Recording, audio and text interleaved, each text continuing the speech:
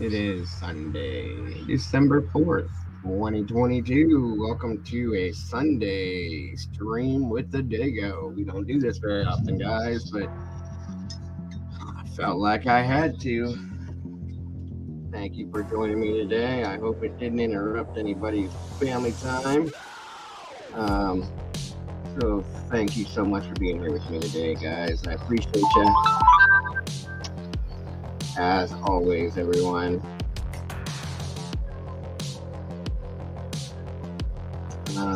Come on, let's see here.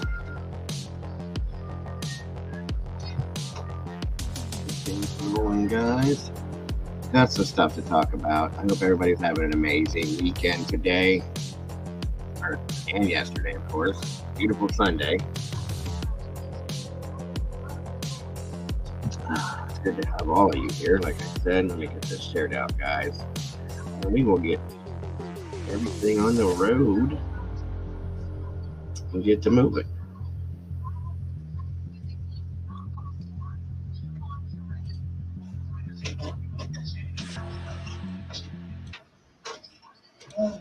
Hello, hello, hello. Happy Sunday, everybody.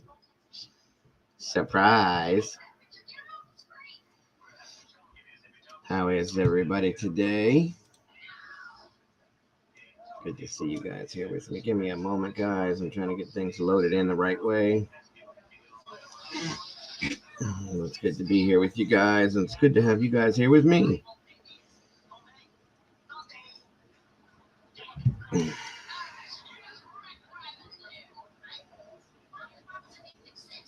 Come on now. Come here.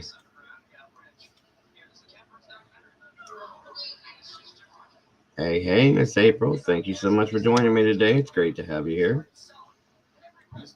Second, everybody. I'm sorry.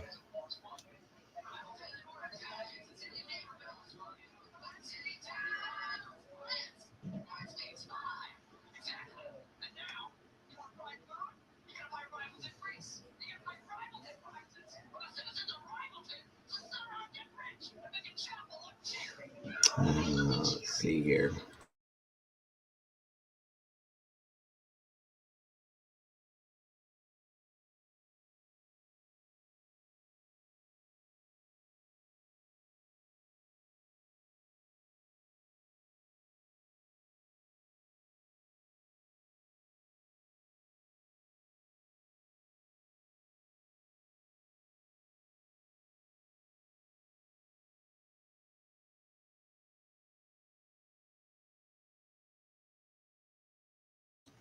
Hey, Smoothie. Welcome, welcome. All right, where is this? Let's see what we got going, guys.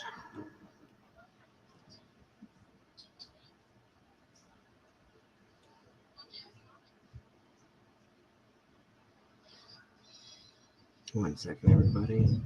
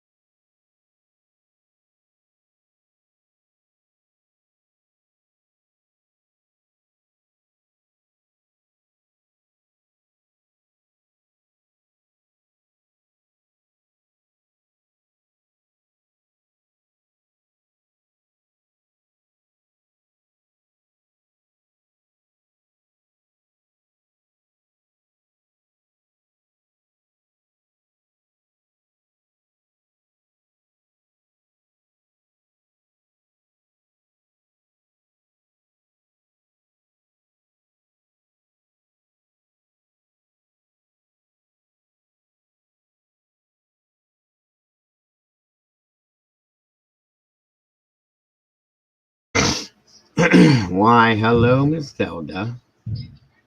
All right, guys. We are going to have a co-host.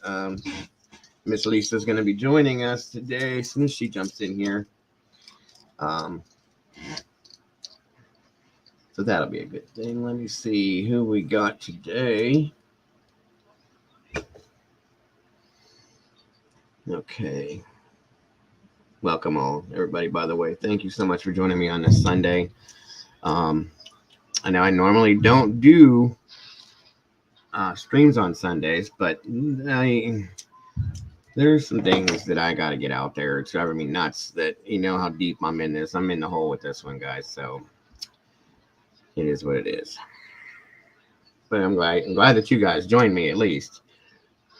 That makes it so much better. Welcome, Jenny Phillips. Miss April Stoll is in the house, along with Zelda the dog. Welcome to both of you. Good golly, Miss Molly is here. Thank you so much for joining us today, my dear, as well as our favorite Smoothie Cakes. Good to see you, my dear. Thank you so much for joining us this Sunday. Jen R is in the house. Welcome, welcome. Of course, Miss Brandy's here as always. Thank you so much, my dear, for being with us. Excuse me, everybody. Let's see. Jenny Phillips is here from Indiana. Thanks for joining us, Jen. So great to have you here. If you're new, thank you for subscribing. And I hope you enjoy being here. If you've been listening, then you know how everything is in here. Welcome, welcome, welcome. Absolutely, Miss Lisa. Here we come with it right now.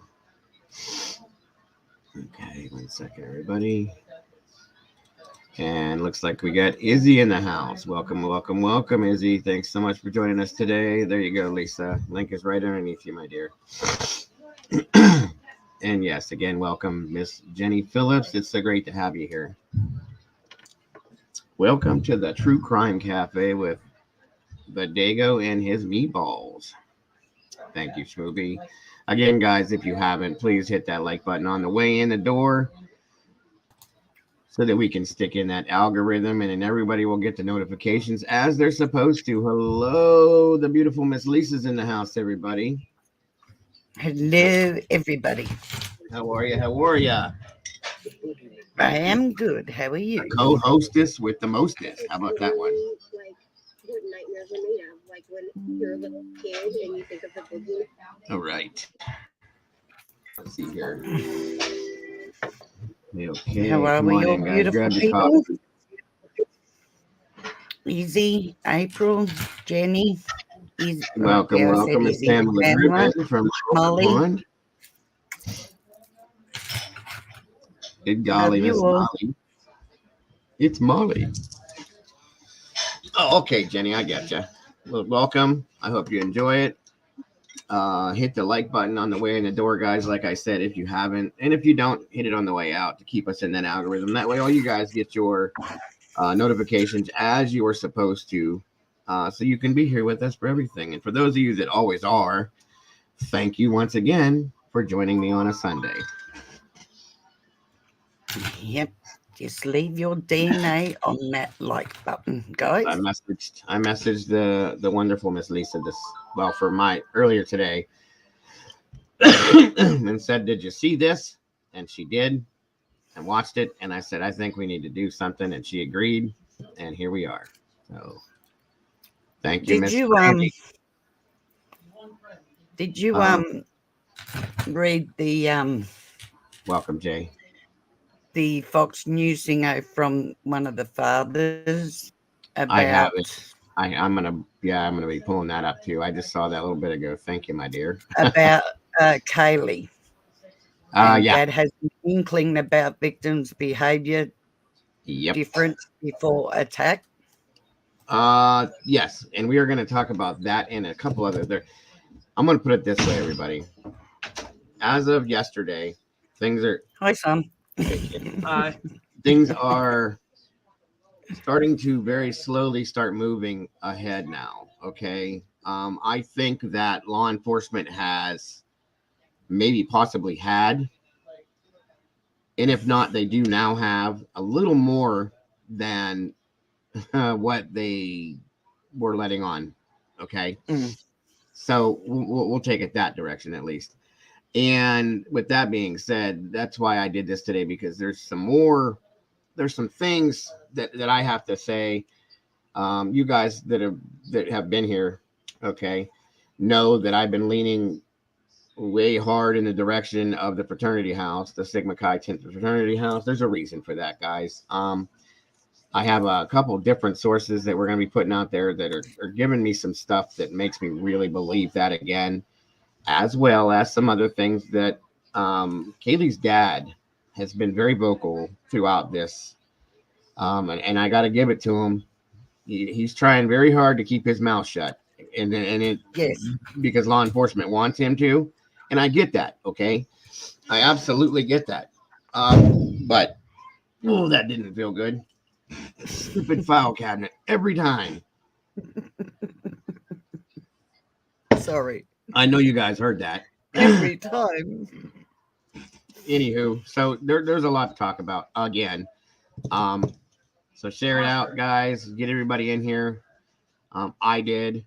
Hopefully, everybody's getting their notifications as they're supposed to. And we will see.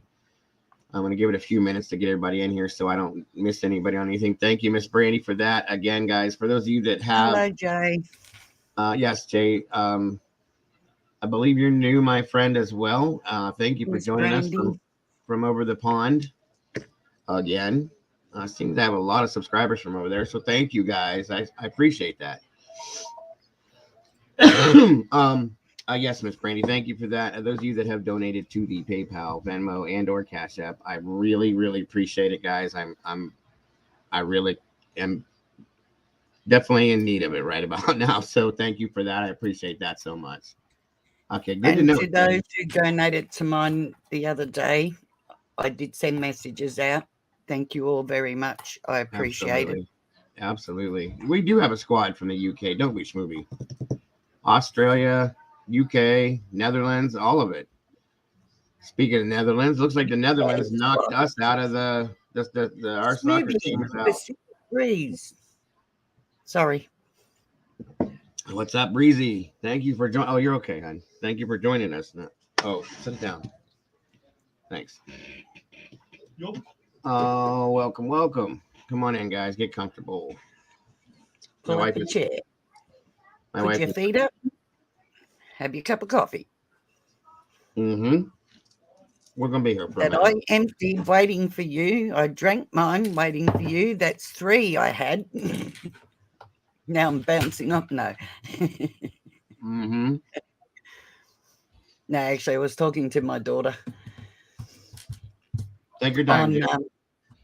On here, when you messaged me, I said to my daughter, got to do a live.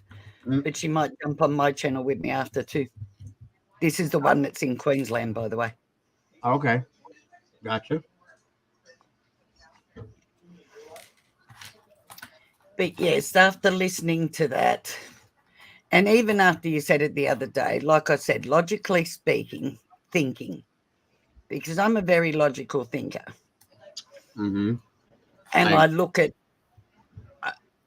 as much as I say here, I digress and then go away and go over it and over it, where I write it all out, the pros, the cons, everything. And knowing what I know about investigations and whatnot, you got to go over things logically. Like I said, that car, her new car is the biggest thing. If it was a person that had been watching that house, logically speaking, that was just on a kill spree, okay? Yes, ma'am. They might be watching the back of the house, but they are still going to go past the front to see what cars are there and who might be there. Mm-hmm. They're not just going to risk sitting out the back. The fact that the new car was there, they wouldn't have known who owned that car unless they knew them. Now, that was a short trip she had there just to show Madison, wasn't it, the car? Pretty much, yeah. Yeah. Now, logically thinking, the only ones that knew about that car would be the people in that house, of course. Kaylee and Madison didn't go to that to the frat party, right? They Right. went to the corner hotel. I don't believe it was anybody from there. Sorry. The corner club. Yeah. Right. Yeah. I don't believe it was anybody. That would take it to random. Sorry, but I don't believe that. I don't think so Like either. I said, the cars would be enough to deter somebody. Mm-hmm. On top of that, so um, that would only leave the two girls downstairs and um, um, Xana and Ethan, right? Yes, ma'am. Yes, ma'am. They're at this party. Hi, CC, darling. How are you, Welcome, lovely? welcome, And CC. life, love, and true crime. Sweetest lady on Welcome, the internet. sweetheart. Yes, welcome, Life, Love, and True Crime. Good to have you guys here. Thanks for joining me on a Sunday. Joining us on a Sunday. Much So, appreciated. logically thinking, from what I heard now, there was meant to be a bit of a fight that happened at there, right? Or disagreement at that party. That partially, that's what I was gonna. Yeah, from what I understand, that's partially correct. We were gonna get into that.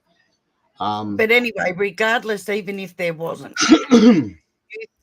if you think about it, so there's Ethan, his brother, and his sister there, and Xana, right? Right. It would not take much to get information from them Right. about who's at the house, especially when he says, "Oh, look, I won't be home tonight. I'm going to stay there." Mm-hmm.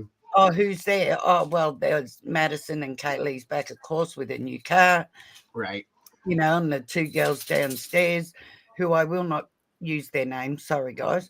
No, I know everybody knows who they are, but I would prefer not to. we're not gonna bring them back And up again. see, that still installs to me that the two girls downstairs were not touched because there was no beef with them.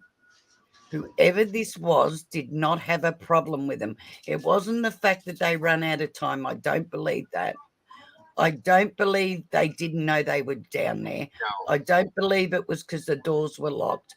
I honestly believe because they were taken out of the equation because the beef was not with them.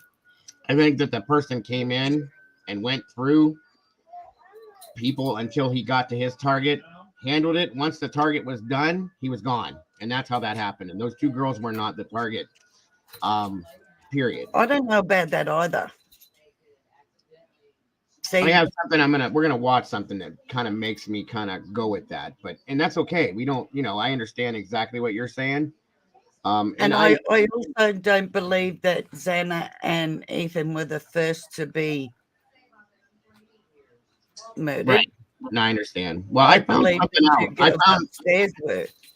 I found something out today that I did not know, Lisa. I don't know if you knew this either, and for the rest of you that didn't know, maybe when these kids were found, but via law enforcement, so on and so forth, one was in the bed.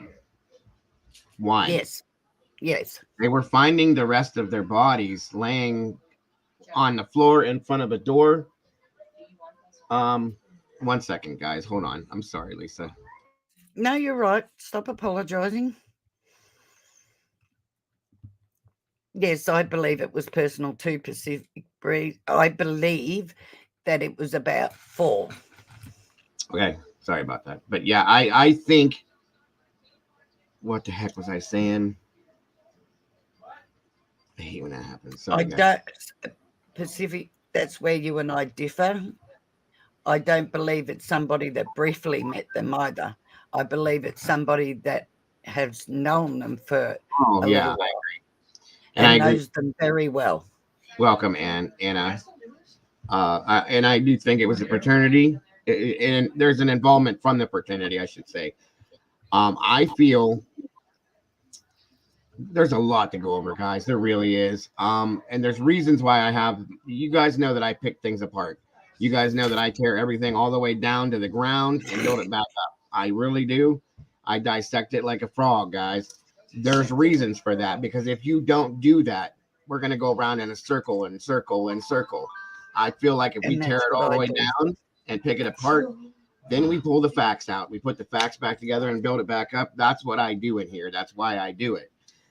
There's reasons for that, and there's reasons why I'm saying what I'm saying today, because I found some new stuff from a couple different people I was listening to last night, this morning, and it like something happened, something flipped in my mind. Like, okay, wait a minute, and it kind of goes along with what I've been talking about for a few days now. 1 second, everybody, please.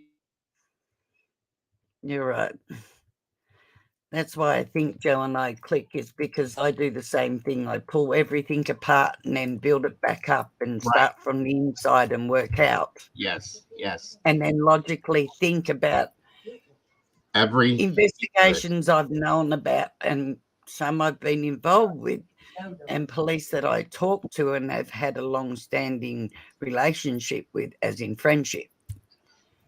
it took you So, one long enough, Brandy. I was wondering when somebody's going to say something. oh, Yes, you did diet. Oh my I did. God. I can't You believe you did. guys didn't see it until just now. That's crazy. I did. Wow. Yes, I am now 35 years old again. Dun, dun, dun. Good one. Thank you so much, Satin. I appreciate that with the I first like my super chat of roots and my hair. I'm waiting for people to have a complaint about, oh my God, she hasn't done the roots of hair. Don't care. Oh, you always look I'll lovely. get You them know done that. when I get them done. Yes, you. I haven't done this dyeing thing in probably 5 years to this, so yeah, I just can't. Hi, Tony. Hi I on can the picture. mic. Sorry. I can picture Brandy sitting Hi, over there Becky. going. Oh, I can see. I hi, can see you. Becky. Go Sorry. ahead. Go ahead. Go I ahead. was just welcoming. Sorry, I just talked over the top of you. Sorry, what were you saying? It's okay. It's fine. I told you before. You and your salt and pepper beard now. Yes, I told you guys yesterday. You guys might be surprised here pretty soon, and I was playing with it, and I can picture Brandy sitting over there going, "What looks different about him? What the hell did he do?" And then finally it clicked. Yeah, I yeah. did look at you briefly and think, oh, is he shaving it different or something? It didn't even register. Nope. I added some He looks original handsome. colorization to it. That's what I did. What did your son say? He looks handsome. Oh, go away. Like a 28-year-old little boy. Yeah, yeah. Anyway, Miss yeah, Brandy was looking at you funny. I can picture her doing it, looking like going, "What the hell did he do? Well, it looks different." Before I say something, what is it? I can just picture it. Thanks, Poop. I appreciate. Yeah, I trimmed her hair. That's why we love you, Brandy. Big clue in my thinking is someone on peripheral acquaintance. Yes, yeah, I agree, Pamela. I do. On the mic. I believe. I think, and I'm just going to say, I think I'm not 100% with it, but I do think it is somebody that was infatuated or in love with either Madison or God, brain dead, the other girl. Thank you again, Sorry. Satin.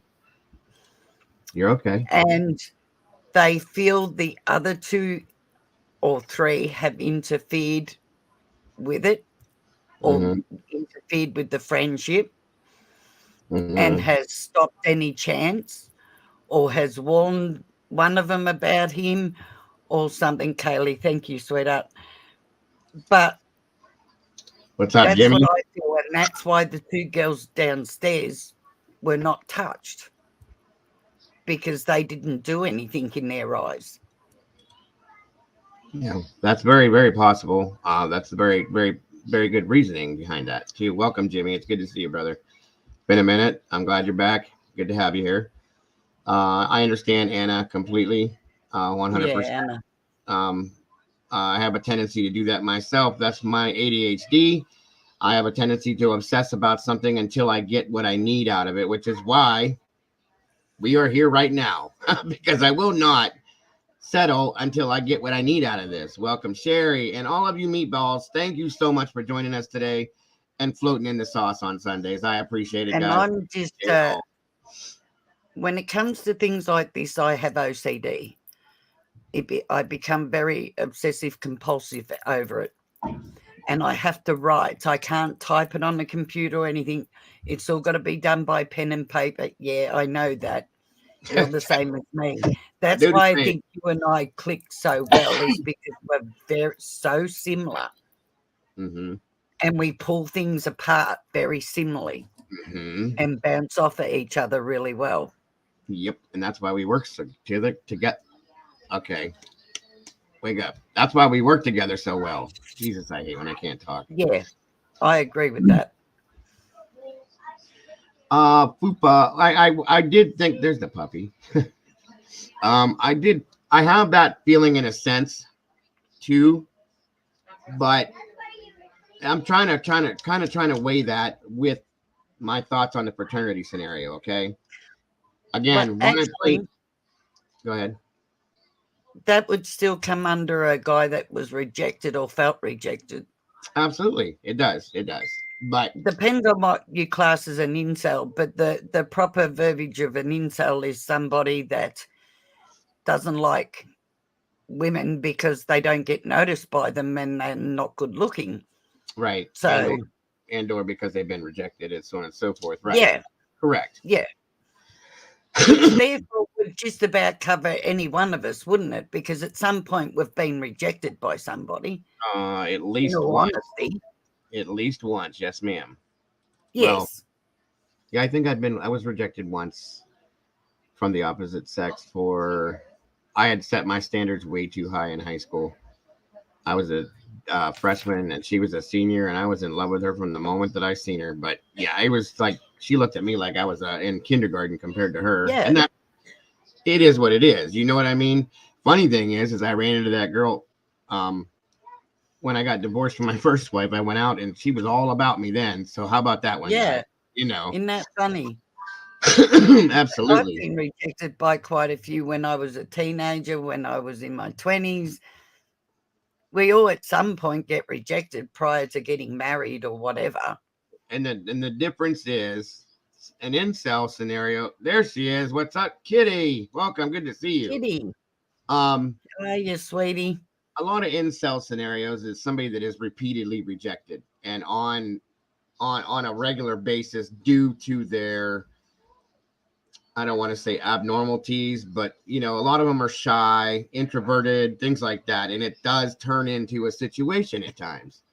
And they So do not stand beautiful women. It's because they see it as their fault. yeah, that's facts. That is facts, guys. Maybe one of Molly the pleads the fifth.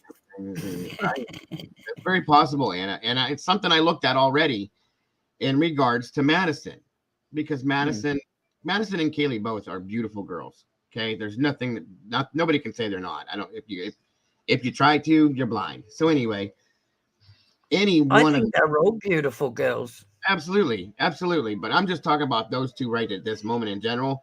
At any one of those two, I think Madison. I think what also makes them two girls stand out more is because they were out more. Yeah, You know well, what I mean? Xana, Unlike Xana.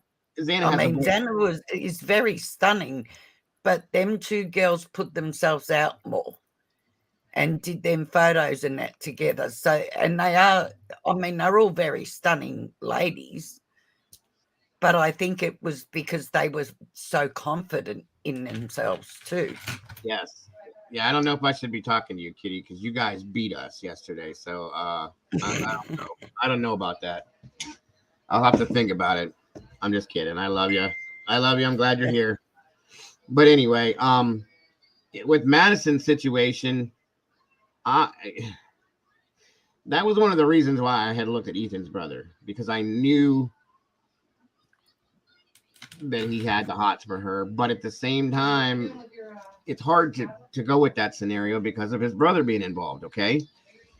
Mm. But there's got to be multiple guys that were interested in this girl, and the reason why I was looking at her as a possible target was because of the type of wound she had.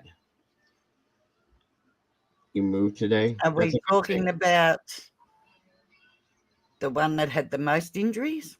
The one that was almost nearly Yeah, beat. I just wanted to avoid saying it. That's why I said the most injuries. And that's something Yeah. else we're going to look at today too, guys. Is which would make you think that that's where their affection was with right. that That's girl. what I was saying. Exactly. That was my Unlike people think, that doesn't mean that's the one person they dislike the most. It's usually the one they had the most affection for. exactly, and the reasoning behind the whole situation, in my opinion. Sorry, guys, I needed to stretch my shoulders. My Browns won today too, Molly, by a landslide. So we're both in good moods. Haha. Anyway, as you see, I have my shirt on. Also, there's been some things, as I was referencing earlier, with Kaylee's father being very vocal with this, and he's been saying some things without saying some things. If you guys understand what I'm saying, he's been talking kind of cryptic like, and I finally caught on to it by watching this video, listening to what this person that put the video out was saying, and I'm like, oh, you're right, that does make sense. There's a lot to talk about and for us to go over. I was just trying to make sure everybody was coming in. I'm kind of excited if you haven't noticed, and I've been drinking coffee on and off all day, so I'm kind of wired just like Miss Lisa is. And we're doing this. We're doing this. I'm doing this. I'm doing this. She's doing this. We're talking back and forth, and you guys are listening while we're talking, and blah blah blah blah blah blah. But yeah, anyway. Yep, we're about to go on a roller coaster. Well, we've been on the roller coaster, but I think we're going to the top of this one now. I'm getting ready to go all the way down. I think we're out of the hole, kind of, but we're still on the roller coaster. Yeah. Yes, that's what I'm talking about, Miss Sherry. On Fox, there's a lot. There's a lot that made me finally go, okay, it's about time. And this is driving him nuts, by the way, guys. If you couldn't tell, if anybody saw that interview, Kaylee's dad, he's going insane. I'm so sorry, Tony. I didn't even recognize that you were in there, brother. All the way back here somewhere. I'm sorry about that, my friend. I said hello to Tony when he came in. I didn't see him, so my apologies. Let me see here. What do we got? Right. Oh, I told you yesterday, Tony, nobody's off the table in my book. Forget about it. It's a fugazi. It's not going to happen. Yeah, no, nobody's off the table. Even until they tell me they're off the Jack, table. when they got up and was talking, her father was talking, and if you actually watch when the mother goes over to hug Jack, the look on as the father turns around and looks, it's one of those looks, if you know what I mean. Yes, ma'am. Remember, guys, that I pay attention to the little things, okay? All the little things. All the small things, as Blink 182 would say, is what I pay attention to, because all those small things turn into a big bowl of big things in the end. So that's why I pay attention to those. So yes, Molly, forget about it. It's a fugazi. But that's what you got to pay attention to, the small things. Yeah, because one small thing can turn into a monstrous thing. Yep. Very quickly. I've noticed that. And it's the smallest things that will actually put that piece in the jigsaw puzzle. And Jack never said a word either. I know, Sherry, but it's like the father walked off, because he did have paper in his hand. So by the look of it, he was going to say something, but it's like the father stopped it. You'll be seeing it, Breezy. Don't worry. I gotcha. And let's be honest, at that point, would you be trusting anybody? Because I wouldn't. Nope. I don't. No. You know, the people, I'll tell you right now, the only people that I trust in this case right now are law enforcement, the families, because they weren't there. Most of the families, I should say. Not all of the family. Yeah. All but a couple people in a family. And that's pretty much in media. That's it. Well, you know what I mean? To not be involved is what I'm saying. Those are the people I trust not to be involved in this. That's it. Everything else is on the table. That's it. Nobody's really cleared. Yeah, that's a fact. When someone comes up with a new suspect, then in 24 hours they're not interested, and now right, not right, Kitty, exactly. All the families need an advocate, also mental health support for grief. I'm praying. Amen to that, Breezy. Amen to that. I think we all need to pray for all of them. I have been doing it from day one because there's a lot that they're dealing with right now. Yeah. Kaylee's family basically had non-legally adopted Maddie as their child, and so they basically lost 2 kids. Okay, and all of Yep. these kids together, as you guys heard, were so close. No worries, Kitty. And by the way, Kitty, if and when you're ready to jump up here at any time, you're welcome. Just let me know. I'll drop a link for you. Yeah, come on, Kitty. Whenever you get your StreamYard set up, your system, whatever, I'm waiting. I'm waiting. So you're welcome at any time. Right. And I can understand that. So this is why we are doing what we're doing, guys, because there's a lot to do with this. And hello to you. There's Miss Heather. Welcome, my dear. Good to see you. Hello to you, Miss Liza. It's so good to see you. Liza. Hello, sweetheart. Heather. Again, for those of you that are in shock, I'm sorry that this is a Sunday and we're doing this, but I just felt after I've been thinking about it since 9 o'clock this morning. It's my fault. I asked him and then it got the better of him. And then he got the better of me. No. I made my own choice. I know. You made me think a little deeper on it. That's all. Welcome back, Miss Jenny. Okay, guys. Yes. Thank you, Miss Heather. Thank you, again, Heather. guys. If you have not done this yet, please be sure to subscribe to our lovely co-host, Miss Lisa Bevins, and her channel under Crimes Under Investigation, and please show her some love. She has some amazing stories to tell over there as well as over here. So please, if you haven't, check her out. Give her some love, guys. She deserves it. May I go up? I'm ESL. What does that mean, hon? And yes, you're more than welcome to come up here. I hope you don't choose that. No. Welcome, Cheryl. Yeah, Liza, you're welcome to come up here. Absolutely. I will set it up later or tomorrow, but we have to do a test run. No, that's fine, Kitty. No, don't worry about it, hon. Anything you need to do, it's absolutely fine. What does ESL mean, Liza? It's probably something that I already know, and I'm just being stupid right now. ESL. ESL. I was gonna say asleep, but that doesn't make any sense. Extra. Like, absolutely, my dear. Okay.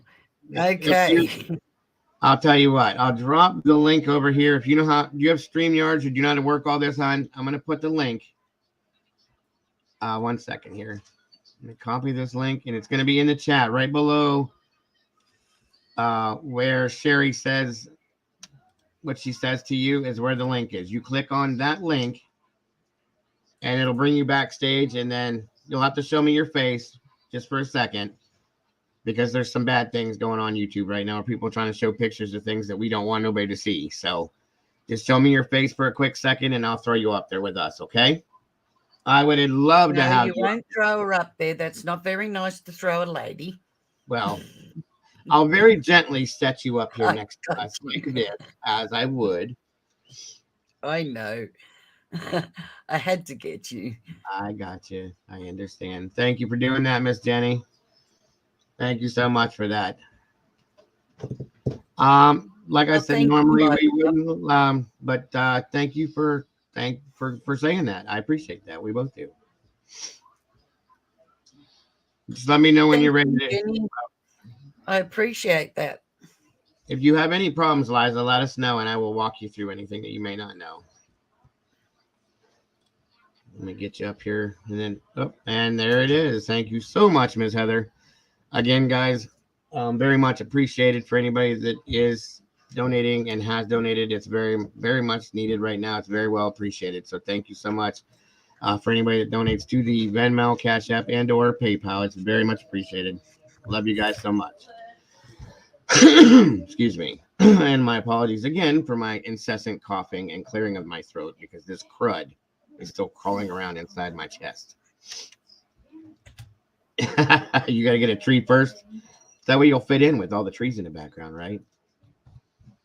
I don't know. I don't know if I can compete with Lisa. She's got the little fiber optic angel going, and the other thing next to it, her pretty little tree. She's got a cute little Oh, dog my, wrapper. my Santa candle. Look, Yeah, that's pretty cool. I like that thing.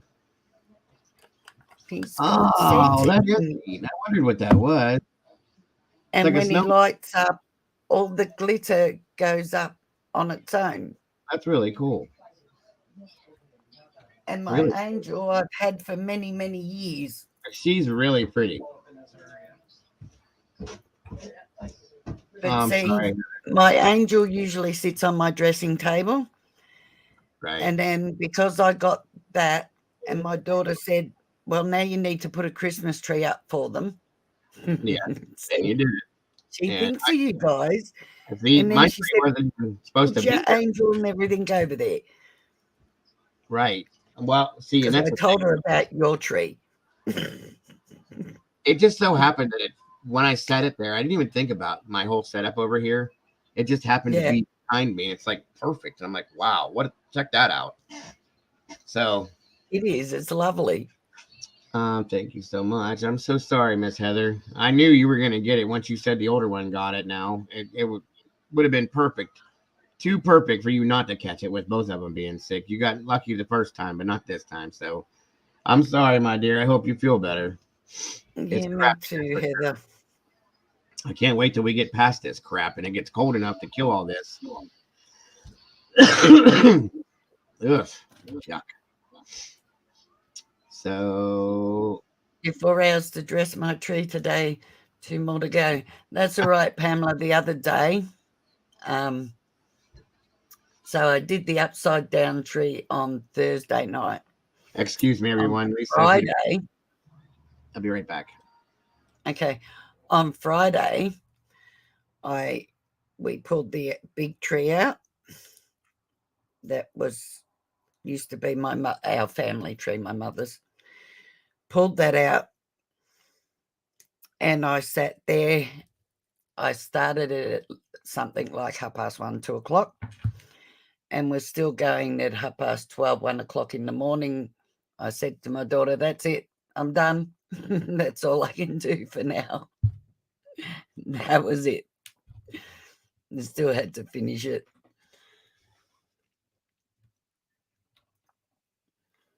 Yes, Heather. Anna died. He dyed his beard. He looks different.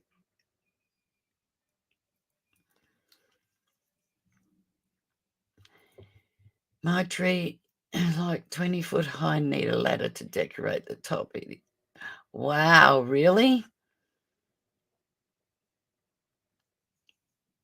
That's a big tree, hun. Thought my 8-foot tree was big.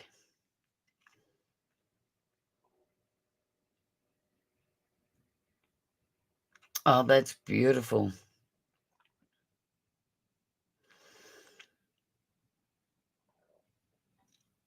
Oh, Heather, I'm so sorry, sweetheart. The flu's the worst because it makes your muscles ache and everything. I lost everything I own, including all my kids' stuff and all the Christmas decos I had been collecting for years due to someone that worked at a storage facility. Laziness. Oh, I'm sorry to hear that. Life and love. I am so sorry, sweetheart.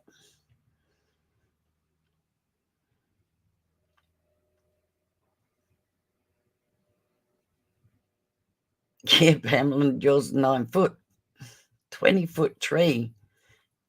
Is that inside, love?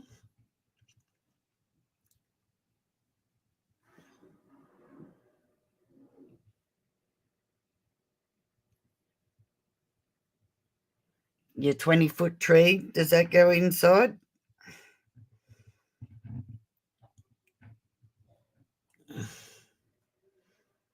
Kids go climbing the ladders. I'm fine climbing the ladders. Oh, vaulted ceiling. Okay, that explains it. Wow, that's a big tree to put up, hun. You can have that to yourself. just the upside down tree, and the other big tree's enough for me. And this one just puts itself up. I just pull it out the box and plug it in. Works very hard to do that. No. And then I've got a silver tree that it's got to go up and be put upside down on the roof. Hello, governors. I'm back. He's back. Here's my cough drops. Please. Yeah, that is good. You need help for a 20-foot tree, love. Yeah, a 20-foot. It must be absolutely beautiful. Who the hell has a 20-foot tree? Ready, set, fupa. You have a 20-foot. Where the hell do you put a 20-foot tree? Outside? In the house. You got vaulted. You got vaulted ceilings. Yes. Okay, I was gonna say, good God, I struggle with a 7.5-foot tree in my house. That's got to be beautiful. Beautiful tree, though. I've been pumping additional resources into this for 3 weeks now, up until midnight. Most nights, abandoned yard work. Well, I know the feeling, Tony. We all do that. We forget our lives sometimes. So, and then other cases on top of it, and then day-to-day living. Yeah, here. And then what's worse is you say I don't sleep much because I get into bed and I'm just at that cognito stage, and then all of a sudden my brain starts and it's like, okay, now I've got to look into this bit because I've missed it. I'm not allowed to take my phone to bed anymore because of that, because I'll be laying in bed and something will pop into my head and she'll be sound asleep. It's kind of funny. She'll be sound asleep. Yep. I'll grab my phone. Like I'm half asleep, but something pop. I'm like, wait a minute, did I think? And I'm like, she's like, put it down now. What are you talking? I thought you were sleeping. I was. I heard your brain and I smelled it burning. So put your phone down and go to sleep. I'm like, yes, ma'am. That's usually But I can't. Once my brain starts, if I don't get up and do it, I will never sleep. Yeah, that's how me. I'll go crazy. Yes, I said, where it comes to things like that, I have OCD. Yeah, me too. It's my ADHD that kicks that into full gear. Yes, Miss Heather's right. Guys, if you haven't, become a member and jump in the sauce with the rest of us and hang out. We would love to have you. Check it out, guys. Like I said, that's another thing. I haven't had time to even work on my channel to customize things that I want to do because I've been so into this stuff. It will happen, guys. There will be icons for the members. There will be other things. So just be patient with me, please, as most of you have. I appreciate that. Patient with you. Look at my poor channel. I got sick and the America went criminally crazy. That was going on the whole time, just so you know. It's like they all went on a rampage while I was sick. It's like, yeah, come on, Lisa, now come out of it. Everybody went a little more crazy than murders and the shootings and everything happened. It's like, dear God, what is going on? You got to sleep, Molly. You got to take care of yourself, hon. You got to sleep sometimes. Yes, Molly. Thank you. For those of you that didn't know. And Molly, I messaged you back, hon. Miss Lisa's put her PayPal in there as well for anybody that is interested in supporting Miss Lisa and her channel. Please feel free to do that, and that is her info right there, guys. It's much appreciated, and thank you so much for those of you that do that. It's very appreciated. So, looks like we got about who we're going to have in here.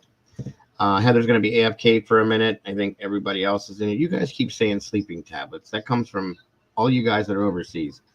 What is sleeping tablets don't work on me. They actually have the opposite effects. I end up bouncing off the walls. What is a sleeping tablet? No problems, Molly. Unless you get the natural ones, which is brain just went blank. What is a sleeping tablet? A tablet that helps you sleep. I mean, I gathered that. Common sensical. I get that. Like, we don't over here. We have like I guess what you'd consider sleeping pills, we call it, and maybe NyQuil or like Tylenol PM or something like that. Is that what it's like? What it is, or is it something? Yeah, diazepam, anything like that. Amitriptyline. Oh, okay. I got you. Melatonin, yes. Melatonin is the most natural, yes. And that's what we use. Okay. There we go. I thought it was something that I was not. Everybody has, I've heard it. David said it. You've said it. Schmooby has said it. A few other people that are overseas have said sleeping tablets. And I'm like, what is a sleeping tablet? So I knew what it was. They try to give me sleeping tablets. I just bounce off the walls. They work opposite on you, right? Yeah. Trazodone. Yeah, have a complete opposite effect, and I'm up for days. Trazodone, Molly, that would knock a horse out. Good Lord. Every time Steve speaks to the media. Kitty, you're doing the channel, honey. Exactly, Tony. We're going to talk about that too. Trust me, Kitty, there is a lot of work in it. It's not as easy as everybody thinks it is. Nope. It takes a lot. And the things you've got to learn to do, and yeah, if you don't have help, it's kind of can get a bit overwhelming. Until you learn everything, yeah, you're right. Zapaclone. You have half a channel, hun. At the moment, mine's only half, really. I haven't spent a lot of time on it, really. We'll get it there. Don't worry. Yes, I know that. I'm not in a rush. Good things take times. Melatonin gives me like a hangover the next day as well. They're not supposed to. That's weird. It does for some reason. I get a hangover feeling from it. It's weird. All right, you're guys. like me, you're just different. That's right. Tis right. Okay, let me see where we're at. Okay. So,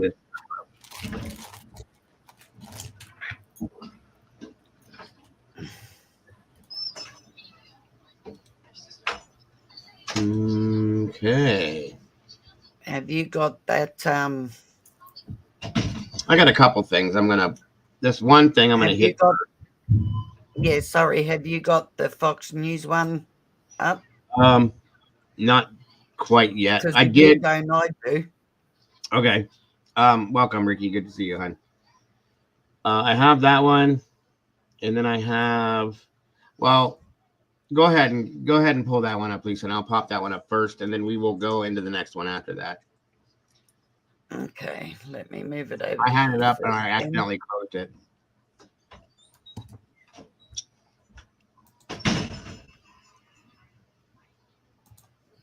Okay. If you need help with anything, Life, Love, and True Crime, please feel free. I'd be more than happy to help you. If people helped me, you just have to pay it forward because everybody deserves help on that.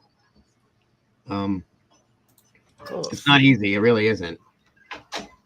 Okay. Okay. All right. Is that up there now? We can see it. Can you blow it up any bigger, Lisa?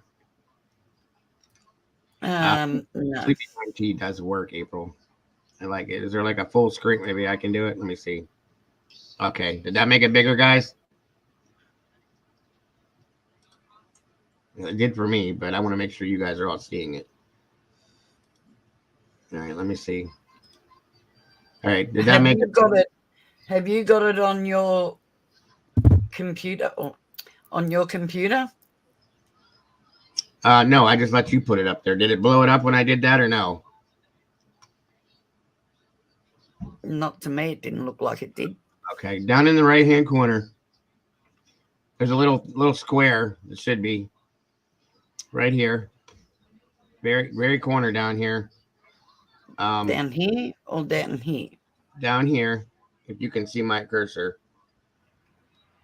Probably can't. It'll be down in the very right-hand corner. It's like a little square. You'll click in the middle of it, and it should blow it up. Welcome, okay. Liza. Yeah. You're muted, hon. I don't have a square to blow up. Mine won't blow up. Are you talking about the video? Yeah, down at the bottom of your. Well, I'm on it. I see the square. Oh, you want the video blown up like Yeah, that? I'm just gonna blow it up so everybody can see Oh, it. I thought you meant the whole article. Don't mind me. I'm a bit slow. It's Sorry, okay. guys. It's okay.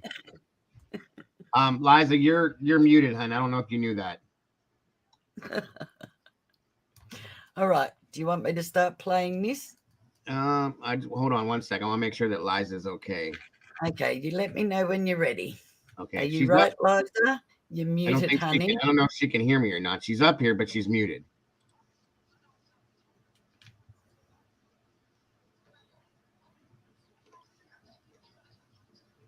You might have to go down and come back up, Liza, if you can't fix it.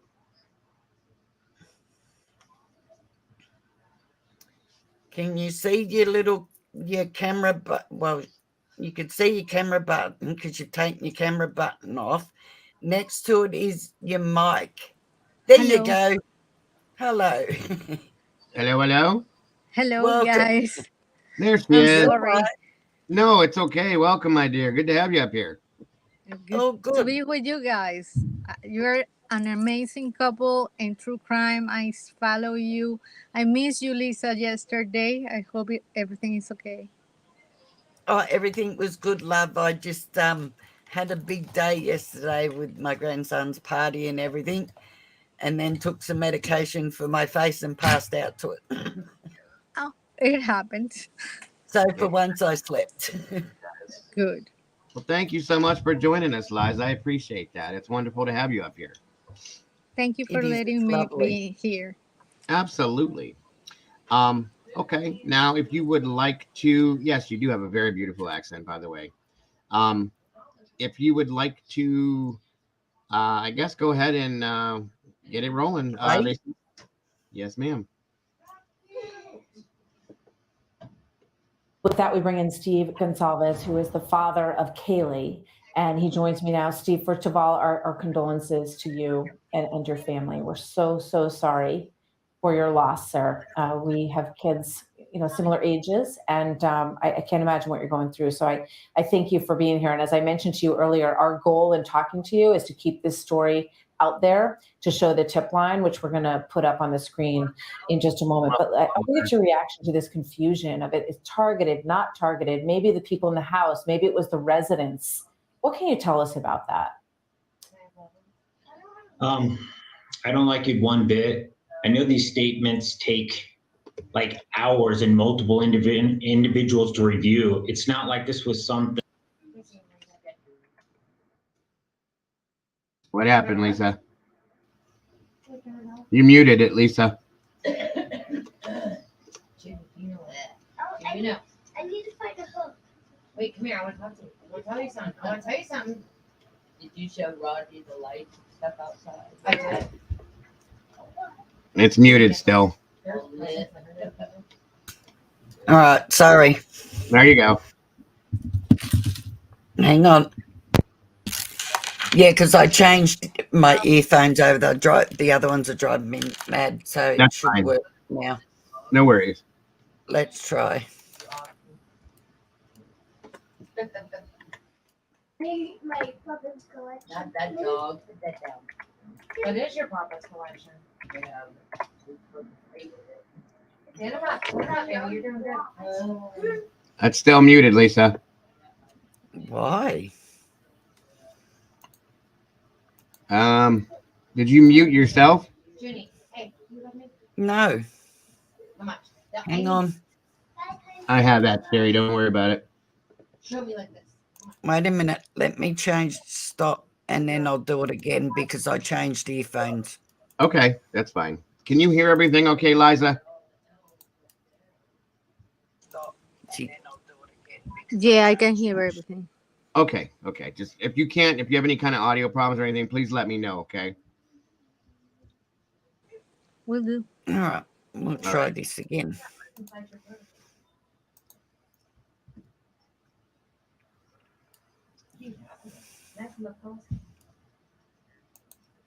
Ah, I have, Tony, and I'm going to get into that here in a little bit. Again, another great question. Thank you for asking it. now can you hear it? Hold on. daughter's room. So Yeah. to me, Yes. Yes. but, I'm sure they're not happy with me saying that. And I didn't mean to say something that was Yeah, of course. supposed to be on the wraps. But Of course. I've told them, you got to work with me. You got to tell me what to say and what not to say, and I'll listen. But sometimes they're scared to give me those advices, and I understand. Let me ask you, because of something that you said when you spoke with Lawrence Jones, do you believe that people on this campus know something that the rest of us don't know? Do you think that there was a stalker involved in this case? I don't think it matters what I particularly feel. I just want them to follow the evidence. I think even people who think they don't have information, I know people have been scared to share stuff because of there may be a alcohol or drugs or something in the background. I've tried to work with them to let everybody know that that's not what they're working on. But I've definitely heard from people that they're scared to submit stuff. It could be a party, it could be anything around that neighborhood within that time that could help us.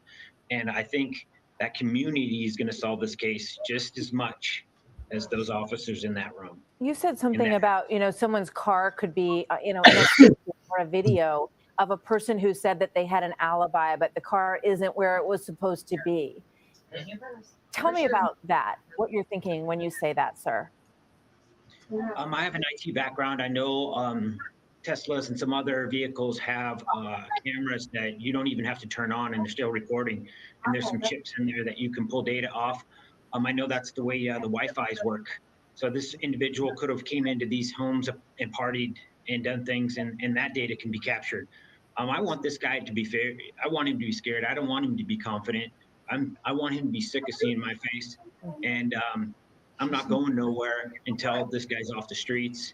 And the worst thing I want is another family to go through this. Kaylee's mom said something about being that he is around, that he's helping out. He could even show up at a funeral service for your daughter or one of these children. It's pretty much a fact. Who does something like this and doesn't tune into the media? Who wouldn't? It's in his 100% selfish interest. So yes, he is. And we wouldn't want to do some kind of celebration and exclude anyone. So yeah, he could easily be there, and that's a sick kind of twisted person that would do that. Say hi. When you talked about getting into the phone, you said we have family passwords, and we were able to get in there. Is there anything that you can share with us about what you learned there, or people that he was communicating with? We know there was a back and forth between she and her on and off boyfriend through the course of the night. She's gorgeous. There was a little there was some information. We were able to get that to the police officers. I think it definitely helped them. I know the behavior footprint afterwards. I'm holding it up. They definitely get some more things in the works. But I'm a historical fact person. I can help my daughter and Maddie from past, but going forward, I'm going to be less and less relevant. You believe that your daughter was the target, or do you have any reason to think that she was over someone else, or that someone else was? I do have some inkling that there was some behavior difference. I call them a footprint. When you commit a crime, you do different behaviors. I've asked permission to give any of that out, and they told me no, it would not be beneficial. So I've held back on that. And I try to keep my word. I'm sorry, behavior of her. Pause that real quick, Lisa. Behavior of the victim. Okay, guys. Now I watched something here just a little bit ago. Bye, sweetheart. I love you. Bye, gorgeous. Oh, you hear that? Say bye. Bye, sweetie. Thank you, Anna. Kaylee's that father was a dead giveaway. Yes. Kaylee's father knows who the target was, you guys. I know for a fact now that he knows. Yeah, me too. After this interview, there was another one that I have. I'm going to show you. He knows who it is, but he is not allowed to say who it was. They have told him. I don't know if it was Kaylee or if it was Madison or if it was Xana or if it was Ethan, but he does know. No, but he virtually just said who it was. Basically, yes. Yeah. He talks very cryptically, and he's giving us answers in these videos, you guys, without giving us the answer. If you pay attention to what he's saying, you'll catch it. And the next video that I'm going to show you, when this one's over with, you'll see exactly what I'm talking about. Every time he talks, he gives a little bit more info. It's driving him insane because he wants this solved, and I feel so bad for him because the man has not had a chance, I believe, to mourn his child the way he should be. Because like any other parent that would go through this, he wants this solved. He wants to know who did it now. That way he can have his mourning time. Go ahead, Lisa. And he won't grieve. Right. And he won't do a funeral for her until this person is caught. That's correct. Because he even made a comment being at one of the other memorial services. That's right, Anna. He's telling us without telling us about the fact him and her mother both, Kaylee's mother both, saying that they can't stand the fact of knowing if that person is at that memorial service or at those funerals. They don't want that to happen because he doesn't deserve to be. In turn, yes, he needs serious closure on this, Poopa. And I don't blame him. I don't blame him. And that's why this man is so vocal. And God bless him. God bless you, Steve. Yep. I'm telling you right now. Welcome, Squirrel. It's great to see you. And let's pray that answer comes very quickly. Very soon. I believe, and you'll see it in the one video I'm going to show, I believe that law enforcement has 2 suspects. And I believe that you guys will hear who that is by the end of this coming week. Don't quote me. That's one of my precursor things I'm going to give you guys. That's all I'm saying. That's right, Kitty. That is the only way for him to get through this is by involving himself 100% in this and knowing that he has the public involved, knowing that we all care as much as we do. And that's what it is. Go ahead, Lisa. I'm sorry. And the other thing is he's so scared that it's going to go cold. Or happen again. That's it. He doesn't want this to happen to another family. He said that multiple times. And, I get it. It would be. It would be. Go ahead, Lisa. Go ahead and let it go. Thanks. All right, Steve. I appreciate you sharing this with us. And as I said, we're going to put the tip line. The tip line is up right now. It's 208-883-7180. And as you have said, none of these young people should fear that if they were drinking that night or involved in what most of us would consider pretty typical college behavior, that they are going to become a problem, that's going to be a problem for them. They need to come forward with their videos, whatever's on their phone, whatever they might have picked up on. I believe so, Liza. To continue to work to get a break in this case, which is what we all want. We all want some justice. We want to find out who did this, and that you can all find some sort of eventual peace in this. And Steve, we're praying for all of you, and we thank you very much for being here today, sir. As are we. As are we. And I'll second that. And we will say to the perpetrator, if you are watching, do the right thing. Come forward and put these families, give them some sort of rest. Please do. Please do. Just give yourself up. If you know something, go to the law enforcement now. Don't be afraid to give the information. These families need closure, and this needs to be dealt with. The community there, the entire community is scared to live their lives in this area. If you know anything, guys, please go to that tip line at the Moscow Police Department.com. The tip line's right there. If one of your friends or an acquaintance had injuries on their hands or on their face, on their arms or anything, and was acting funny the next day or had blood on them, don't ignore it. I agree, Squirrel. Don't think that it's not worth calling the police or contacting them. Even if don't you saw think your friend wouldn't do it or couldn't do it. Right. It is better to be wrong and they investigate it than to be right and you ignore it. Even if it's the smallest little tip that you think is not going to make a difference. I've told you all before. I break this down and I look at all the little things. The little things make up the big things, guys. And even the smallest tip could be the thing that breaks the case. You never know. So, and if you're a person protecting the person that's done this, now stop and think. It's not worth it. Next time it might be your family. Or you. That's it. It's not worth it. So do the right thing. I think the reward, Breezy, would be something that could draw out the wrong type of... a reward would draw in people that should not be drawn out, if that makes sense to you. It's not going to draw in the unsub. It's going to draw in people that just are looking to get money, per se. You know what I mean? And that's basically what it would be. So it's a good point to not do that at this point, I think. And a lot of people use rewards to try to get rich quick type scenarios. You know what I mean? Yep. Not right, Kitty. I've done that twice now. So, all right, guys, let me see here. Give me a second. Are you still with us, Liza? Yes. Okay. Feel free at any time, Liza, to say anything you want I to. was just going to say that. Don't sit there quietly, love. You have the right, Please. just as much as everybody else, to say anything you want, my dear.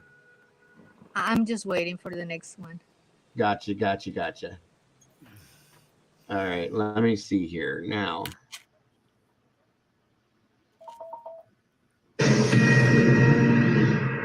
Good evening, America, and welcome to the special Oops, sorry, guys. Good Lord. Where they are.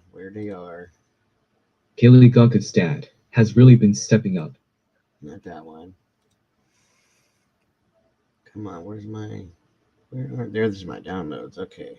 Thank you, guys. Thanks, Anna.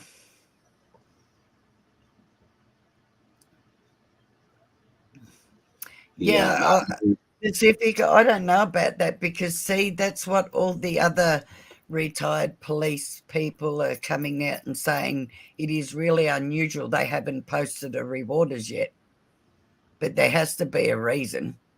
Mm-hmm. Okay. I Okay. reckon they have a fair idea myself. This video is coming for any mods in here that want to post this link. I would appreciate it. I didn't get a chance to put this in the description. I was in kind of a hurry trying to load this in. This information comes via the reporter room. I like a lot of stuff she does, and I want you guys to pay close attention to this. It's kind of the direction I've been leaning for a few days now, okay? And it's been driving me insane, which is why I really like this info. So I want you guys to see this. The questions you would ask me, Liza, I do have that stuff too, and I will get to those, I promise, my dear. Let me move into this one here. Again, yeah, the info here. That link. Thank you, dear. Again, the info is from via the reporter room. She makes some good points, does some great videos, guys. Check her out if you haven't. A young male, somebody who could... Please check her out if you haven't. You okay, Lisa? Sorry. Yep. Sorry, I didn't mean to do that. I have a video on that, Anna. It's funny you asked me that question. I have something on that we're going to talk about. Just so you know. And I agree with what you're saying there, Squirrel. All right, guys, let's load it in.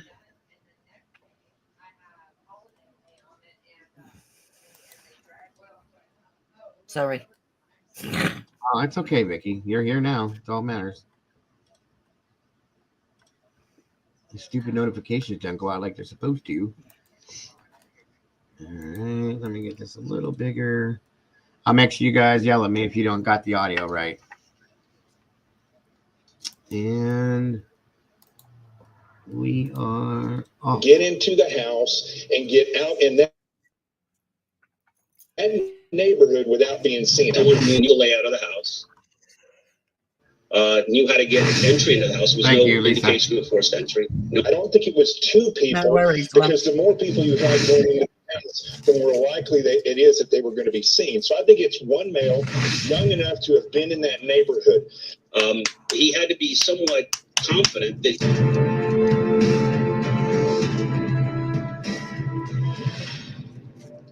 This is Reporter Room with Jessica Della Davies.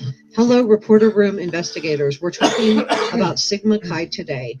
And I'm going to open with something positive, but I am going to get into these messages that may link someone at Sigma Chi into what happened. Potentially. Sigma Chi was Ethan's fraternity, and they did start a scholarship fund in his name. Everything I'm sharing with you today is my opinion.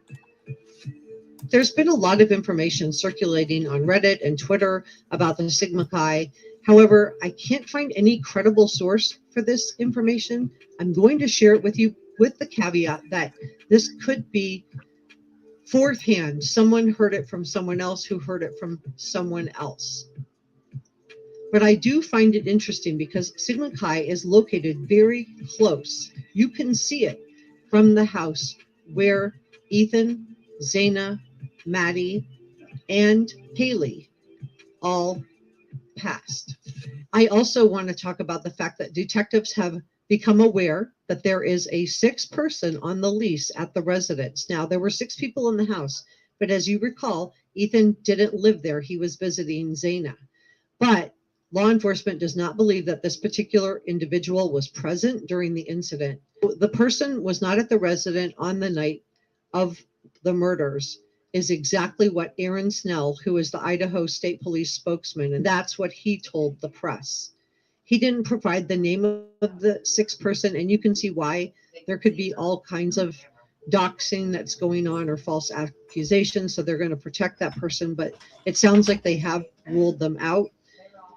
He did say that we remain consistent in our belief that this was indeed a targeted attack, but have not concluded if the target was the residents or its occupants. Okay, let's read this together. It says, I have it on good authority. Cousin is a cop in a nearby town, but called in to help in Moscow once school started back up. Apparently, the investigation is looking directly at the Sigma Chi frat party Ethan and Zaina attended from 8 to 9 that night. He did not have any update on their timeline after they left 9 to 1:45, but did say it looks like the investigation is honing in on 2 suspects from the party that night, and an update should publicly name them by the end of the week. Sigma has made their socials private and removed all information from Facebook going back a few years. They believe Ethan and Zaina were the main targets stemming from an argument that night. Downstairs, survivors could hear 2 males rummaging through the rooms above them, figured it was an after party, locked the doors, and went to bed. When they discovered them in the morning, about 30 minutes before the 911 call, they called their friends at Sigma to come over, who in turn called the police. It's right across the street, and for whatever reason, they believed it was people from Sigma. Back door was left open, one dead in bed, the other blocking their rooms with their body. Police just updated their Facebook to reiterate they are not looking into the activities of that night, only the murders, which to me suggests something went on. Fights, I can't say this word, etc., and spilled into anger later that night, and that is what got them. Also, didn't want to release the profile they created as it would cause undue fear in the community, i.e. Greek life. More coming shortly. What I do find interesting in all of this is the fact that Sigma Chi is located very close to the home where the 4 students were slain. In fact, there's a concrete pathway that leads directly. I've been saying this for days, guys.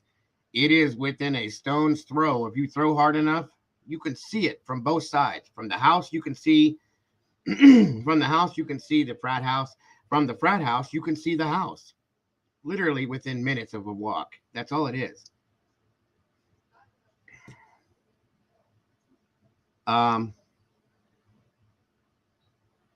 Yeah, that's true, Liza. Very true. Very true.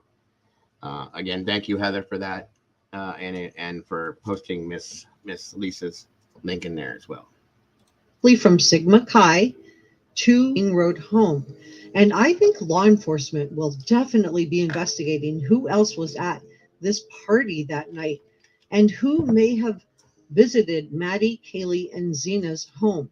Who profilers agree that whoever did this had to have some knowledge of the house and the occupants, because to enter a home with 6 able-bodied adults would have been risky.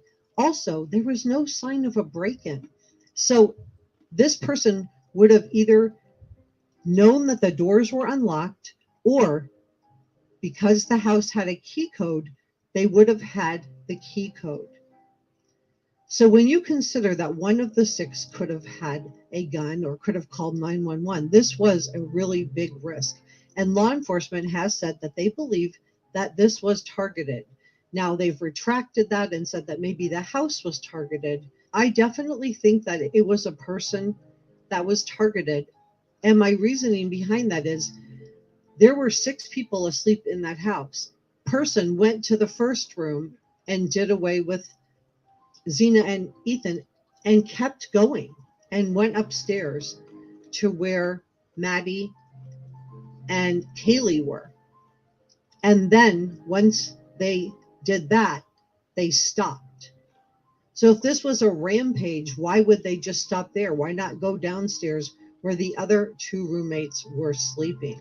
So the house on King Road had a key code entry, which was allegedly known to many people. And this house was known in the community as a party house because there was no sign of a break-in. So who knew this code? It could also be that the doors were habitually not locked. But again, whoever did this would have had to have known that. So law enforcement described the weapon as a, quote, pretty large knife, a military knife. And the Moscow police have said that this was targeted. Then they retracted it. Then they said it wasn't targeted. Now they're saying they don't know if it was the person that was targeted or if the house was targeted. And the last time that something like this occurred in Moscow, a murder, was over 7 years ago. It was not the house that was targeted. I'm telling you, it was not the house. It was a specific person or people, not the house. So this is not something that this particular law enforcement agency has to deal with on a regular basis, thankfully. However, this could explain the difficulty that they're having in coordinating their messaging, because this would be a new situation for the Moscow police. Now, we know that Kaylee and Madison were in the same bed, and this is based on the number of calls that were placed to Jack from both of their cell phones. So is it possible that they were also awake? Zena's father has also stepped forward and said that his daughter had multiple defense wounds. So whoever did this went from room to room and was obviously looking for someone specific, which is why profilers are saying this was targeted. And if he was willing to do away with 4 people, then it only makes sense that he probably would have been willing to do away with 6 people. This is why profilers believe that this was a person who was targeted. He went from room to room, person to person, until he found his target, and then he stopped. Mm-hmm. So this could have been someone that was rejected by either Maddie or Kylie or Zena, or maybe it was just some kind of perceived slight, or it also could have been some kind of a peeping Tom who was in the periphery. And that brings us back again to the Sigma Chi house, because you can see Kylie, Zena, and Maddie's home from the Sigma Chi house. And we know that Ethan and Zena were at the Sigma Chi house that night. So if you're a student and you live in this vicinity, I'm appealing to you to think of any of the people that you know, specifically males, that would have had any unusual cuts or injuries on the day following November the 13th. Subscribe and leave me a comment. Kaylee's dog. Okay. So there's that. All right. There's definitely Kaylee's dog. Okay. Again, guys, looks like there's 43 people in here. That's awesome, guys. Hit that like button, please, please, please. That way we can ensure that you guys are getting the notifications. Make sure you hit that little bell so you get everything I send out. Most of you guys are always here when I'm here. So thank you so much, Kitty. Again, guys, if you need to contact me, that is my email, my phone number, Twitter, or if you just stand on your porch and yell loud enough, depending on where you're at, I may hear you. I don't know. Just kidding. But anyway, that was the first scenario I wanted to show was you. a young male, somebody who could get into. I also want to show this today. Okay.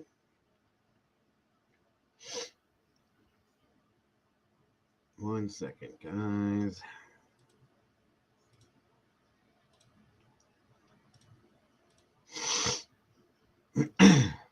Yeah, yes, Eliza, that's a fact. Very, very, very big fact.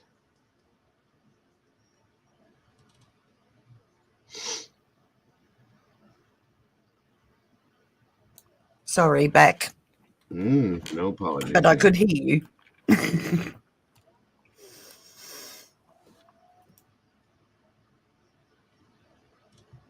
Okay. The survivors broke their silence, guys. The two girls, their names are out there all over the place. I didn't really want to put them out there, but this is kind of important. So I'm going to kind of skip through names, I guess you could say. Where are we at here? The two survivors. I'm sorry, hon, what?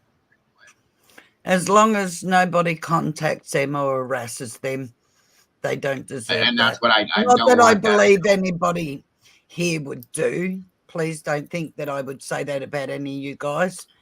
I'm talking about anybody that might watch this.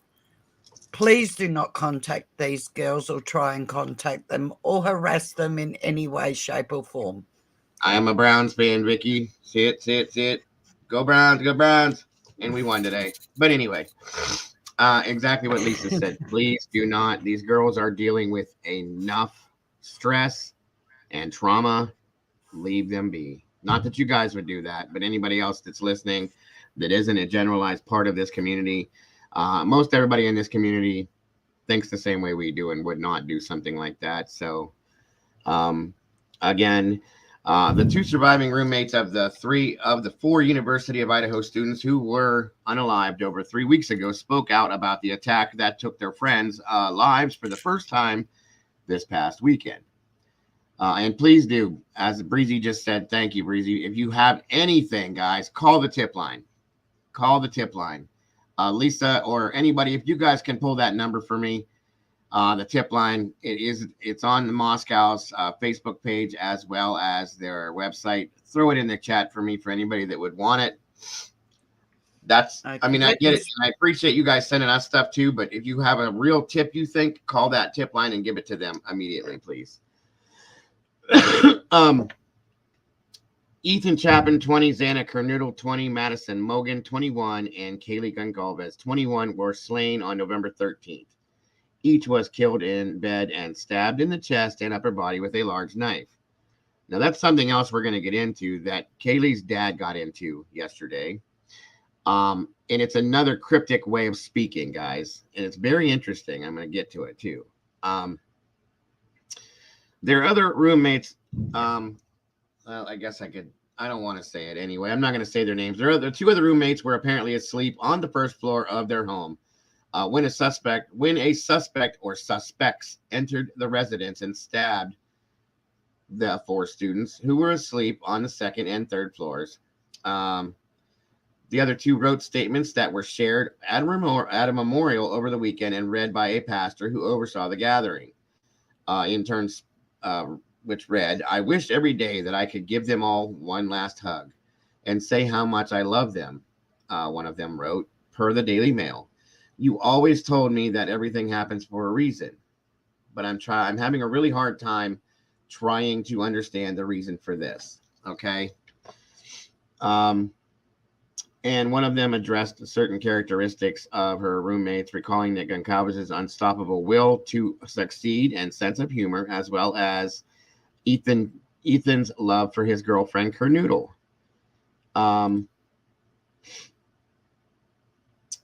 The way you loved her was truly admirable and so special, she wrote. It made people believe in true love. That's very sweet. One also wrote that Chapin and Kernoodle were the perfect duo. They both had this fun, passionate, crazy, but good energy, Morton.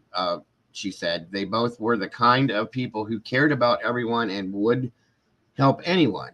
They had this unstoppable, loving relationship. They both would look at each other with so much love.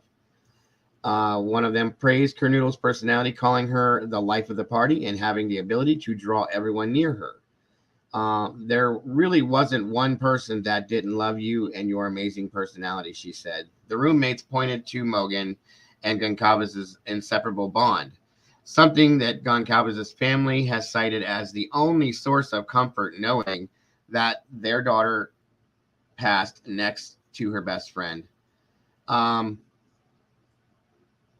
One of them said that Mogan and Goncalves were second mothers as well as sisters to her. They taught me a lot about how to be a responsible adult and also how to live life happy, she wrote. They changed the way I look at life and how to enjoy life to the fullest.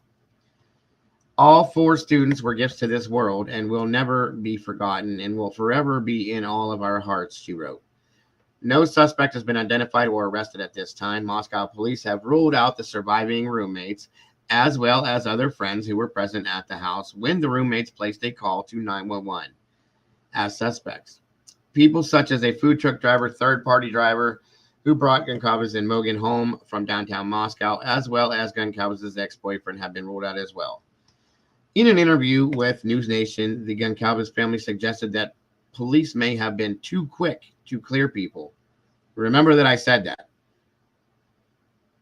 Kaylee's family suggested that police may have been too quick to clear people connected with the case as the investigation continues with little to no answers. Again, guys, Steve knows something, and I know he knows something, okay? Steve being Kaylee's father. I just feel like there's been a couple individuals that were cleared very fast that maybe should not have been, Christy Goncalves, Kaylee's mother said. Kaylee's sister added that she has heard names circulating around that she hopes police are digging into. I don't know how much of that is what we have, so little information from law enforcement, and how much of it is really a sister or father's intuition, Sister Olivia Goncalves said. However, Moscow police continue to state in their press release that while they understand the level of fear and questions surrounding the homicides, they urge the public to only listen to updates from police and not to rely on rumors circulating in the media. There is speculation without factual backing, stoking community fears and spreading false facts. Excuse me. Which I try to push here, guys. I try to stay away from a lot of the conspiracy crap. I try to. Thank you, Miss Heather. That's awesome. Again, guys, if you have a tip, anybody that's listening, anything you think could be a real piece of evidence, a tip of any kind, how small it is, it doesn't matter. Call this number and give it to Moscow, please. Before even giving it to me or Lisa, send it to them first. Again, Kaylee's father, Steve, said he is seeking clarity from police on why certain people were ruled out. I don't know what would prevent you from sharing someone's alibi, he said. He also told Fox News on Saturday night that he believes their means of death don't match. Again, this is another one of Steve's cryptic conversations that is where I'm telling you he's telling us something without telling us something. I know that sounds ridiculous, but it's a fact. Dago, I'm sorry. Go ahead, Liza. Go ahead, hon. When he says the means of death don't match, could we be thinking about another weapon? I don't know if it's a different weapon. I think what he's saying is that one person got a lot more than the others did. Do you know what I mean by that? Yeah, I do, but in an attack like that, if we go back FBI files or investigations that we read in books, some people get more than others. It's just human nature. I mean, Right. I see the killer. The killer cannot be a robot. 3 in Right. the leg and 4 in the stomach. It doesn't Well, work like that. what I think No, but there's. what I think Sorry, he's pointing Joe. out, no, it's okay, is, for instance, Madison. Okay, Liza, Madison. I don't like talking about it because it deeply bothers me, but I'm making a point right now. Madison's injuries, she was nearly decapitated. Okay, Yeah. as to where the others weren't. Now, at the same time, there was other certain types of wounds on the chest that weren't as prominent as some of the others, meaning like there was more rage put into one of them specifically than there was the others. Do you know what I mean by that, Liza? Yeah, I mean that part, but I think the that's what he's little I have seen about Madison, she was a fighter, and maybe the killer, it just enraged him and made it more mad that she tried more. And you see what I mean? absolutely, absolutely. Yeah, I but do if she believe, was fighting, sorry, if she was fighting, it would be direct stabbing, yeah, well, yeah, opposed to that. To me, what he did, or whoever did it, well, the whole throat thing, was a deliberate act. these two comments right here from Kitty and Fupa, okay, it tells a little story by itself, right here, Mm. okay. This one here, and why is my computer not responding? Come on, God, they're overlapping now. That's great. Anyway, Fupa says there could have been a strangulation, and Kitty Mm. says Madison was the worst.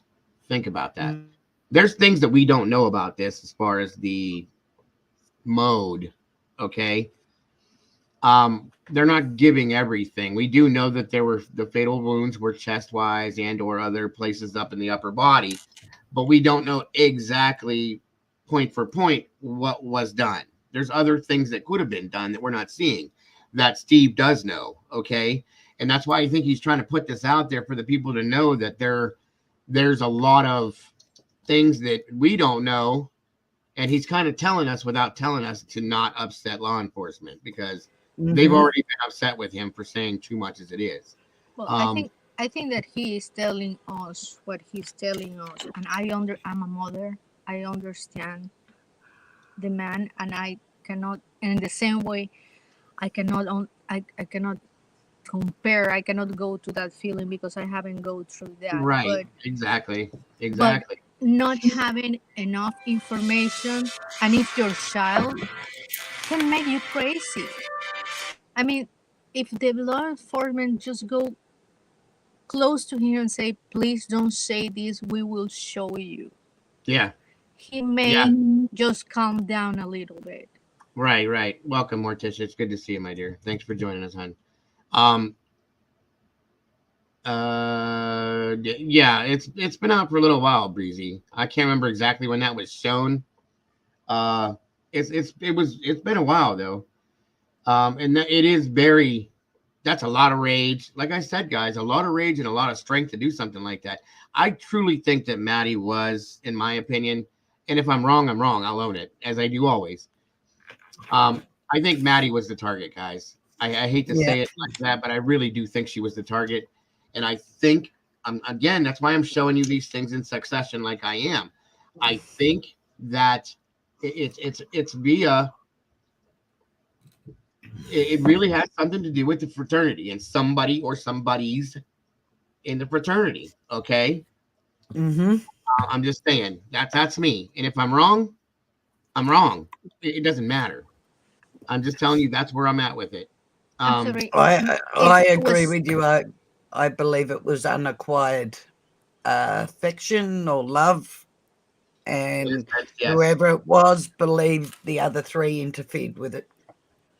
was Jake Maddie's boyfriend part Yes. of a fraternity? That I can't find. I cannot find where Jake is. Okay. But I did show a video about 2 weeks ago, about a week and a half ago, that I found via Facebook. Sorry, Life and Love. And it was Maddie saying to Jake a bunch of pretty nasty sounding things. Basically calling him a liar, this, that, and everything else.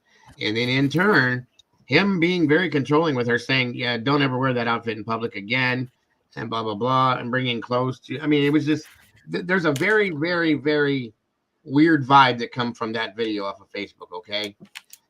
From that point on, I kind of started going with something else. And now, I didn't necessarily say that it had to be, that the person that did this had to be part of the fraternity. That doesn't mean that that person's not friends with somebody in that fraternity. Okay? Think about that for a minute. Yeah. That's right, Life Love. Yeah, I get that too, Fupa. I get it. I understand.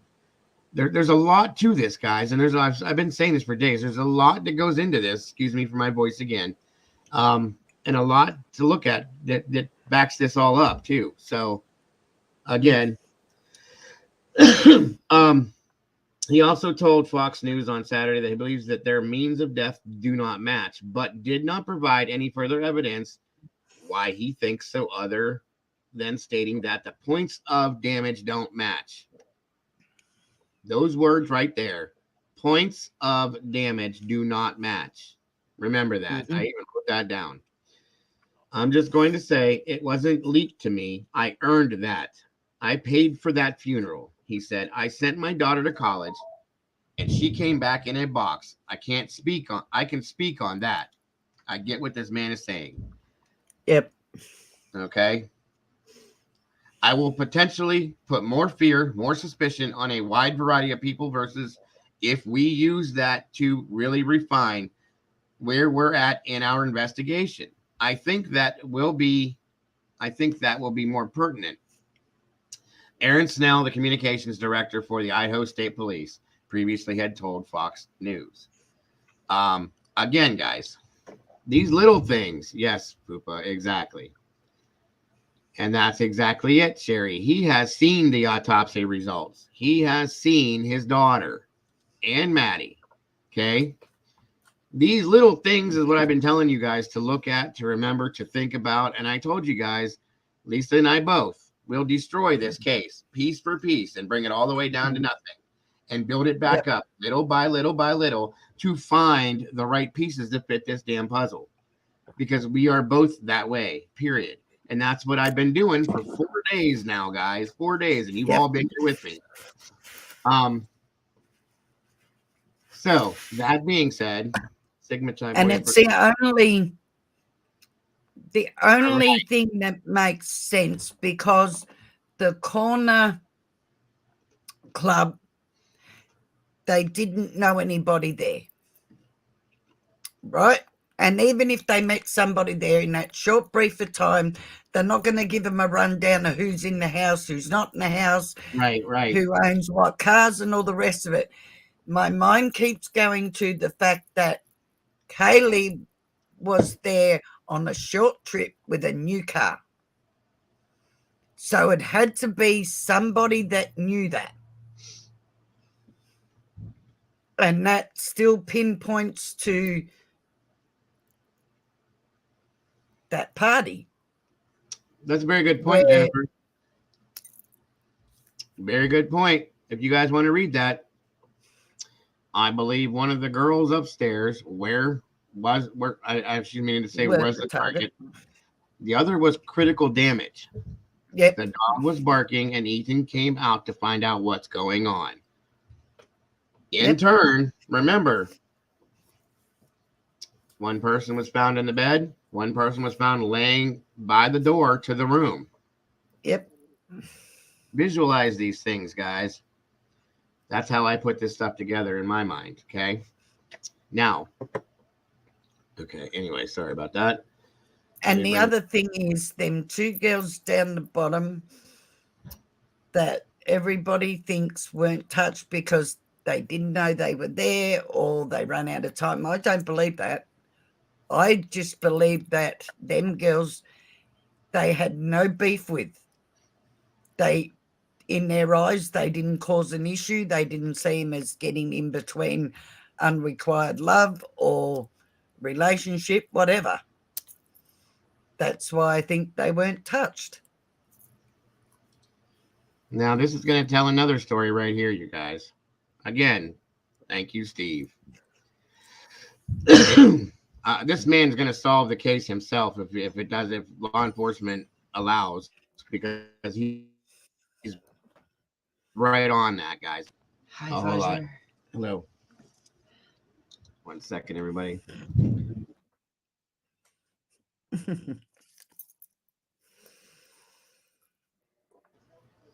Where are we at here? Yeah, I'm sorry. That's what I believe about them two girls that survived. Okay. Kaylee Goncalves' father believes the suspect chose to go upstairs to potentially target victims. Yeah. These words are being used carefully if you haven't noticed, guys. Chose and potentially. Yes, okay. Because if you think about it, if Nathan and Zena were the target, or just even Nathan, right? They were on the second floor. They could have got in, done that, got out. Right. They wouldn't go out of their way to go upstairs to them two girls. Well, they wouldn't go upstairs to them two girls and not downstairs to the other two girls. Thank you. And that's why he's saying cryptically, entered and exited their home on the second floor. Okay, back where the back patio is. 3 weeks since 4 young Idaho students were brutally stabbed to death inside their home. Let me know if you can hear it okay. Still have not named the suspect. Officials are combing through thousands of tips, crime scene photos, and evidence. The father of one of those victims, Kaylee Conclava, is now revealing the manner of death for his daughter and her friend Maddie were different, leading him to believe one of them may have been the target. The heartbroken dad, Steve Conclava. This was released today, by the way. Steve, before we start this interview, I just want you to know how much our hearts go out to you. That I know from what I'm hearing from people everywhere that they are with you, they're praying for you, and they're also hoping for justice to come sooner rather than later for your daughter and her friend.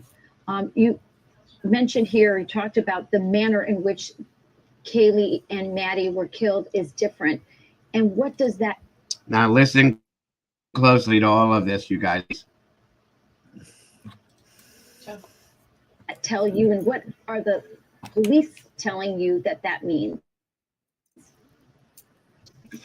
There's a couple things that tell me with common sense, but I'm not a professional, so I want to specify that. But they've said the entry point was the slider, the door.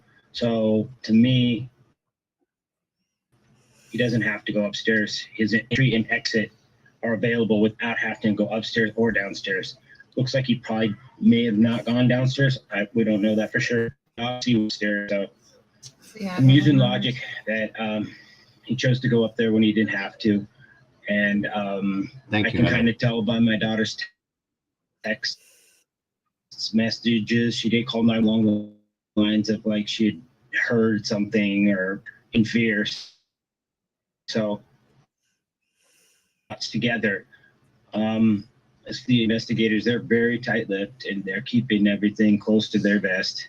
And I understand that, and I'm probably not the right person to share all these things with. So I'm just trusting them that their case is super tight and they don't really need to the community. And, you know, all the evidence is right there in the home.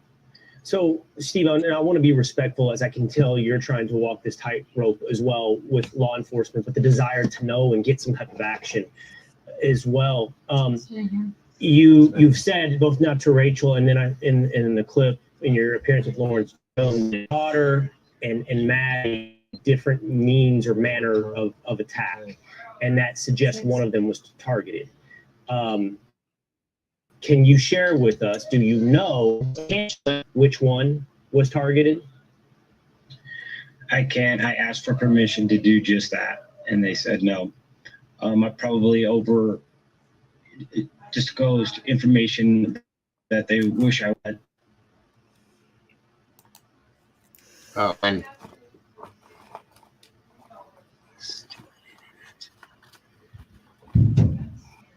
come on.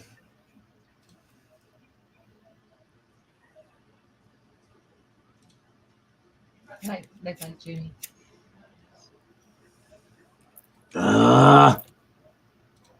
Really? I hate this. Drives me insane. Hold on, guys. Sorry about that. You're right. Unbelievable.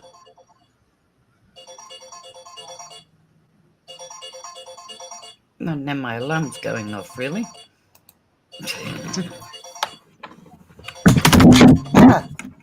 He does say something like that, guys.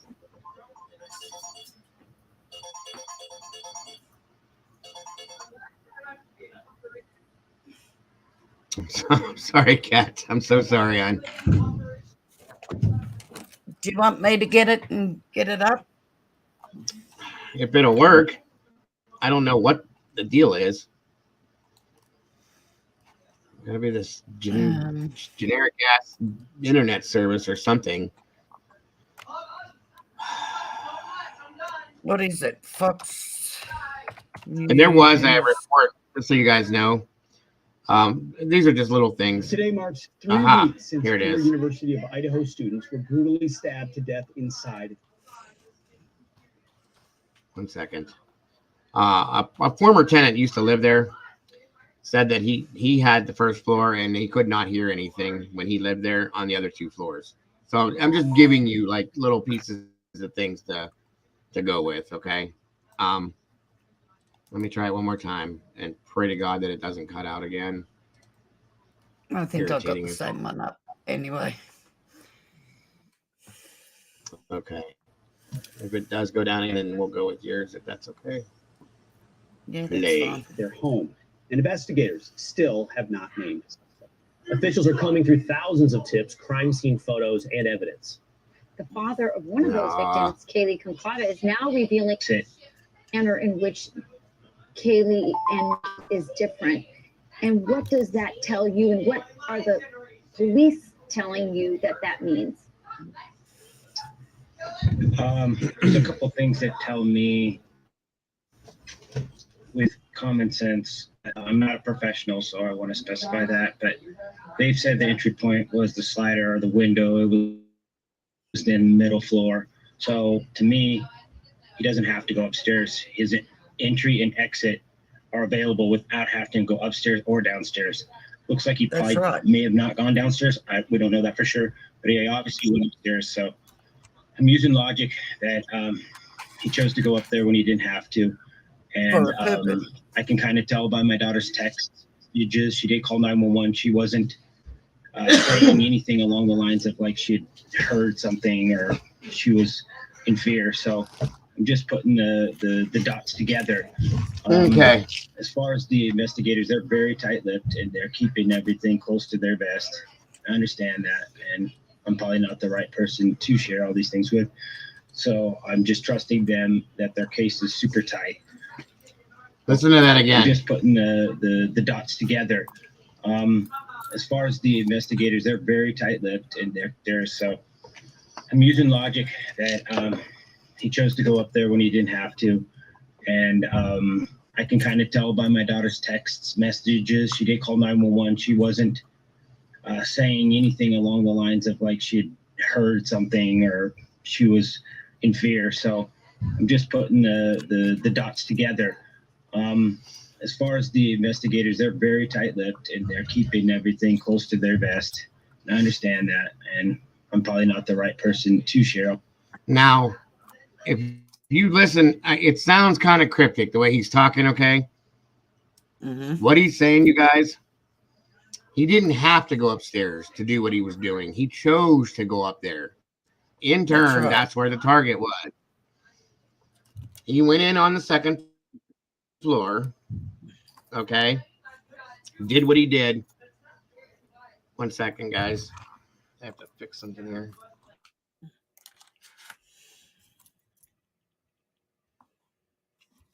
to go upstairs. Okay, he's making that very prominent point that he's making, and then he said that what she heard based on her text messages, she didn't call 911. In turn, so she must not have thought. So here's what I'm getting from this. Okay, they must have been the first two were the first two to be. If you are type 2 and what happened? Metformin, well, check your feet and legs for these two things that I'm going to show you in this video. How'd that even happen? So, stop. Anyway, what I'm gathering from this is that he made entry on the second floor, and I think based on what Steve just said, that he attacked Ethan and Xana first. In turn, meaning that they didn't hear anything that sounded out of the abnormal for them to have to call 911. So I think those two happened last. Do you get what I'm saying now? Based on how he said that makes me think Xana and Ethan happened first. In turn, he didn't have to go up them stairs, but he chose to get to what his target was, in my opinion. And see, I can take that a little differently too. That me too. He's saying that he got on the second floor. If it was Dana and Ethan he was after, then he could have got in, done that, and got out on the one level. Right. But he chose to go upstairs because that's where the target was. And I think that he chose. I think that because Ethan was out of bed. I'll rephrase that. His main target was. I still believe them four were targeted, but his main target was one of the girls upstairs. Maddie, in my opinion, I think truthfully, listen, I honestly think that he probably wouldn't have messed with Ethan and or Xana. But I think Ethan heard something or saw something, or the dog barked. Ethan got up out of the bed and was like, dude, what are you doing here? And went at him, and he had to deal with that. Okay, because Ethan's a guy, and he probably gave him a fight. He put Ethan down, and turns in and starts fighting against it too. He puts her down, then he heads on to his target and keeps on going up them stairs. That was the choice he made, going after Maddie, in my opinion, and dealt with this situation. Because let's think about this again, guys. I don't think that this person realized that Kaylee was going to be there. She wasn't supposed to be. That's the conclusion I'm coming to. Kaylee. Oh no, I believe whoever this was knew she was there. I don't think so. Knew that new car was hers. Yes, I think. The person was watching. Listen, because they were in Maddie's bed. Yeah, but like I said, Maddie, think about this logically. If you're going to go into a house to do what he did, they're going to check what cars are there to make sure. I get that. Okay. What I'm saying, I don't mean in the house. I mean in that room. In the same bed.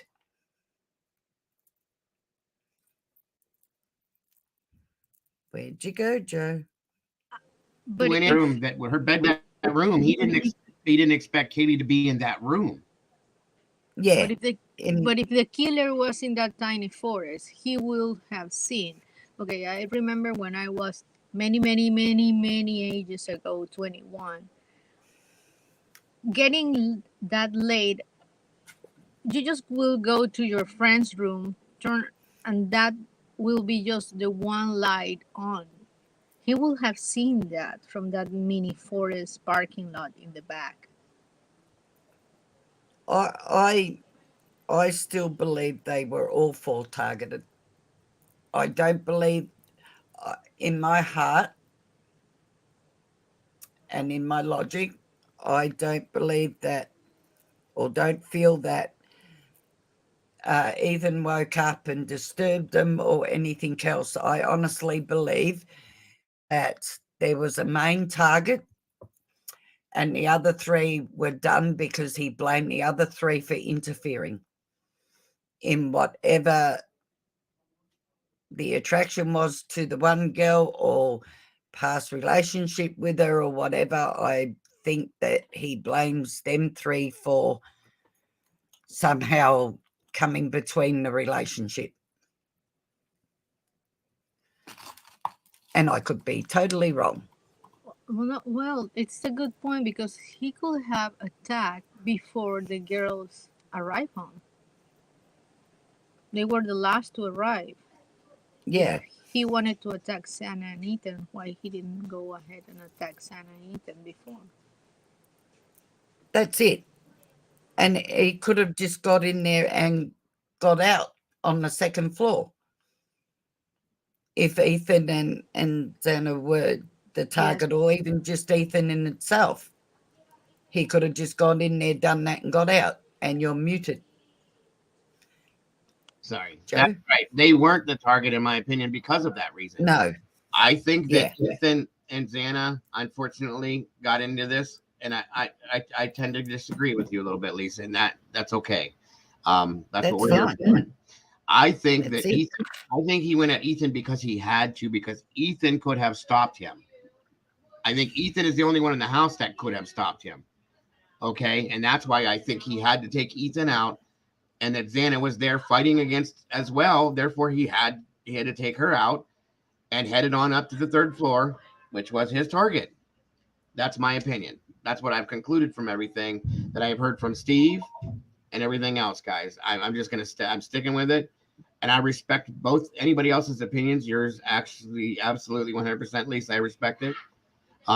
But I can't think of it any other way, in my opinion. Now that I've seen these different conversations that Steve has been having and the different things being said, because that's why the bottom floor was not even touched. I think he went in through that second floor and has passed through and had to handle Ethan because Ethan could have stopped him. Ethan wasn't a small dude, you know, he's a big, good-sized kid. He could have held him down and stopped him, fought him, got back at him, and he had to take care of Ethan first. And then that's why I think that Ethan was by the door when they said that they found a body in the bed and one by the door on the floor. I think that was Ethan. He got Ethan. Yeah, Ethan was on the floor by the door. Right, exactly. It was Ethan there. And Xana was in they might have also just, whom might have also just killed him because he would have recognized them too. And that's possible too. Especially if they come from that fraternity. The frat house. Yeah, absolutely. No. Yeah. I'm saying all these options are very, very possible. That's just my theory on itself. Okay.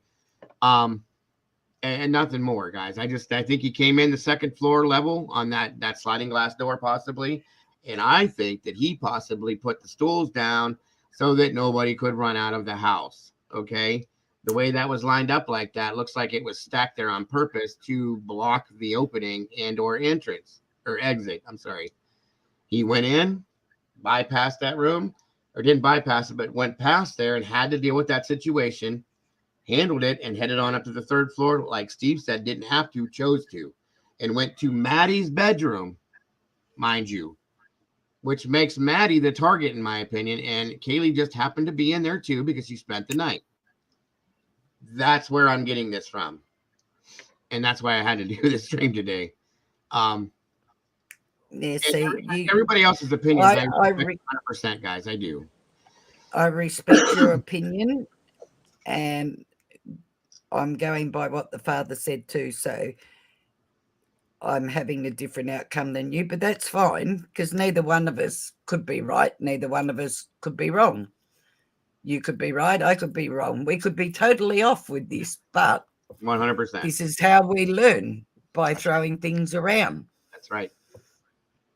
That is what we do, guys. That's the think tank. And we respect each other's opinion. 100%. That opinion makes sense to me. What then doesn't make sense to me is why the This was a coroner young said that. male, I'm sorry. somebody who could get into the house. Sorry, guys. Go ahead. I'm sorry, Liza. Do that again. I'm sorry. I didn't mean for that to jump in like that. I mean, it's another way to see it, and I can see it that being probable. But then why the coroner said that everybody died on their beds? Initially, Then that was we have eaten in the Actually, floor, and then eaten in the floor by reporting, not by police, and by the coroner. We have eaten on his bed. Which one is it? because she shouldn't have been saying as much as what she did. yeah. She said the wrong things, basically. Yeah. She got wrapped over the knuckles for saying too much, actually. Because she wasn't even supposed to mention how many times they were stabbed Right. either. Here is the point to this whole live stream, T2014. This is telling us, in my opinion, how this happened. Your question, do we know if Ethan and Xana encountered the killer before or after Keely and Maddie?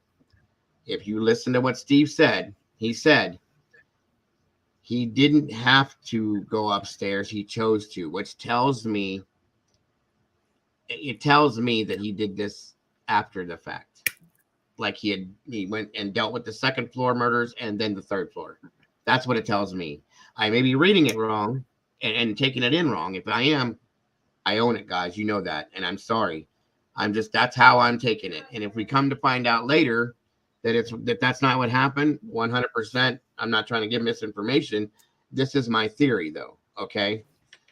But see, you're reading it that way, and I'm reading it the way he's saying it is, if the girls weren't a target, then he'd have no need to go upstairs, regardless of whether he got Ethan and Xana first or last. He still made his way upstairs when he was on the second floor, and he had the exit and entrance there. So if it was just Ethan and Xana that he was after, he could have got in, got that, or just Ethan, gone in, done that, got out. But he chose to go upstairs because one of them girls or both girls were the target. So No, either. That's right. That's 100% correct. But I was just answering the question that she was saying, do we know? Oh, yeah, I know. I know. Yeah, no, that's all I was answering. But because we don't 100% know. Based on what I've taken from Steve is that they were the secondary attack. The girls on the third floor. That's how I'm taking it, because of the way he said he didn't have to do that. He chose to do that after, you know what I mean? It makes me feel, now listen, go back a little bit and think about what he said. Based on my daughter's text messages, they heard something, but wasn't enough to make her want to call 911 or anything like that. Okay. Meaning she heard what was going on down below her on the second floor before it happened and was texting and trying to get a hold of Jack for whatever reason, and didn't put any 911 emergency calls based on what she heard. She heard a ruckus going on. Dago, you give one insight there that I had trouble before, is that by what the father says, the attack happened when his daughter was texting Jack. The way he said, if you look at my daughter's text messages, yeah. It could have been all of them, not just Jack. It could have been. But how is that possible, just out of curiosity? Because didn't Ethan send a Venmo at 3:30, which was well after she had texted Jack? That's the problem that there's been going on, was the timeline. Okay. Yeah. They're saying that the murders happened between 3 and 4 a.m. Yep. And she stopped texting Jack at what, 2:46 or something, 2:56, something like that. Right. And that's when I think that there were other text messages going to other people. And then that Venmo from Ethan was sent at 3:30. Mm-hmm. But then I have heard too that what if somebody was saying, sending the text messages? Yeah, I thought about that too. I don't know. Somebody else did it. Yeah, I can't go with that because I don't think whoever did this would have enough time to do that. Do you know what I mean? But by your But that would experience, only, sorry, I'm sorry. that would only leave one person that would want to do that, wouldn't it? Very But possible. sorry, Liza, go on. Sorry, love, I didn't mean to cut you off. No, it's possible. I was going to ask, by your experience working for first responders, Dago, it when something happens so close in time, these deaths happen so close. It's any way that the forensics can just pinpoint time. Sometimes it depends on that. The um the coroner, the medical examiner, whatnot, has come up with the estimated times between 3 and 4. Okay, they're trying to say based on the. And here's the problem with this. Okay, Liza, the time after the murders was so long before there was any kind of contact. Rigor mortis and other things have set in at this point. Pooling, it's called pooling with the blood, things like that. As we saw, it was so long that blood had a chance to seep through the floor into the crack of the walls down to the foundation of the house at the bottom, 2 to 3 floors below. Okay, so it's hard to actually get a timeline. Boxy bloat, yes. Breezy, absolutely. I'm amazed you know that. But anyway, the timeline is that's why there's a problem with the timeline, because it was so long after the fact. So they're just giving it a time in between 4 and 5. It could have been after that. It could have been that it went on between 3:30 and 6 a.m. That's just the rough time based on what the ME could come up with, in my opinion. I'm going to give it, hell, who knows? You might be right. Maybe that Venmo that was sent from Ethan, maybe the killer did it. Yeah, that's right. Okay. Maybe that had something to do with this whole thing. I don't know, but I'm just giving you. Might have been a signal to say, hey, it's done. That bingo. There you go. You know what I'm saying? I mean, yeah. These things can happen, guys. Yep. So, but I really strongly, and I mean strongly, you guys, I'm very, you know how passionate I am about these things. I really strongly feel that whoever this person is entered on the second floor, encountered Jack and Xana, handled that situation as Steve says, chose to go to the third floor to his target, walked to Maddie's room, handled Maddie, and then I think that Kaylee was collateral damage because she woke up, started freaking out, and he had to handle it. End of story. I feel so strong about that, you guys. I can't express it. It could have very well happened, Liza. It very well could have happened. Yeah. Whereas I feel none of them were collateral damage. I think he got every one of them that he wanted to get, other than the 2 girls downstairs that he did not feel intervened or did anything wrong to him. Well, and see, that's what my issue with that is. Jack and Xana, I'm sorry, Ethan and Xana were 2 separate people that lived their own version of their life. Well, as to where the girls, Maddie and Kaylee, they were doing different things together too. That's why I don't see why he would target all 4 of them, because they're all doing different things. I don't see how those 4 could have affected this person together. Do you know what I mean? Because they did more together. Like if you look at the photos, the 4 of them are usually in photos together, whereas the other 2 aren't. Yeah, no, I get that too. So I think they stuck with the similar circle of friends and whatnot. Yeah, no, they were like and they were close. So, and that might be all it is that the perception of the person who did this it may be their perception that they interfered in it. It could be because I remember in the celebration of life, Jake says that he didn't knew Ethan that much. It's very possible. It's very possible, guys. Very, very possible. I I mean, told you nothing's off the table. Go ahead, Liza. I'm sorry. no. You're correct. It's so many moving parts. Yes, that's it.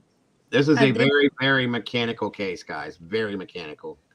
But at the end, to me, not knowing anything I about this, I seem like the killer planned what he wanted to do very well, but what the police said when they saw the his what he did, it was that it looked not planned. It looked disorganized. Too sloppy. Then, Unorganized, yes. yeah. Then where I can see stuff for the police. They have what? They have to see the victims. They have to analyze at 3,000 pictures, 3D information, blood spatter, a lot of stuff. Yeah, right. In a town with 11,000 kids that 3 days later went for Thanksgiving. Yep. It's a monstrous kind of job. Yes, very, very, very factual. Those are facts, Liza. Those are facts. And I don't think the police are going to come out and say that they have no idea or anything. I actually think they know more than what they're saying, although they did things a bit sloppy in that. But this whole thing of them saying, you know, this person was sloppy and all the rest of it, I feel they're saying that for a scare tactic myself. I don't think they're going to come out at any point and say, oh no, this was, you know, well planned and done precisely, etc., because think of the fear that would put in everybody too. Right. Welcome, Michelle. Good to have you, hon. She was moving to Texas. Maybe there was a possibility Maddie might go with her. They've been together through their whole life, college and everything. There's very possibility. I'm not sure how that would play into this unless that person was obsessed with her. And she was going backpacking first too. Correct. Before she started that job. Yep. Which could be something again they wanted to do together.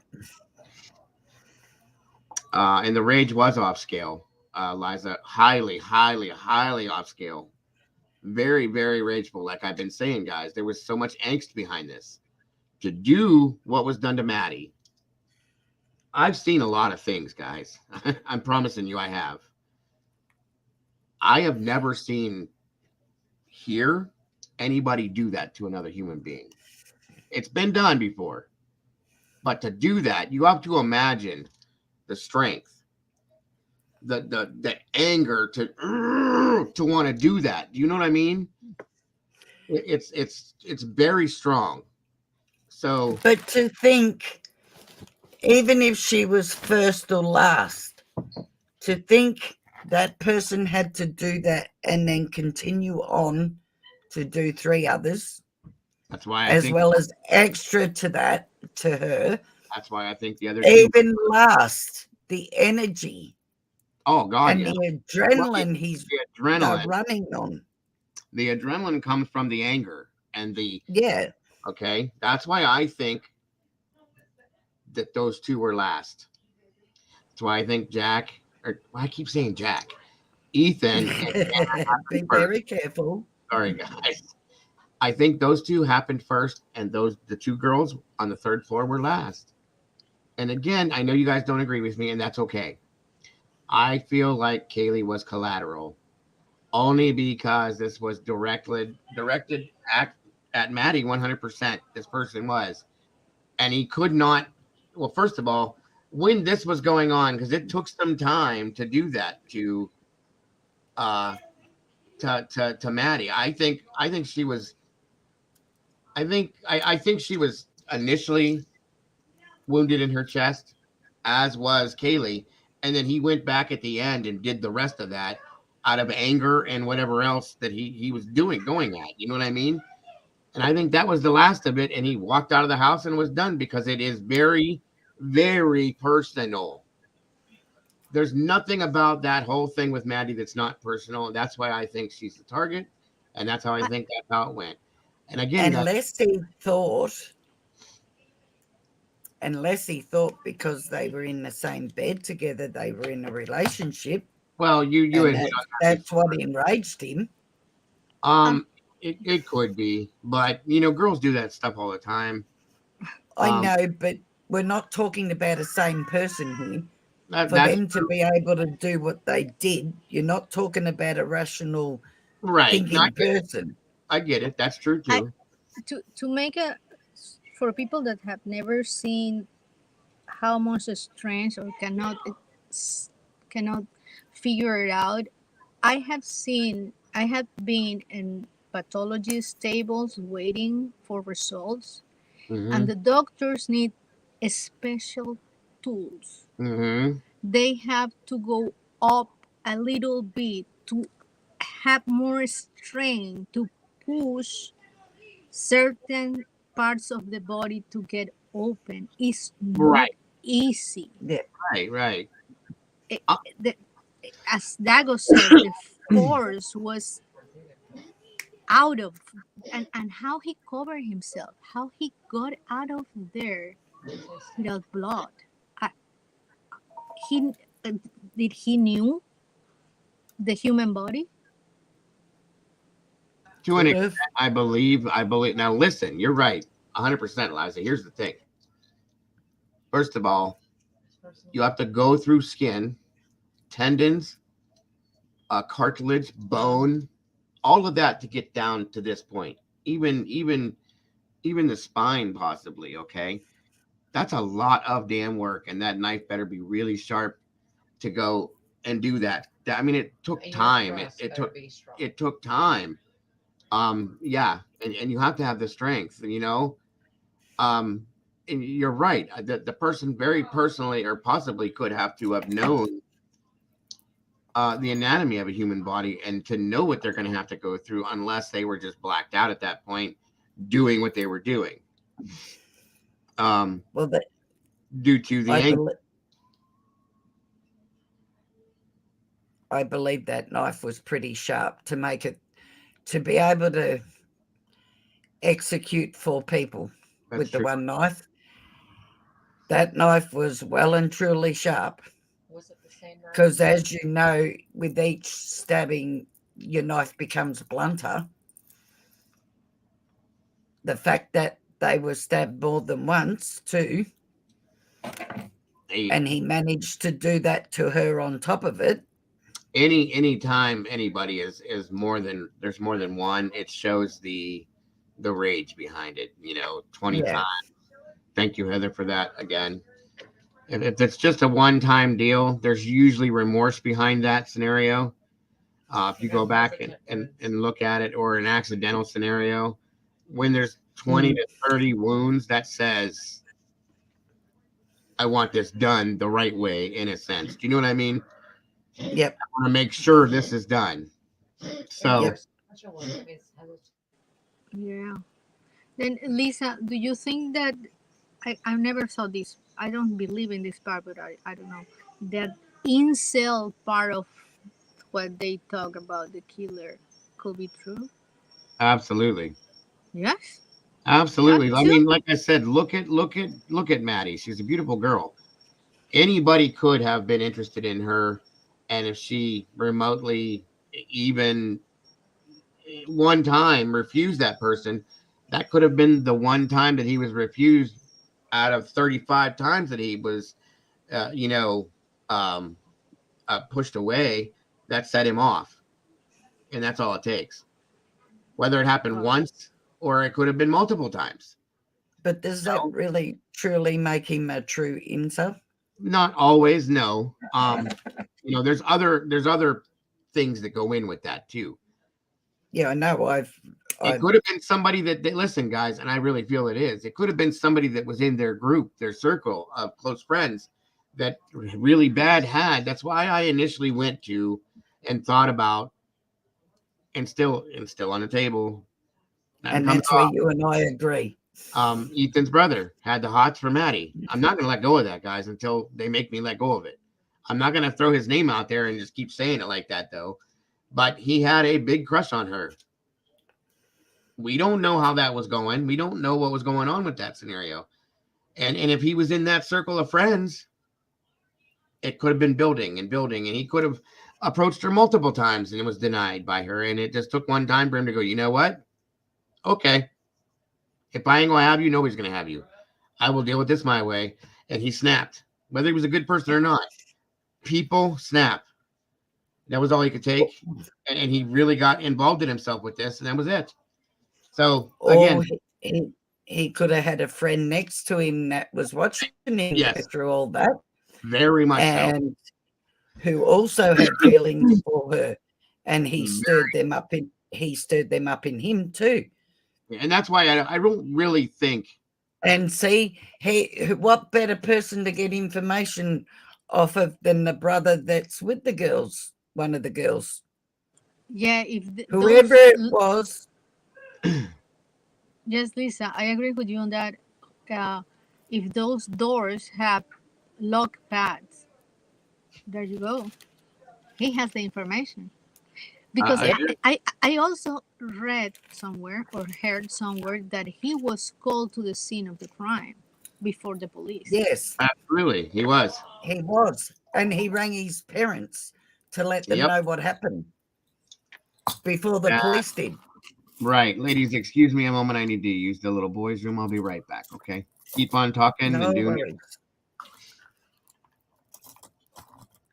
Yeah, no, he was called there.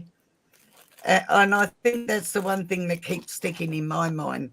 I understand, and like I said, I don't believe the two girls downstairs had anything to do with it or involved in it in any way, shape, or form. I believe they're just innocent bystanders whoever this person was, I really don't believe they had a beef with them girls at all. That's why they weren't touched or they tried to get at them in any way. However, I still find it, regardless, and I understand, believe me, I understand shock. I've seen people in shock. I've dealt with people in shock, in car accidents and all the rest of it. I do know people's body freezes. But at the point your body's freezes and you're in shock, you're not going to then make phone calls to friends. Because if you can make a phone call to a friend, you can make a phone call to 911. So whoever made the phone call to that frat fraternity and got them to come there first and friends, then called 911 is the only thing I find odd in that. And yeah, I understand people don't think straight and all the rest of it. But when you think of the scenario, if you walk upstairs and you see Ethan laying on the ground, regardless of shock or anything, people usually will call out, Ethan, you all right? Get up. You all right? Right? Let's say they're not seeing the blood. Lisa, you know, I was thinking that it was maybe she didn't have the codes to open the door and the doors were locked. But now I'm remembering once I tried to call 911 and I got a recording, and I was I was so panicky that I just called the next number I had in my phone. Then you could be completely right, because sometimes you get, yes, you called 911 if this is an emergency, blah blah blah blah blah. Yeah. Okay, that's one girl, but there were two girls there. And one of them did pass out. I do know, apparently, one of them did pass out, which is understandable if you've never seen anything like that. And I do understand that. Like I said, I do understand shock. I have a daughter that goes like that. At the slightest thing, she just freezes and just shakes and stares. You can't even speak to her. I do understand that, but the two girls were there. If you can call a friend, you can call 911. However, I understand them needing help in that, but you would still make the call to 911 first. But considering what they've been through, I don't want to harp on them or say that they did anything wrong. They apparently did what they needed to do to cope with themselves. Understand that. Then you have friends come over, and it was more than one. That was my concern, that more than one person walked through that house too, which made extra work for the police as well. But could you imagine going there, finding your own brother, that one of them victims is your own brother, and then you've got to get on the phone and call your mother and tell your mother and father that? I couldn't imagine that. I couldn't imagine that, but you do what you have to do. I don't know the boy. I haven't read anything about it, but little bit about him.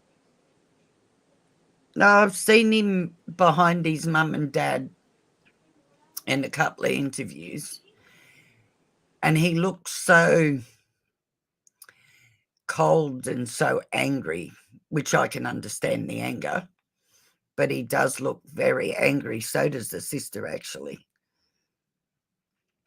And I suppose I don't know if the sister was there too, but if it was just the brother, it is something he'll never ever get out of his head, that's for sure. He'll never ever forget that. He'll never forget the smell of it. Once you smell that smell, it never goes. It stays up here in your nose, the smell of death. Unfortunately. But being related to him on top of it, I don't wish that on anyone. I wanted to answer, if I can, Alexis' comment, and I agree with what she said. Some people, some men cannot accept, reject, cannot get a no for an answer. When I was at university, I encountered one of those, and it was scary, very scary. And at that time, the laws were, if he doesn't do anything to you, we cannot do anything. Yep. Then I have to, yes.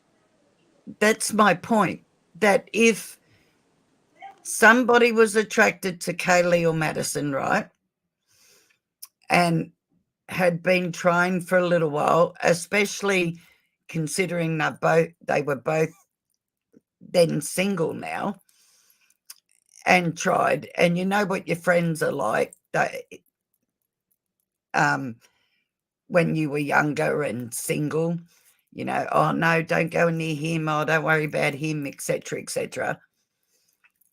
If either Madison or Kaylee rejected this guy, not once but a couple of times, or was even polite to him and then said, yeah, no thanks, look, I'm not interested, you got the same scenario, that a guy is seeing more into the relationship than the girl, and in his mind he's thinking, oh yes, I can get her, and keeps getting rejected. Then it builds up and builds up and builds up.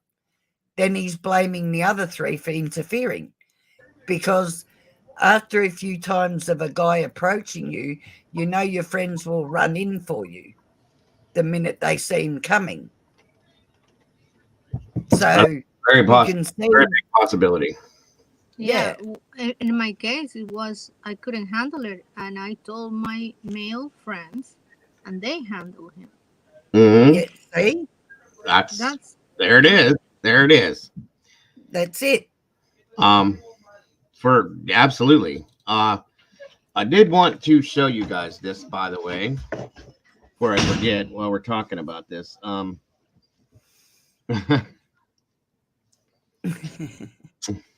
Hello, lovely lady. Hello. That's the love of my life. How are you? She's about to have to go to bed soon. She's got to work in the morning. She's been busy all day from the time she got up until just now. So she's she is burnt out. All right, hold on a minute, guys. Let me get this set up. Yes, you should. You look after that lady. I tried. thought they said the guy at food truck was the one that got kicked out. Hang on, got kicked out of the. Oh, I didn't know that, Sherry. Yeah, I didn't either. I haven't heard that. Was it? I don't know for a fact. Again, most of this is speculation, guys. I try to get as many facts as I can to give to you guys. So we don't know for 100% sure. Kelly is in the house. Hello, hello, hello. Pause everything. Freeze. Before I go any further. Miss Kelly, 1 second, guys. Hold on.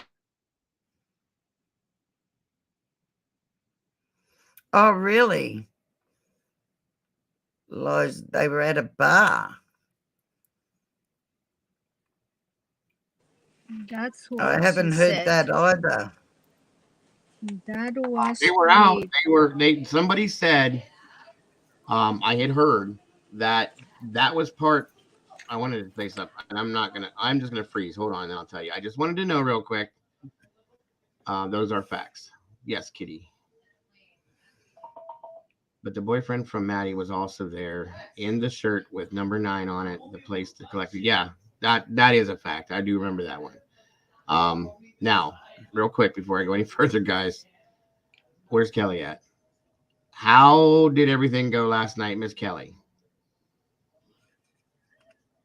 You had said you were going out and doing this and doing that. I just wanted to know if you had a good time and how everything went, Kelly. For those of you that don't remember, Kelly's been through a whole lot. It was her anniversary. They were going out and having a blast. So I'm hoping you had a wonderful time, Kelly. Hang on, I need to know. Kelly, is it Kelly or Keely? Because I pronounce it Keely and you pronounce it Kelly. I've seen it spelled. I know somebody named Kelly that's spelled that way. I might be saying it wrong too. Well, that's why I want to know, because I don't want to be saying her name wrong. I try to fix that every time I look at somebody's name. Still recovering, so that means you had fun. Hangovers. That's great.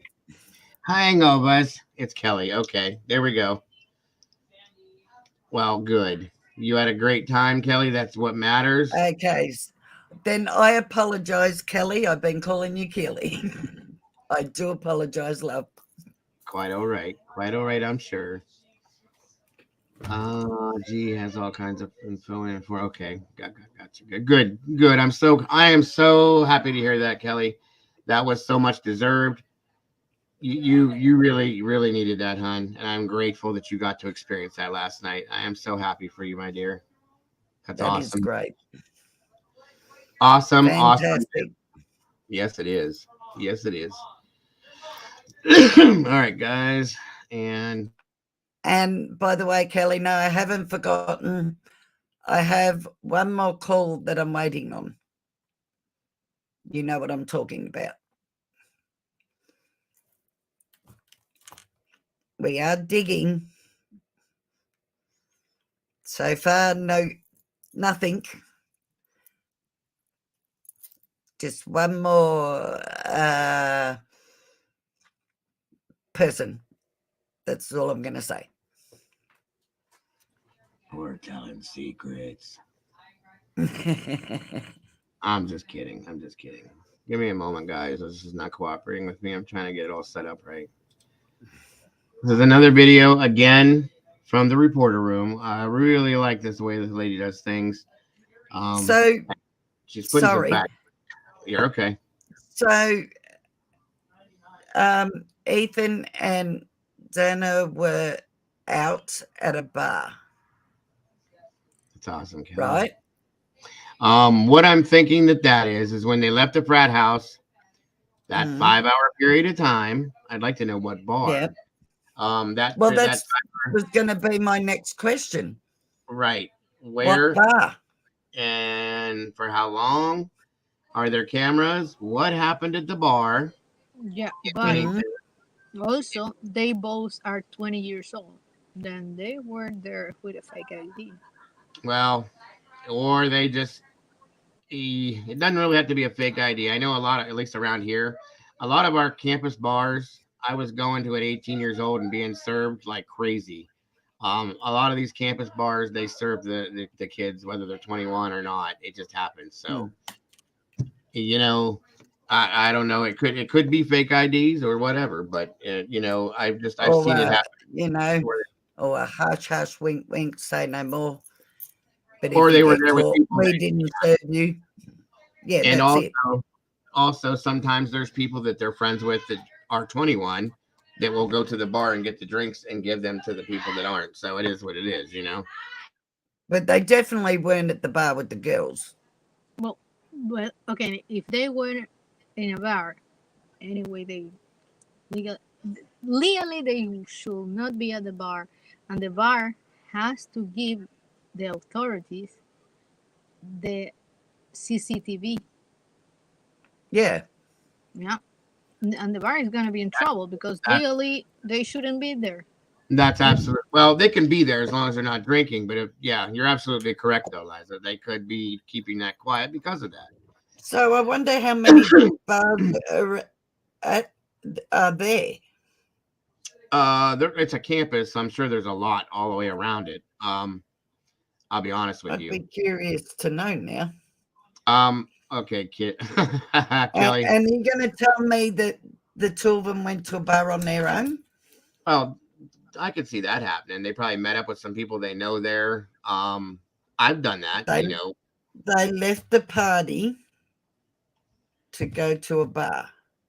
We don't know who went with them. We don't know if anybody went with them either. That's the problem because nobody from Sigma Chi is talking. That's one of the biggest problems, you guys. Sadly, but it is what it is. Yes, we only know 5%. Let me do this as That's all right for you, T. Your legal age is 19. Here it's 18. I keep forgetting too. There's 21 here too, so no, it's 18 here. Dana's mom didn't know that for sure. That was just and I get it. All right, so real fast. Okay, what I did was I showed some video on some things. Lisa did as well. Mainly, most of what this has been tonight is Kaylee's father, Steve, kind of talking critically to everybody, giving us stuff without giving us stuff. I threw out my full-blown theory based on what Steve said, me personally. And I said, Steve made a comment where he said that whoever did this did not have to go up to the third floor. He chose to. And then he also had said that based on his daughter's text messages, that she heard stuff, but she was not alarmed enough to call 911. Oh my God, if she would have done that, they probably still be alive. Okay. Anyway, I just thought of that. So that was what was being said there. Now, this next video I'm going to show gives a little bit more of other stuff, but basically it gave me the theory of basing it, you know, that the killer came in on the second floor level. That's been told. Went and had to deal with Ethan because this is my theory, by the way. These aren't facts. This is speculative theory. Went to the second floor. 1 second, guys.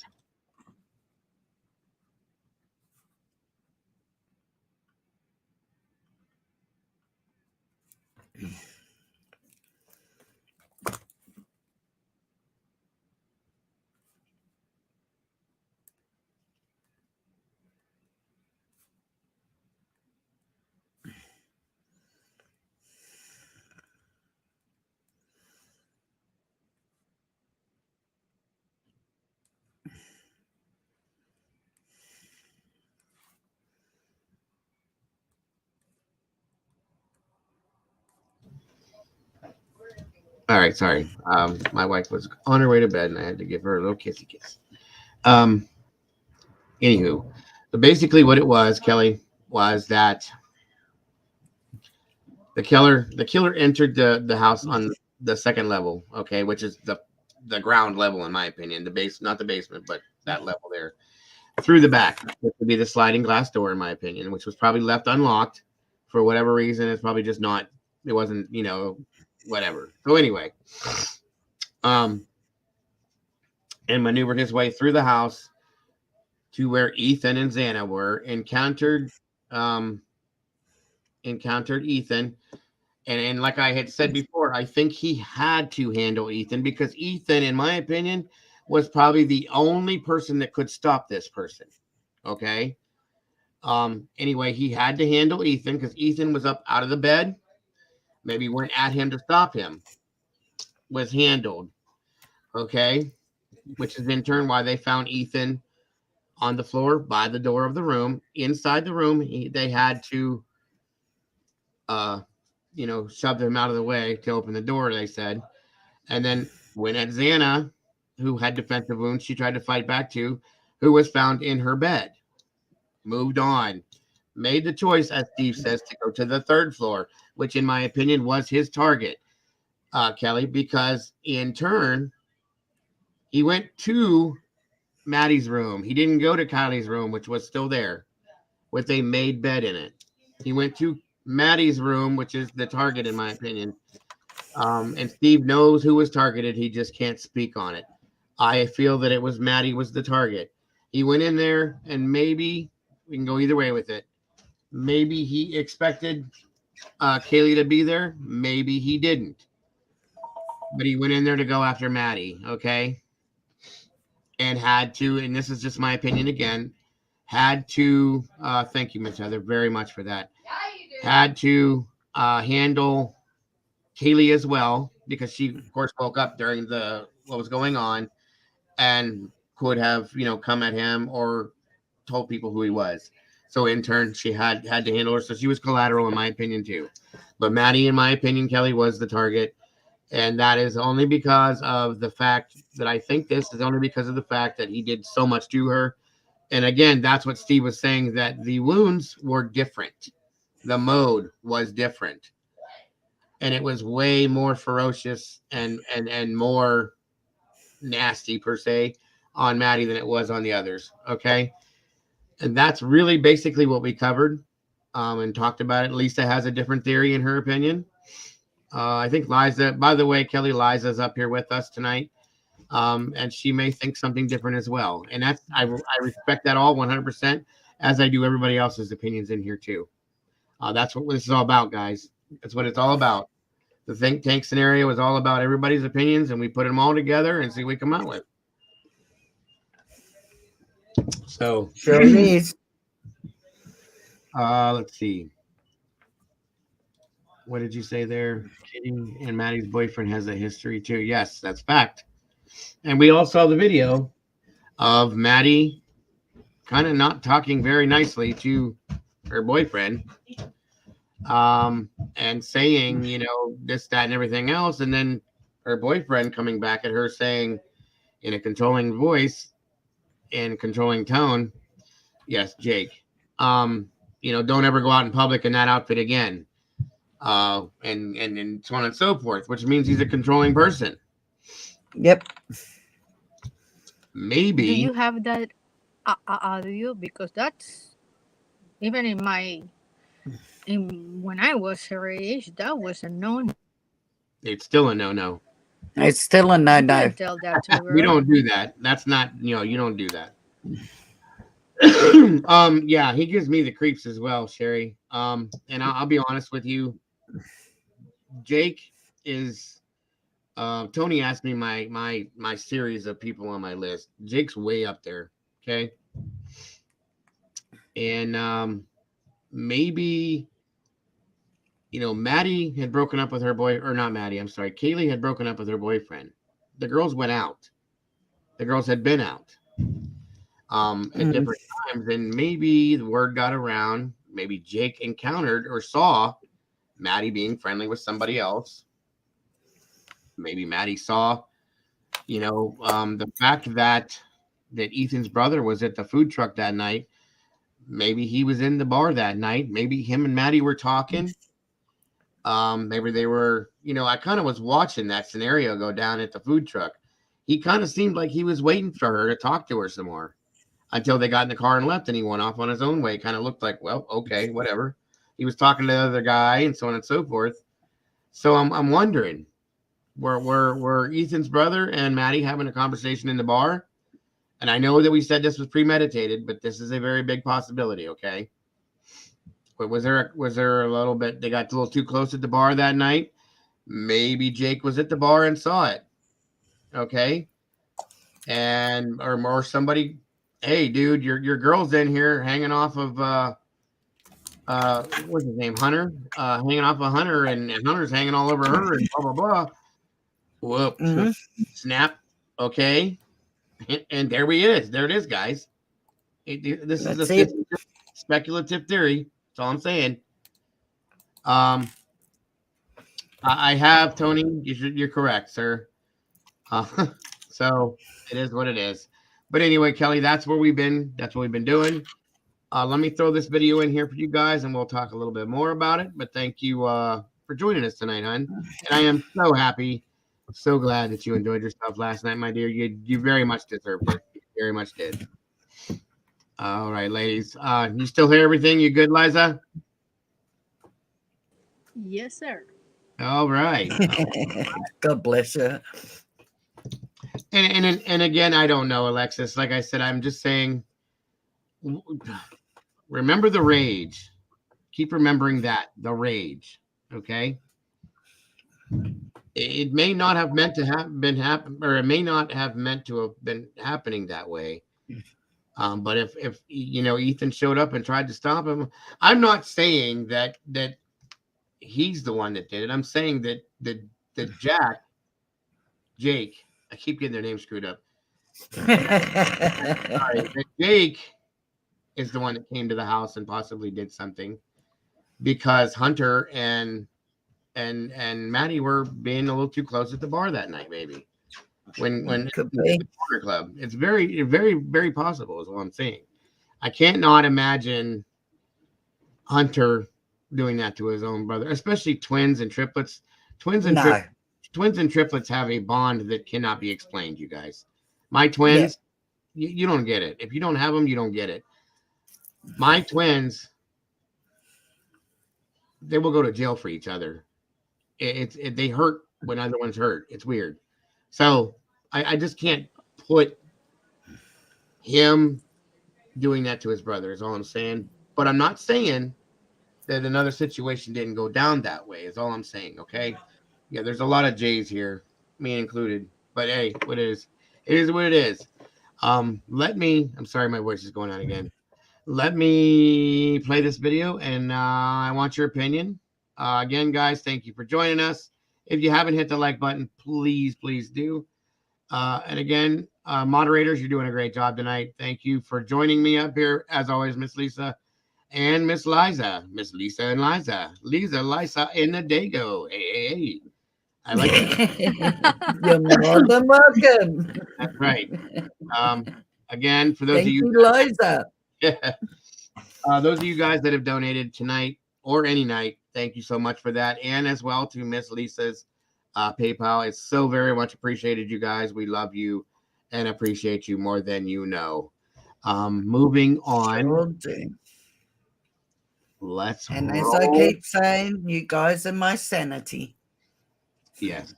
Well, I'm not sane, but yes, that works for me too. I didn't say I was sane. I said you guys are my sanity.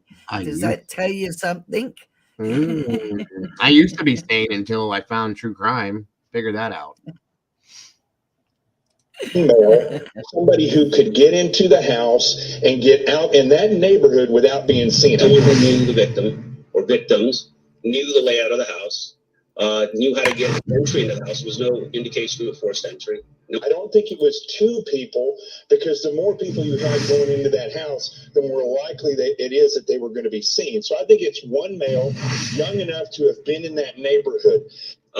he had to be somewhat confident that.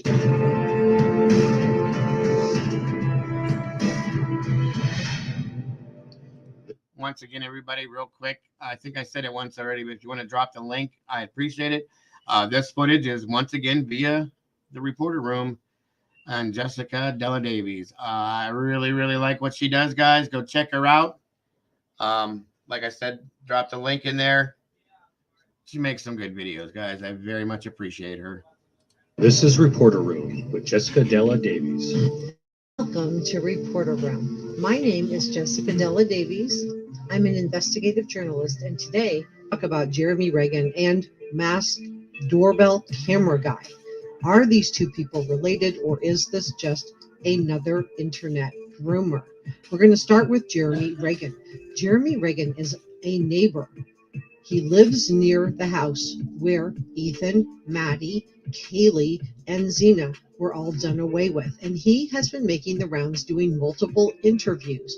And basically, now he's concerned because a lot of people who have watched his interviews are beginning to view him as a potential suspect. And to be fair, I don't think he's done himself any favors by doing the interviews, because many people are watching him and they feel like his affect is off, his smiling is inappropriate in places, and he's setting off alarm bells for a lot of people. We've also learned that Zena's dad allegedly worked on the locks at the King Road house. So we know that whoever entered the home didn't actually break in. So either the door was unlocked or this person knew the key code. And because the door was not opened with a key, it was opened with the key code, and apparently multiple people knew the code. This house was referred to as a party house. I'm going to talk about masked doorbell guy, and we're going to dig a little bit more into Jeremy Reagan in just a moment, so please stay with me. Everything I'm sharing with you today is my opinion, and opinions are not facts, so please don't send any negativity to anyone. Let's be kind and good to each other. This video is for educational and entertainment purposes only. Please subscribe, hit the notification bell, and give this video a thumbs up so I know you were here.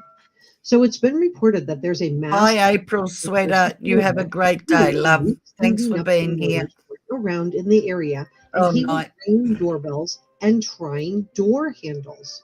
This masked guy was captured on someone's doorbell cam while he was ringing their doorbell and trying their lock. This is really concerning because there would be no legitimate reason for someone to be at your door wearing a mask, ringing your doorbell, and trying to open your front door. In my opinion, his intentions were nefarious.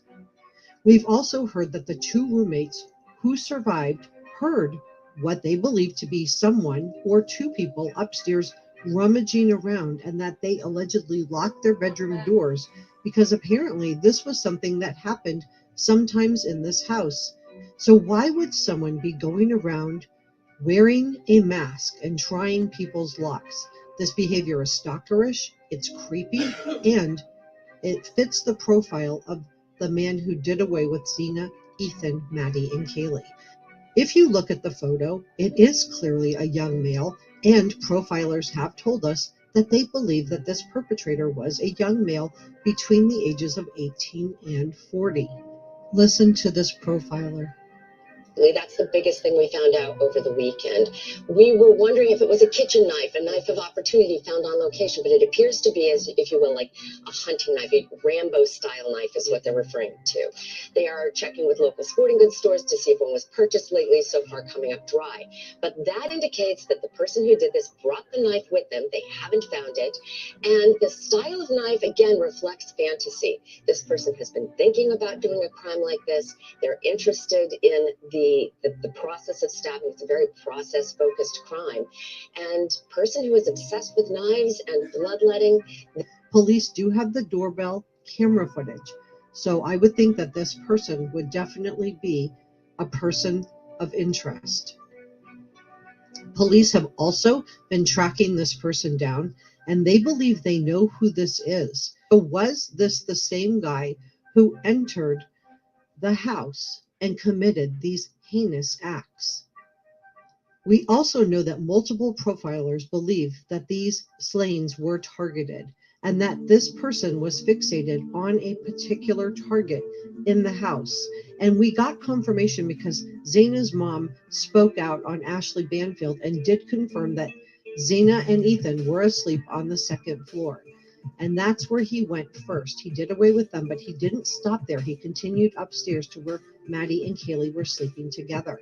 And this is why I believe that it was Kaylee, probably, but possibly also could have been Maddie, were the targets. And we know that Maddie and Kaylee were sleeping in the same room because of the phone calls to Jack. Jim Clementi, a nationally renowned profiler, believes that the killer stopped once he found his target, and that's why the two roommates who were sleeping on the first floor bedrooms, in the two bedrooms on the first floor, thankfully were left alive. Now let's get back to Jeremy Reagan. We need to be careful because we don't want to target an innocent person. And I agree with you. He's odd. His affect seems bizarre. And I am confident that law enforcement will want to rule him out. Jeremy did state that he was contacted by law enforcement. Listen to this. Earlier today actually was the first time. Before this, they hadn't interviewed me other than that first day, a couple hours after the news broke that there was a killing there. But up until earlier today, I had been contacted by the police. But then today, partly because of all the reports that the people had sent in about me and the interview I did, as well as me going and talking with one of the local Have a great night, prosecutors about April. what I can Thanks do for joining to us clear my tonight, man. name. I'll see you The tomorrow. officers came by my house today. They talked with me. Heather. They interviewed me. They didn't bring anything to collect DNA today, but they said, if we need you, will you come down to the station? I said, absolutely. I don't think Jeremy Reagan has done himself any favors by giving out any interviews, but he was asked. And now he's told News Nation that he's being, quote, proactive, end quote, and he's going to the police station on Thursday to submit his DNA. I agree, his affect seems off and his smile does seem inappropriate at times. Do it. I have nothing to hide. I'm willing to give DNA, fingerprints, whatever they need. But yeah, it's just upsetting being compared to a murderer when I didn't do it. I think and he did go and give his DNA too. Mm-hmm. I think he's just socially awkward, personally. Me too. And this is what annoys me, like I was saying the other day. Why does somebody have to behave the way we feel they should behave? Otherwise, there's something wrong with them, or they're weird, or, it's got to be them. That's what society has done. That's what's wrong with society nowadays. Everybody has been judged and how can I put this? Pre-screened to be a specific way, and if you're not, then you're just weird. You're a killer. You're this or that. You know what I mean? And it's bullshit. But that's what makes us all different. We're not the same. We don't behave the same.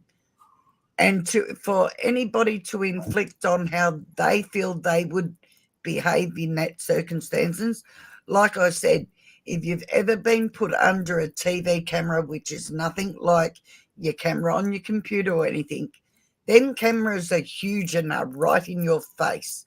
And then you've got questions being fired at you. It is very intimidating. Well, yeah, of course. I can guarantee you 90% of people would look socially awkward under that position. I've been interviewed. And trust me, I look socially awkward. Well, I mean, I can't believe that, but he's really not that off, guys. I've seen weirder people are completely norm, I guess you could say. All right, Kitty. You do that, my dear. He looks concerned. Let us know, Kitty. What did you say, Lisa? I said I feel he comes across very concerned myself. I gathered that myself as well. That's my thing too. Frightened and concerned.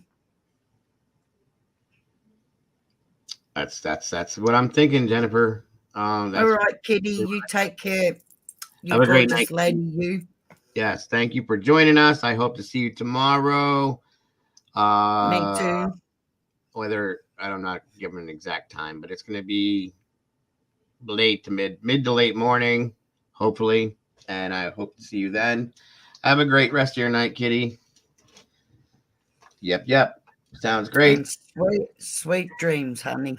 Yeah, and if you have any questions or problems that we can help with or I can help with as far as your channel goes on, please give me a yell. And this is me hugging you, Kitty. Hugs back, honey. See, it's easy to hug Joe. See, I can sit here and go, this is me hugging you. Crushing your head. You guys remember that from the kids in the hall? I'm crushing your head. I'm crushing your head. That used to crack me up. That's what I was laughing at. I'm hugging you. Unknown top 3 suspects. Number 1, unknown frat member, Ethan's trivia brother, hoodie guy, Jack. Jack D is not my type 3, does not look capable. Kaylee's family solidly supports him. Yep, I'm in that realm. Or there's another possibility, and X we know nothing about. Very, very, very well. So, hello, Molly.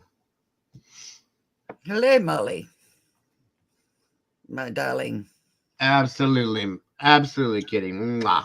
There you go. Have a great night, my dear. Thank you so much. And sweet dreams, honey. Yes. As Patsy Cline would say.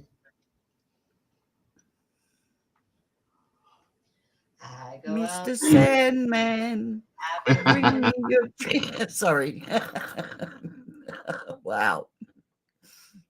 Don't say I never do anything for you. I just sung for you, for God's sakes. That's all good. Did you send it to me? That's going to give you nightmares. No. Did you put it, send it to email, Molly, or did you send it to me? If you can, send it to email. That way I can pull it up for everybody. But let me finish this one here real quick and get out of here real quick to get this video done, guys. And I agree. Like, even when he's saying that he is upset because he's being accused of doing things, his affect is he's smiling. So his words don't match up with his facial expression. He says he's upset, but his facial expression doesn't look upset. But I would urge caution before we jump to any conclusions on this guy. I do think that the masked doorbell camera guy is a potential lady. And we are hearing that police have identified him. So do you think that this is the man who entered the residence to target Ethan, Zena, Maddie, and or Kaylee? Thank you so much for watching, and I will see you next time. All right. Sorry about all that, everybody. I didn't mean to... So you're thinking about joining the reporter room. Well, I can tell you I would love to have you as part of the reporter room. That smiling while he's talking, that they're saying he doesn't match. That's a nervous thing. People do that when they're... Yeah, it's anxiety. I do it. I can be in tears and laugh. Yep. Me too. When I get really mad. Yep. When I get very, very mad, I have a tendency to laugh. And I mean, yes. Really mad. Me too. Hopefully you guys will never see me that mad, but that does happen at times. But I'm like that. If where did this come stressed, from, I'll Molly? smile. Oh no, where did Liza go? I don't know. She just Where'd you go, Liza? I need to know more about the Oh, she went. You know what she probably did? She said, I need to know more about the triplet. She probably started looking, and on StreamYard, once you touch anything, it brings you down. Liza, if you want to come back up, my dear, all you got to do is here. There's the link. If you want to come back up, just click the link, and I will bring you back in. Okay, so Hey, Sherry smiles when she's nervous. A lot of people do. I know a lot of people that do that. No lie. Okay, I do that when I get mad. Isn't it funny? People complain when you're quiet and you don't speak much, or aren't they weird? They don't talk. They're loners. Yeah. People complain when you speak too much. Oh, look at that boisterous person. want to be center of attention. You can't win. Yeah. You can, you know the saying, you can only please some of the people some of the time, not all of the people all of the time. So the Yes. only person you should always worry about pleasing is yourself. Yourself. Thank you. When I go silent T, forget it. Just stay away from me. That's the bad side. All right, so Miss Molly sent me this for us to check out. This is inside analysis of Kaylee and Xana's rooms, which is a good thing to look at because I will show you why. Thank you, Miss Molly. If you have the link to where this came from, please put it in the chat, Miss Molly, so that we can give them their just desserts. I would appreciate it. Thank you so much. Let's check this out, guys. Let's see what it has to say to us. Thanks, Molly. That's very, very. You know what, Jennifer? I was thinking about that. If they would have shut their door, locked their door, stayed in there very quietly, and stayed asleep, you're very, very possibly right. Very possibly right. I think the dog started barking, drew attention. Somebody checked it out, and kadam, boom, ran into that. Oh, it's okay, Liza. No worries, hon. If you want to come back up, that link is right there where it says StreamYard. Click it, and I'll bring you in, my dear. Okay, let's get this rolling. Rolling. Get out of my head. Oh, okay, where's the audio? I can hear it. On November 13th. I'm not going to go into a 5-minute backstory of what kind of happened and what we know so far because there's a million videos of that already. I just wanted to go over a quick video of what I had discovered this morning. Basically, the last few days, I've been studying the article from the Daily Mail. They have pictures taken from outside in to the windows, and they posted some details underneath each of them, and I just didn't believe it because it didn't look like what it was saying. So I just been deep diving into these pictures and trying to figure out where was what picture in the house. Okay, so if you've been following this case, you know that this house is very dynamic. It is not the typical family home as most places are. It was 3 stories high, 6 bedrooms, 3 bathrooms, 2 bedrooms on each floor, 1 bathroom on each floor. Okay, so take a look at this picture. This is the front of the house. I need you to look at the windows, but specifically this window. This is the 3rd floor, of course, but I've been really wondering if that was Kaylee's room or Maddie's room, and I'll tell you why. According to Kaylee's mom, she was going to graduate early in either December or January and was planning on moving out or already has been moved out. I also read somewhere that she was planning on a trip to go overseas backpacking possibly. Anyways, that she had already sold some of her belongings and even her bed, apparently. Well, the top bedroom on the 3rd floor with the balcony sliding glass door was Kaylee's room. And that the other room on the 3rd floor next to the bathroom was Maddie's room. This is the back room near the bathroom, which would be Maddie's room. As you can see in the window, there are pink boots and an M. The reason I believe those are Maddie's pink boots is because she was wearing them in this picture. So it's understandably confusing when Kaylee's dad spoke about them both dying in the same bed together. So my questions are, did Kaylee sell her bed to Maddie?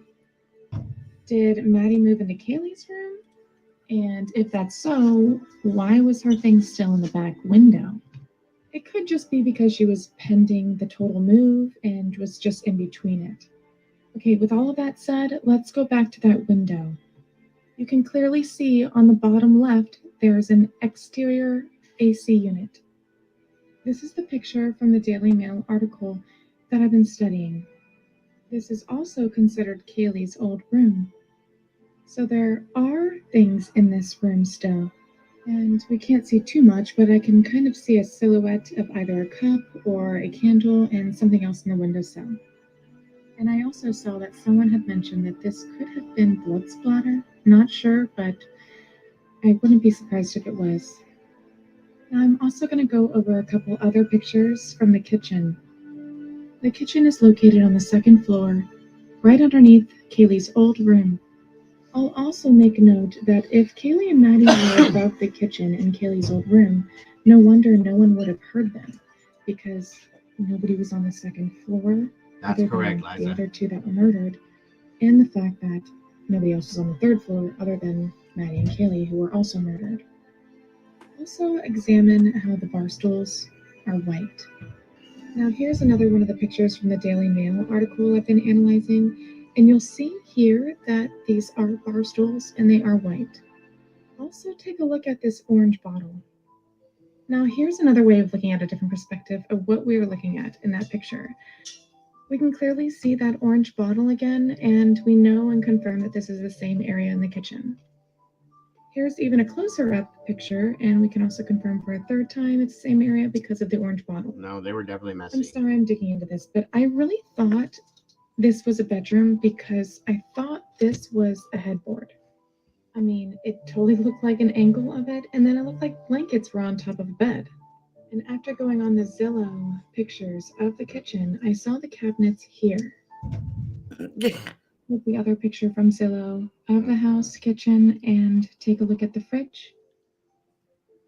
Okay, now I hope you're sitting down. I couldn't see it before, but now I see it. Here's the fridge. But do you see this? I'm not sure what that is, but I think we can all kind of say it looks like blood. I wanted to see different aspects of lighting, so I tried editing a bit, and this is what I got.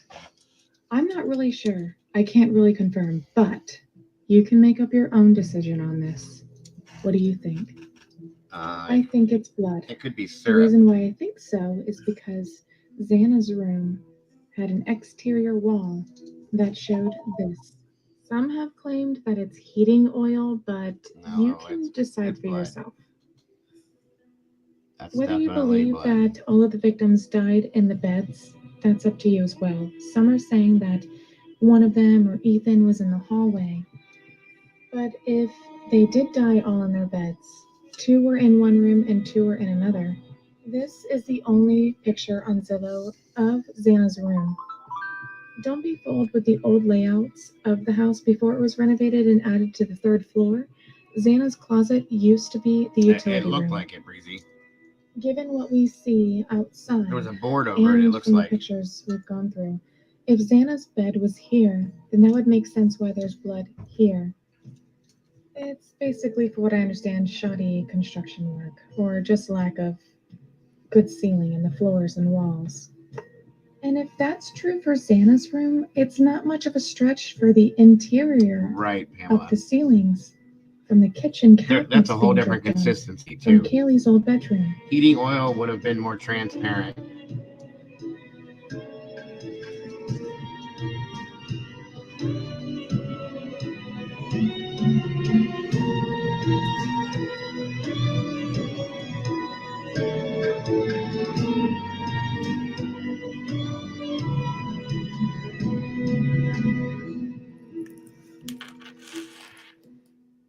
Here's the third floor layout. This was Kaylee's old room above the kitchen, and this was Very Maddie's fast, old Liza. room, unless she was pending moving over to Kaylee's room. My own opinion is that the girls died in Kaylee's old room. The cabinets in the kitchen that were, quote-unquote, leaked on would have been around here. Just to recap on the disclaimer, I'm not really sure. This is all of my opinion and assumptions. Carry on. I would imagine her bed would have been here or here, possibly. I'm not sure if you can take a good look at this, but after analyzing it, it kind of looks like there's a bed against that wall. I know it's a lot to think about, but it kind of gives an idea of what might have happened and where. There are so many things to this case. As soon as I'm caught up, the next few hours, something else comes out.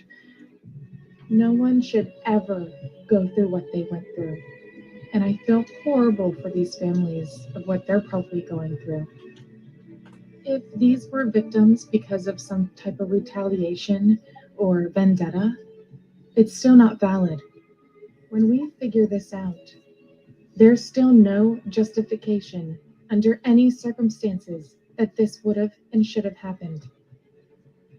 To all the other channels and sleuths out there, putting our minds and ideas together, I commend you. Thank you. Because just like Gabby Petito, it's going to take us to figure this out and help law enforcement complete this case.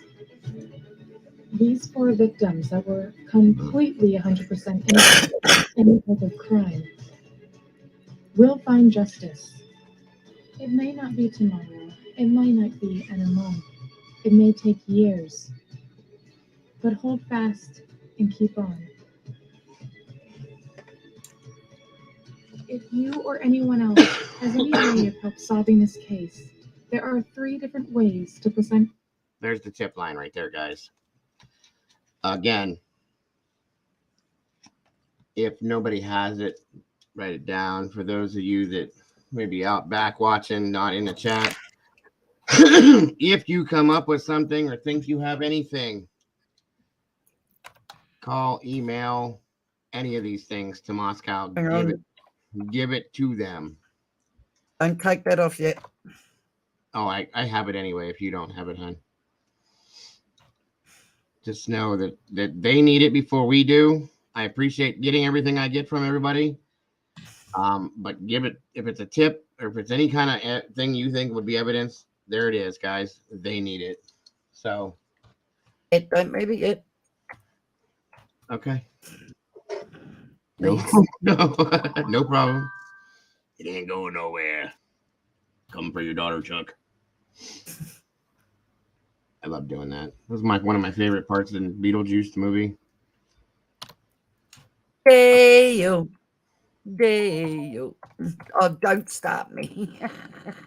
Daylight come and me one go home. Come, Mr. Tellyman, telly the bananas. See where you started? Uh-huh. I'll come for your daughter, Chuck. That doorknob was in the closet. Yeah. Well, no.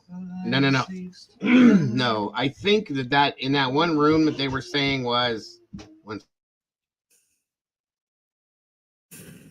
he's gone. Good Lord. Anyway, this kid. I don't like teenagers. I don't like teenagers at all. I love how when you talk to them and they just kind of go, yeah.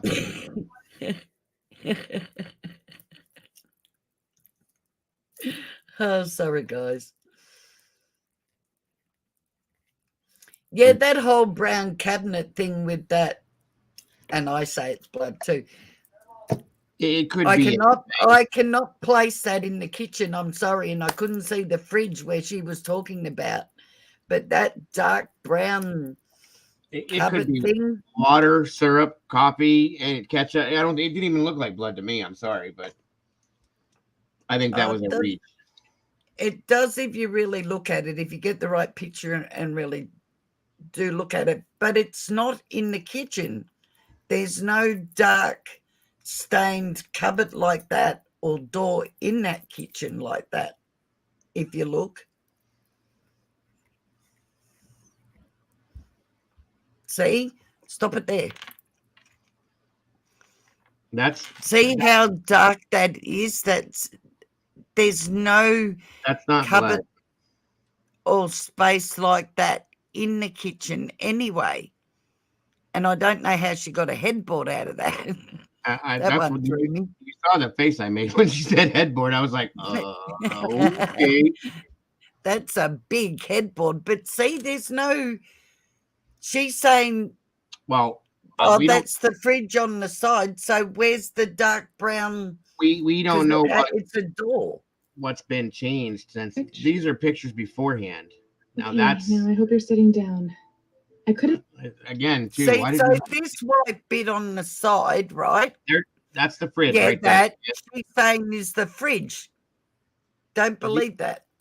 These cupboards don't even look the same. No, that's a door anyway, not a cupboard. That is a door. If that's the refrigerator in this picture, yep, that's counter, and those are tin like natural wood looking cupboards, right? That's right. And there's a window in front of that. So if she's looking at that side on, Okay, now I hope you're still. Okay, unless they she'd move be the fridge looking at a around. window. I think they moved the fridge because that's not. I think that's really confusing. I mean, it's very confusing. Yeah, you're absolutely right. Bottom cupboard door. Oh, okay then, T. But look, hold on. Let me do this That again. looks like a normal, not a cupboard door, like a hallway door or bedroom door or something, which would be right out of whack with all the rest of it. Wait a minute. Let me blow this up a little bigger. No, that's a cupboard. I can see because there's the top of the counter right there. And there's the side of the counter. It just, they're dark. But that's as high as the window. No, see the window you're looking through? No, they're coming at it from an angle, hon. So it's like they're standing up on that deck on the back, okay, on the second level there, coming down, looking at it like that's the bottom cupboard.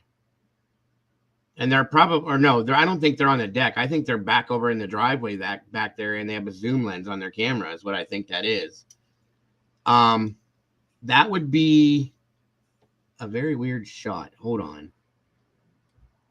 Back up again. It's weird, I'm telling you, because look how clear you can see things. No, hang on, Dago.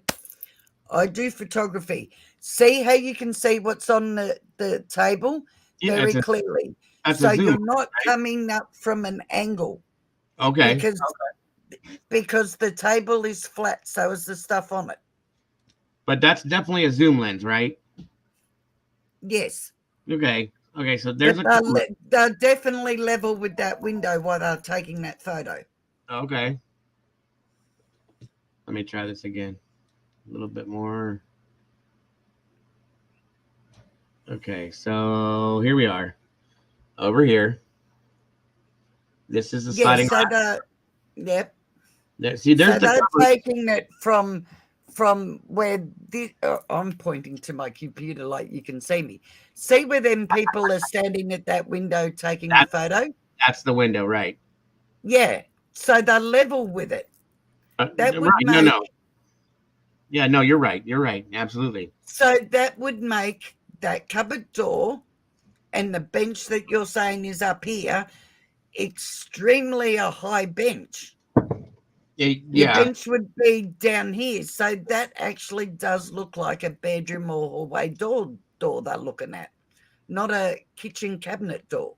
Well, if you look right here, here's the cabinets. Yeah, I can see that.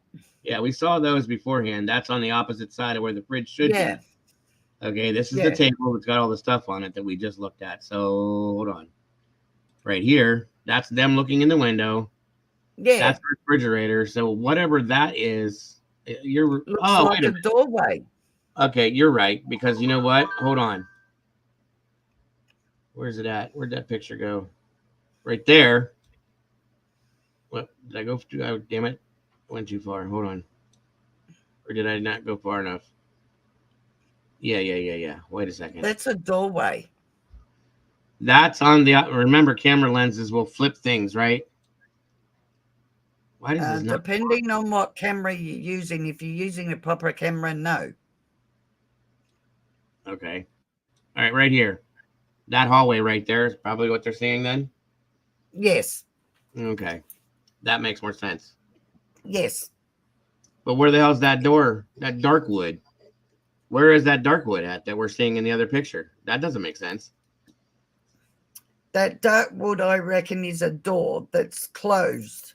And maybe it's open, but it's definitely a doorway. It's definitely not a cabinet door. Looking at Go this back picture, to the picture. First door is darker.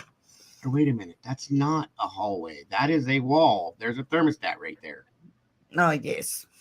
That's just a doorway, like a frame.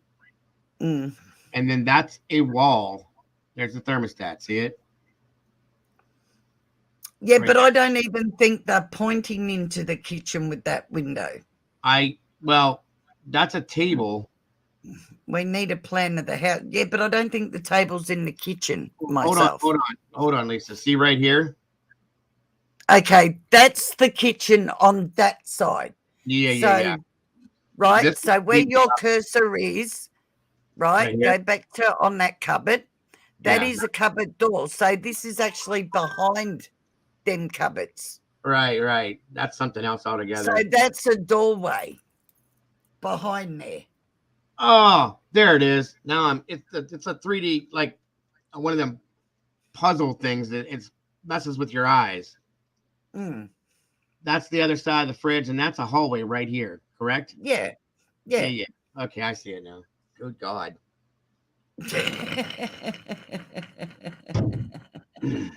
I think we got it, folks. Inspector Clouseau. Good Lord, that's crazy. You were doing my head in with that. My head, your head. My eyes are crossed right now. Because I do photography and you're going, it's taken from an angle and there's the cabinet. No, I'm going, no. I was completely wrong. because everything on that table's flattened beneath it. Okay, so all right, this picture that's been enhanced. That does look like blood. It does, doesn't it? What is? Good God, that's the. But it also looks like something's like the outer part's been stripped off it to expose it. Right, like they Do you were. know what I mean? Something, yeah.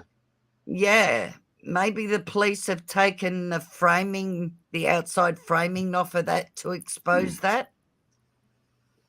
I mean, maybe that is that, but that was all left there. Because that's what it looks like to me. It looks like the fascia framing boards have actually been taken off of that to expose what's underneath it. Okay, that's. I don't think that's how it was, to be honest. I agree. Come on, give me the other picture there where I was trying to find. Thank you, Pamela. What did she say? Oh, I missed it. I do, Lisa. Yeah. This is weird. I'm sorry. It won't flip any picture. Okay. I didn't know for sure. I'm not like very good at that stuff, guys, but maybe that's so good. There's the floor plan, guys. It's a filter. That's so good, but I think the police, the forensics, have seen stuff dripping, so they've taken the fascia. The fascia off. Yes, you're right. The fascia board off of the doorway of the frame. Right. To see what was in underneath it, whether it is blood or not. That's what I think. Because that I would guarantee you that door wasn't like that when they were living in there. And I'll be honest with you, not to talk bad about anybody or say anything bad, but the house is probably trashed in some senses, guys. It's a party house. A bunch of kids live in it. You know what I mean? It's probably a bit of a mess. They're always doing their own things, and they don't have time to clean up between going to school and partying. Thank you, Heather. So on and so forth. I mean, it is, what it is. So, no judgment on the way the house looks, but. No, but I don't think they would have done that. Messy, yes, like normal teenagers and college kids and whatnot. But as for stripping fascia boards off of frames and that, no, I think that's done by forensics. I agree. Because as you can see, the stuff in behind it that does look like blood. Yeah. They probably seen some of it dripping, and by the looks of it, above that doorway, they've even taken wool off there, or what we call it plasterboard. You call it like fascia, stuff like that. No, your board on your walls. What do you call your walls? Drywall. Yeah, you call it drywall. We call it plasterboard. But by the look of it, between the ceiling and the frame, they've taken that bit of wall out, as well as the fascia boards that sit around the door frame. Mm-hmm. No, I see what you're saying. I absolutely get it. And yeah, now ask me how I know that, because I used to build too. Right. And yes, Liza, that would have come from upstairs. It could have come down through the floorboards, because Now, one thing I noticed, guys, and we did know this, the whole house is all wood floors. There's no carpeting, there's no linoleum, there's no nothing. It's wood floors. So there's cracks and things can come down, drip from the ceiling to other surfaces, obviously. So, yes. Plus, that house looks like it was thrown together, not done exactly. Yeah, it's kind of a weird house. It's kind of, you know, it was 2 levels. They threw that addition on the back underneath for the first floor level, blah, blah, blah. They built it that way for a college type situation, you know, to have multiple people living in. That's it. Yes, Liza, I would say that it came from the girls' room. Yeah, truthfully. sadly. Above, if that's what that is, agreed, you know. And then, okay, let's see, 3rd floor. Thanks, I retract my pantry statement. Yes, no That's worries. all right, No worries. That's what we're doing, guys. No apologies. Or anything. Don't worry about it. Okay, here we go. Maddie's Sorry, room. Steve. Yep, this is Maddie's room, and that would Yeah. be the room that this happened in. This room was untouched. Let me see here. Although, didn't she say, the girl that was doing this video, didn't she say she believes that they were done in Kaylee's room? She said that, but I don't. She We was don't wrong. know. It could have been either. If her bed was Well, still there. I remember hearing some things the other day. She's wrong on this because Kaylee's father, Steve, said that Kaylee's bed was made. It was all there and made, and it was in good shape. Everything was together. And still in that room, that was Kaylee's room. And Kaylee just went in and stayed with Maddie that night. Well, And that's what I heard. So usually if they say Kaylee stayed in with Madison, it usually means she stayed in her room, not that's why the I other way said around. earlier. Yeah, they were in Maddie's room. That's why I Mm. believe that. I got you, Molly. I'm going to check them here in a second. And that will help. Thank you very much, my dear. As always, Molly. So there's that. And again, like I said, this weird house, the way it's built. Let me get back to where I was going to. Yeah, it was definitely. I As mean, you don't get see- me wrong, it's not a bad looking house, but it was definitely slapped together for a rental. Yeah, well, yeah, 100%. It, like I said, it was put together to be a college type house. Yeah. You know, for college Yeah. house, period.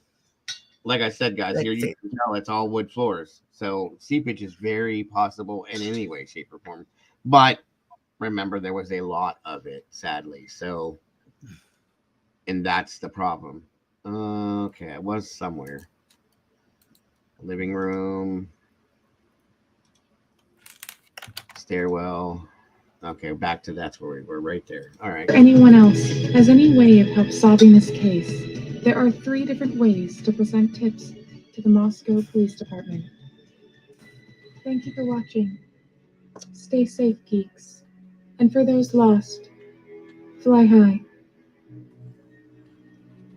Amen to that. Yep, amen. God rest your souls. Thank you for the video, my dear. Thank you, thank you, thank you. But may they shine the light through the darkness to show who did this to them. That is a fact. That is a fact. One second, everybody. Check this real quick. Because Molly, whatever Molly, is good. done in the dark, trust me, whoever you are, it will come to the light. And if you think you won't pay for justice on this earth, by God, on the other side, you will. Mm-hmm. Thank you again, my dear Molly. You're such a big help to me. Such a huge help. All right. This is again from Miss Molly. She's absolutely a sweetheart, I know. Absolutely. Okay, this is another kitchen photo, guys. Let me see if I can. Oh, look, there's the stove. Yep, and the tan cupboards that are still tan and the granite looking countertop. So we have that. Let's see. There's that. Okay. Now that's the picture they were trying to There you show. go. Yes, and there's the door behind it. See, over. I'm doing it There's again. the I'm trying fridge. to get my computer. Yeah, and move that way. No, other way. Other way. other way. Come to the window. Just there. There's the door. Yeah, right there. That brown door. So Yeah. what they were looking at was this. Okay. Yes. Yeah. Gotcha. Okay. Let's see what we got next. She just complicated it. Yeah. Okay, there's that big cupboard there. There's that window. And They were that- looking that low. That window right there is where they were looking across Yep. to. Okay. Yep. I got you. And then upstairs, now the light's on up there. Mm-hmm. That is Kaylee's room, right? That's what I'm Old blowing up. room. Good vibes. They were talking about that sign. Good vibes. Yes. Yeah, that's Kaylee's room. That's Kaylee's room. Yeah, and there's the bed. Yeah. Yep. Okay. Well, we got that. Yeah, so it was along that wall. Mm-hmm. Aha. They're back to the window again. Got to give up taking photos. Right. Okay. Let's get off of this picture. Is there any more? I'm all right with photos. I just got to stop and look at them because, like I said, I do photography, so No, I get it. it's the same as reflection and everything. It amazes me what people will see, and it's reflection, and you got to spend time, like hours, trying to explain to them where the reflection's coming from. Right. Did I go through all these already? Yeah, I must have gone. I did. Yeah. Okay. I'll just double check. Thank you once again, Molly. That's so good. Thanks, Molly, sweetheart. Right. Yes, my darling. We appreciate everything you do. Every single Sure bit do. of it. We All of it. appreciate everybody here. Yep. All you guys. You're all amazing, beautiful thinkers and helpers, All right, guys. and If you you all wanna put in give us so a call, much. Please call in 234-703-4047 if you would like to have a talk and voice your opinions, theories, thoughts, anything. Give us a call. Yeah, let us know what you think or Thank you, what Miss your Eckert. theory may be. Yeah. Voice it, guys. Please. Let us hear your beautiful voices, everybody. Any one of you guys. It's Remember, just no theory is silly. No theory's way off a whack because Listen. none of us know. I told you guys, everything's on the table. Nothing comes off the table, so forget about it. That's If you it. could call in and tell me you think the dog did it, I'm not going to laugh at you. Because at this point, you know what I mean? Do you know what I want to know, though? That you want to Who know. let the dog out? Sorry. I just thought I'd lighten the mood. Sorry. Well, hello, Daisy. How are you, my dear? Thanks for joining us. An odd time. Yeah. Hello, Daisy, darling. Forget about it. It's a fugazi. And So, I'm yeah. still stuck on who let the dog out. Mm-hmm. If we had that answer, we'd know who done it. Have you ever thought about that? Absolutely have. I absolutely. Hello, laughing noise. I am getting there. I'm still kind of tight, laughing eyes, but thank you so much for joining me, and thank you so much for the well wishes. I appreciate you. I do. So, does anybody want to ring and say and answer who let the dog out, or who they think let the dog out? There's an easier way to put it. And if you listen, if you don't agree with what I'm saying, giving you as my theory as to what happened, good. I want to hear it. Call, give me, yell at them like Dago. Online. Right, call me and say, hey, are you dumb, Dago? What about this, or anything else? Don't be afraid We to do do, T. We do.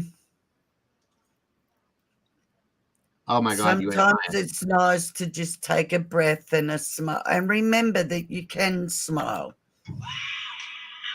Us being down and miserable isn't going to help these people. Mm-hmm. And we're not doing anything bad to them. And I think by asking who let the dog out is much nicer than saying, who do you think did what they did? Well, I don't know, Molly. I think that the dog was let out when the door was opened. Okay. I personally think that. Or that the dog was let out purposely to keep the dog away from the situation. Yeah, Sherry, I did say that earlier, love. I said that the last scene, his brother and his sister, I might add, behind the parents at the couple of interviews that they did, his brother does look extremely cold and very angry, which is understandable, Right. considering what he saw. But so does his sister, which I fully understand. And for that exact reason, Sherry, I did think that. Yeah. That's why I said I'm not putting him in and saying he did it. I'm just saying nobody is off the table. Nothing is off the table until Moscow Police Department says boom, boom, boom, boom, boom, boom, boom, and boom. Then I'll say, okay, that didn't happen. But Pamela, if the dog got out of the open door, which I agree, it wouldn't have got out of the closed door.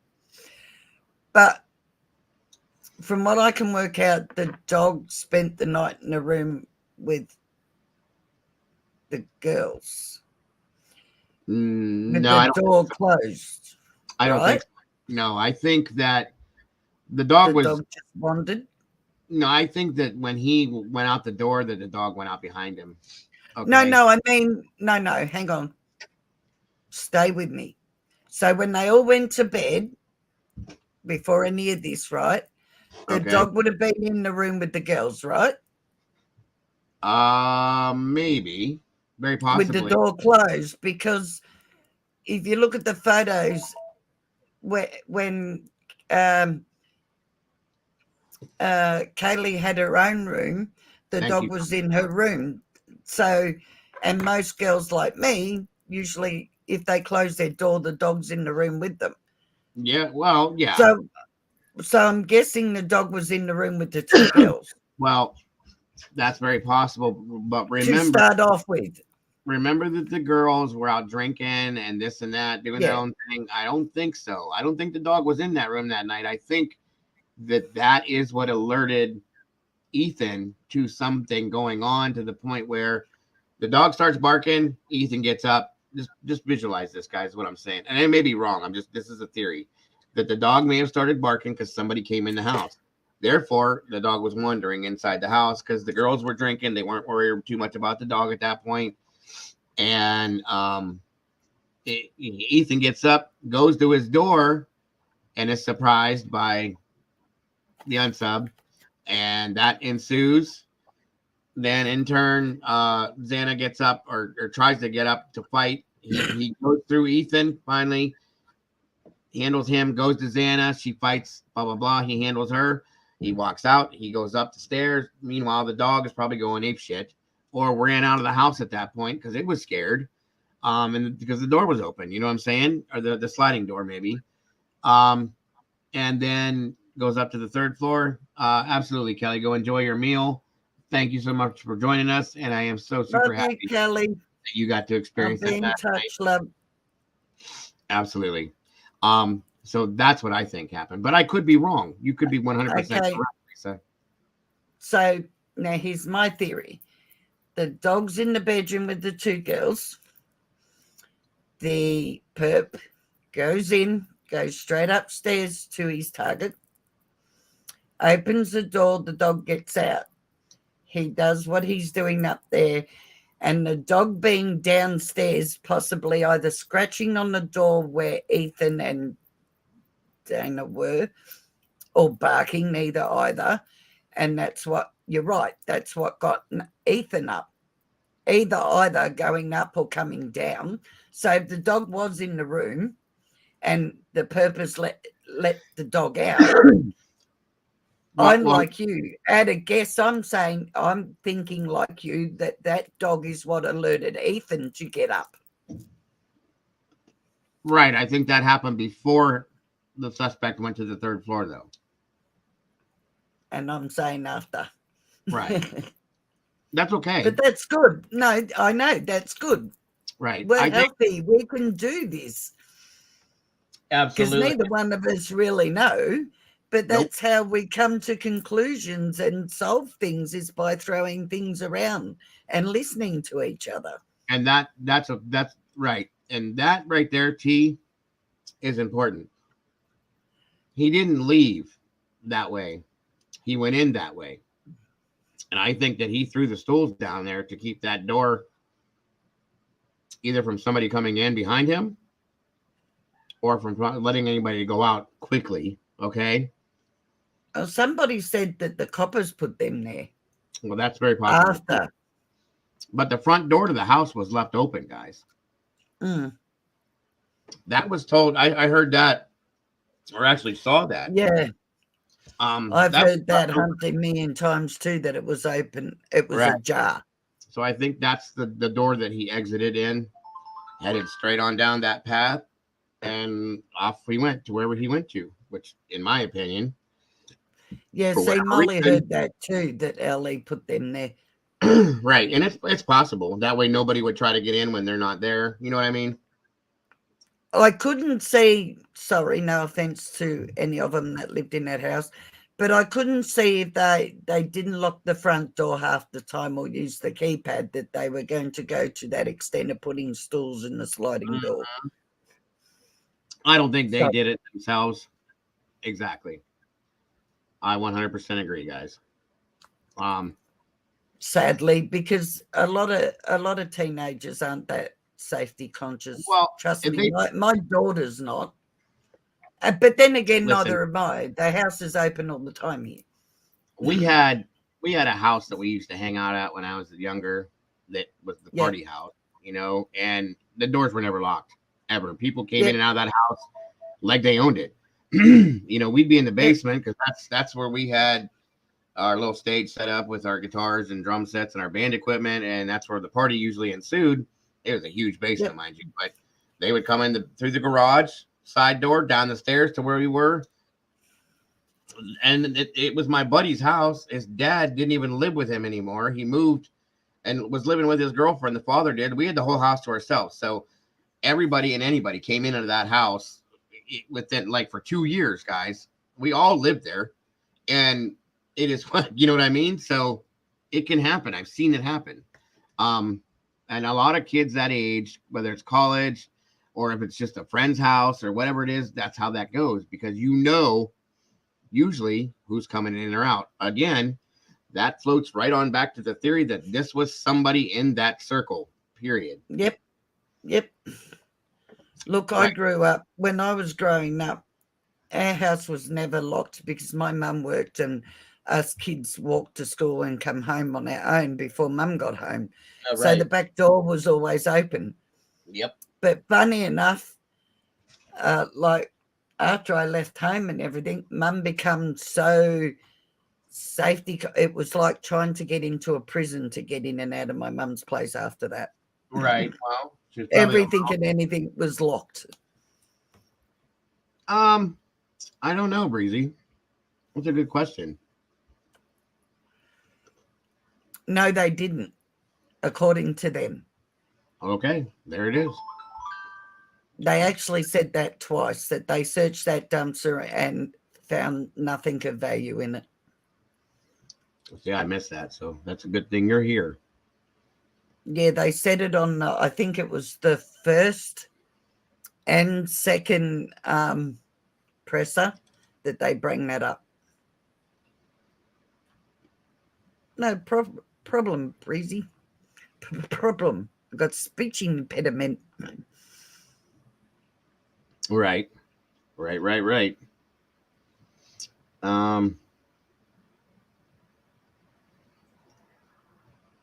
is that?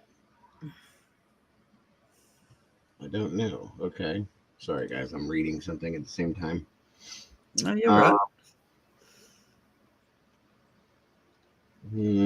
Just checking to make sure I got everything covered. Yeah, me too, Breezy. You and I are on the same thought.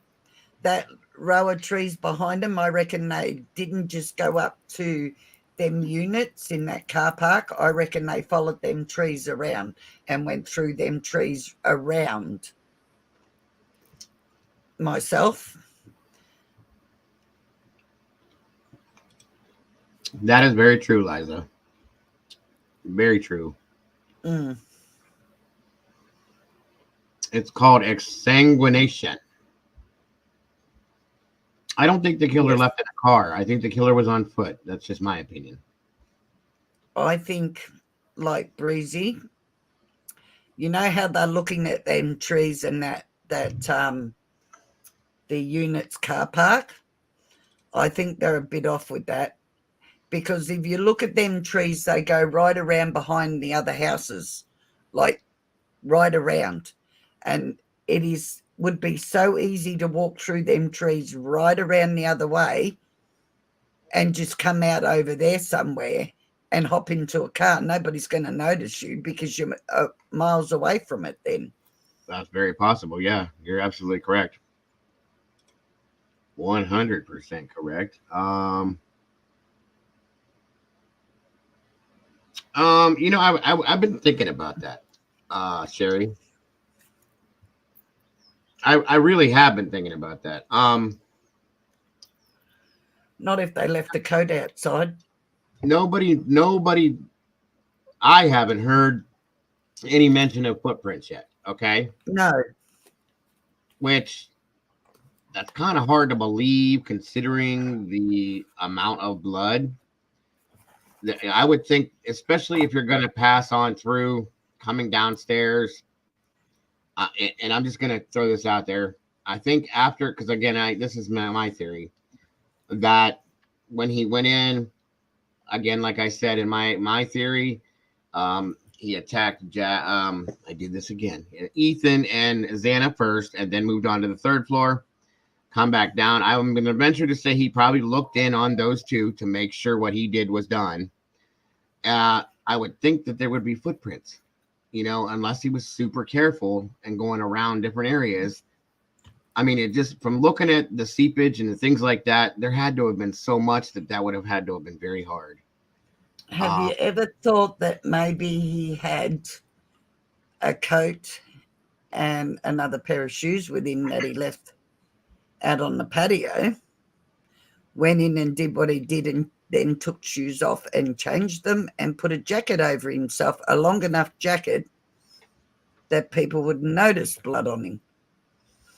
I don't know if it was that thought out, but very possible. Very possible.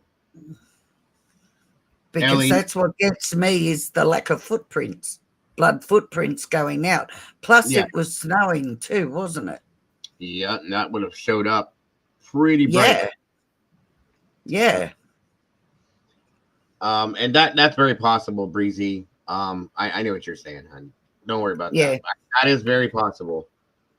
Oh yeah, they're not going to tell you what they know. I think they know plenty. Especially not something like that, because that could tip off the killer and anything that he may have. Shoes, he'll get rid of it. Yeah. Okay, you know what I mean? Yeah. So there's that. So yeah. Let me see here. I think I'm not gonna put anything. Where'd it go?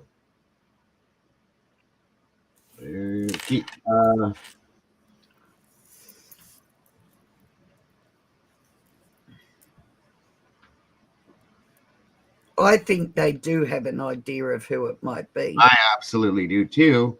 Again, if you remember in the earlier video, Steve said, I asked their permission to see if I can say that, and they said no. Yep. And I think Steve also has a very minimal idea. Yep. I guarantee you he does know exactly who was targeted. He knows a lot more than we do for a fact. I'll give you that much. But I think Steve does have an idea of who it is in his own mind. I do too. I very much do. And he knew, or now remember, you guys, Okay, Molly says that Ellie says they have no footprints. Well, that is very interesting to me. As I was saying, remember that. Oh shoot, what the hell was I going to say now? Okay, Joe. I actually did think of another way to get into that house. Mm-hmm. As strange as it might seem, you know the tree line they were looking at. If you look at the end of that, climb a tree and go onto the third floor balcony and go in that door. I thought about that a while ago.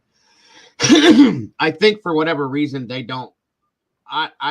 The way Steve explains what he explained made me which think, would explain no footprints too, by the way, because they would be looking for footprints out of the second floor onto the snow. But if you actually went out there and climbed a tree back down to that tree line, right, you're pretty well covered. Honestly, Lisa, I'll be honest with you. He could have very well taken his shoes off at the door. Yeah. As a lot of people do when they enter a house, went in there in his socks, did what he did, came back out, slipped his shoes back on, and out the door he went. And if you're in socks, that's not going to leave no footprints. And I'm sure this person was very careful to not leave footprints. Okay. Oh, me too. And stuff like that. So again, I guarantee he didn't have passwords. He got into his daughter's account. Oh yeah. Well, I think that the excuse me, by the way, I think that they showed text messages that police did, and they shared them with Steve personally. I think. Yeah. I Breezy, that I don't know. Maybe they've been told not to. Because some of the parents, I found out that law enforcement was a little upset with them because they had spoke about things they weren't supposed to. So that could be right there why. Or maybe they just physically can't. Some people can do it out of anger and what the need to find the perp, and others are just grief stricken. And that could be mainly what it is. To be honest, I know I couldn't have talked to anybody. I'm just gonna be honest with you. But there would be prints outside right, and that I understand, Sherry. That would be the shoe prints. However, not if he traveled along them stones under that balcony, right? There would have been the tree line. Well, yeah. The only place you're going to have him is up that tree line where the snow would be able to get to a little bit. Right. Which he could have brushed off or something and then continued along the tree line. You're right, Daisy. Listen, as far as the footprint thing goes outside, the snow, this and that, do you know how many people were there before police got there? Yeah. And that's there the was other probably thing too. Multiple boot prints, shoe prints, all over the place. So that situation is like, no. You know what I mean? Especially if there was snow. I mean, come on. That would have been damn near impossible to try to separate this one from that one, from this one, from that one, from that one, from this one. Even if you think about inside the house, the friends that come over, if they've gone up to that scene and got blood on their own shoes and then walked through the house too before police got there, or even why police were there, right, makes it 10 times harder. They could have actually walked over the perp shoe prints and ruined it. You just don't know, because you don't know how many were there and what they did exactly and what the police did too. Yeah, I agree. I do. Unfortunately. I absolutely agree. 1 second here.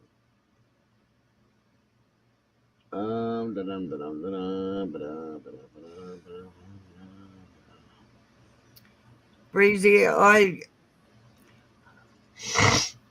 don't take notice of things like that, hun, because grief is such a hard thing. Excuse me for 1 second. And it's so different for everybody. it's probably not intentional that they didn't mention her name. They're probably not thinking clearly. When your mind is full of grief, you actually don't think clearly. Some do. I'm a person that put me under stress. And like when my nephew did himself in, nobody could cope with it. I organised everything because my sister couldn't, nor could my mother. And I held them all together. It was once I was away from everybody, and of a night I will fall to pieces. But I'm like that, you know, when people pass. I've seen a lot of death in my life and all the rest of it. So I'm one of them people that can get up and talk, and I'm one of them people that can hold it together. But trust me, there are hundreds of people that I've come across that cannot, for the life of them, even think straight. You know, even about somebody's husband that they've been with for 40, 50 years. Well, and they don't mention their names, and it's not intentional. this situation, it's the grief. Yeah. This situation, like I can, like when Ange passed, that hit me like a brick, guys. Yeah. But I could still function. Now, see, my wife, she couldn't. Yeah. Now, and God forbid anybody ever has to deal with this with their children.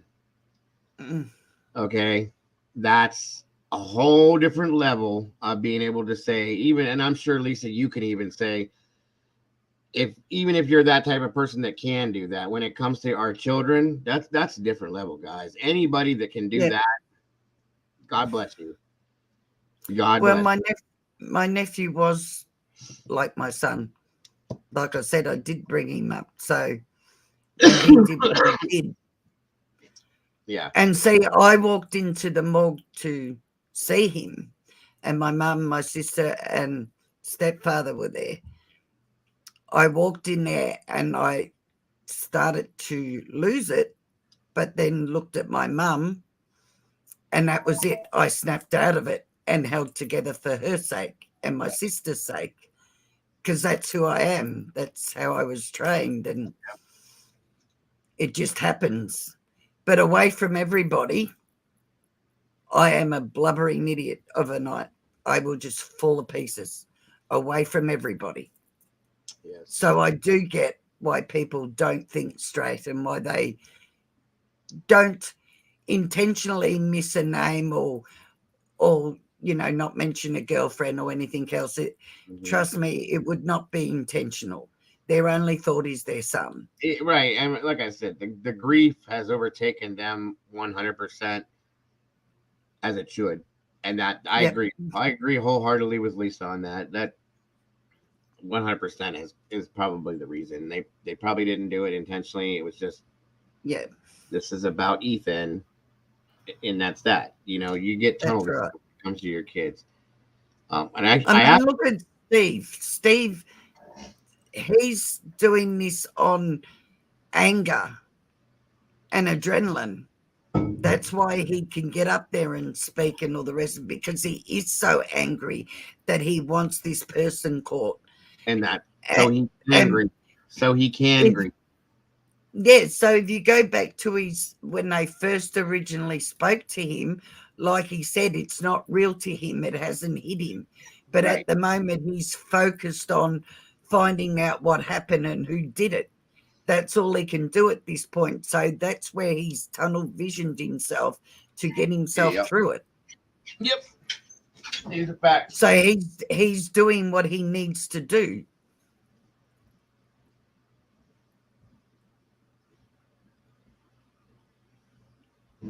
That's right, Pacific. Like we all would be angry if it was any one of our children and we weren't getting information. I mean, as parents, we feel we're entitled to the information that the police have. And then police feel, well, we can't tell you because then you'll tell everybody else. And you might give out the wrong information. It's hard both ways. It would have to be just as hard for police to go, you know, as much as I want to tell the parents, you know, this about their child, I can't. Mm-hmm. And then you've got the parent that's going, but it's my child. I have the right to know. And trust me, I'm that parent. I would be screaming too. I'll be honest Tell with you. me, who the hell can you tell? It's Yeah, my child. I'll be honest with you. Considering what we have all seen in the past year, as far as law enforcement goes, this, that, and everything, I think the law enforcement in this case is on point, guys. I think they're handling this the very best they possibly can. I think they're handling this way better than a lot of the cases we've been seeing being handled. I really do. You know, I think it's and they've never dealt with anything like this. Like I said the other day, this is a first time scenarios, and this is a learning experience, sadly. So, you know, they're doing what they can do. I think they were slow to start off with, but I think, like I said, they were playing catch up. Again, Lisa, but no, that's right. I'm not. Trust me, I'm not knocking them down. Like I said, the most experienced police that deal with cases all the time probably would have gone in and handled this and known straight away what to do and how quick to do it and all the rest of it. But we're talking about a police force that their last murder was 2015 for a start. And they haven't dealt with a mass murder. Right. It was nothing. And although everybody goes to police, everybody expects them to walk in there like non-emotional tin men and forget that they're affected and they have emotions and it traumatizes them and the things they see that they've never seen before. Just and like then they're trying to go, then they have to try and think straight. Now, what do we do? Oh, wait, we got to call this off. We got to call this one. We got to call this one. But that smell and that scene, they will always have in their mind and they will always see it and it affects them. And that is just like first responders, the police, first responders, EMS, firefighter, all of it. Listen, I don't care if you've done a case. I don't care if you've done this type of case 15 times, guys. Yep. Anything like this that you walk into is going to be like a slap in the face every time, especially when it comes to kids or anything this traumatic. It's going to be hard to deal with, period. I mean, everything I've seen, I've been on self-unaliving scenes, multiple, the same type, okay, where people, you know, have a gun and they do what they do to themselves, whatever. Yep. And I've seen two handfuls, I'll just say, of them in my time, and I still had the same reaction to it every time. You know, it's like, and it hits you, and it doesn't go away. When I'm doing my job, I'm not. It's not affecting me.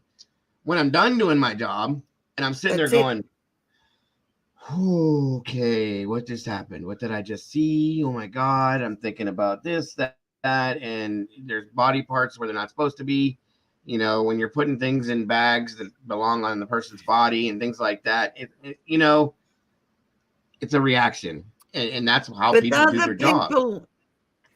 The other people everybody forgets. Everybody thinks that police, EMS, fireys and all that are robotic and are not human. And sadly, through every case, have you ever heard any reporters say, or anybody other than putting police down or somebody down, have you ever seen them go back and go, how are you? Because most police, most fireys, most EMS workers leave work under workers' compensation or under stress because of the trauma they've been through. These are the people that are there first that we forget take all this in. And as much training as you have does not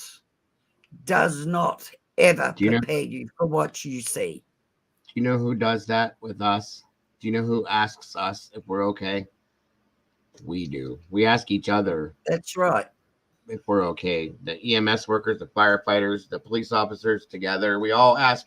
Yep. We all check on each other. We all debrief each other to make sure we're okay. Yep. Same thing happens like when a police officer has to discharge his gun on somebody. Yep. That's not that easy to do, guys. You know, and it does mentally, emotionally affect them too. That's why they have to go through counseling and all that if that ever happens. And a lot of it is along. If we go through a severe, like a situation like this as a firefighter, and as a EMS worker, medic, whatever you want to call any of that, there's counseling that's offered for situations like that. My first year, I had a house fire. I think I told some of you that burnt to the ground and 5 children passed away in it. Okay. And I carried one out like this big. Yep. That was basically a charcoal. Okay. It was disgusting. Mm. I had a 6-month-year-old baby at home, my son. Yep. I did my job, guys, and did what I had to do and went back to the station and completely broke it down and had to leave work and go home and hold my child and cry for 3 hours. And then I went back to work the next day. Okay. So, but you guys are the guys that everybody forgets about, but are so quick to abuse when they do the wrong thing or they make a mistake, because everybody forgets they're human. Yes, I understand there is corrupt police. Trust me, I, of all people, do know that. I also know there are police that can't be bothered. However, the ones that can be bothered are the ones that are affected, the fireys that are affected. We have fireys here that are all volunteered, that, you know, have gone out and fought bushfires while their own homes are burning down, that have lost their jobs because they're out fighting fires, so they lose everything. Everybody forgets about them. Everybody. How many times have any one of us walked down the street, seen a fiery or a policeman or a AMBO worker or anybody that is a first responder and walk up to them and say, thank you for everything you do? Because that's all they need, is some acknowledgement. Even to take them biscuits or coffee to the fire brigade or something, just acknowledge them. Even the police station, and build that rapport back up with public again. That's why I've always knocking them down. That's why I've always appreciated and respected the Salvation Army here in the United States. Any fire that we ever went to, I don't care if it was a garage fire, you know, other than like a little brush, well, even the brush fires, anything that we've had to respond to with the whole department, within moments of us responding, the Salvation Army shows up. They set up a trailer. They bring water and food and drinks and towels and blankets and everything that we need to help us to get through what we're doing.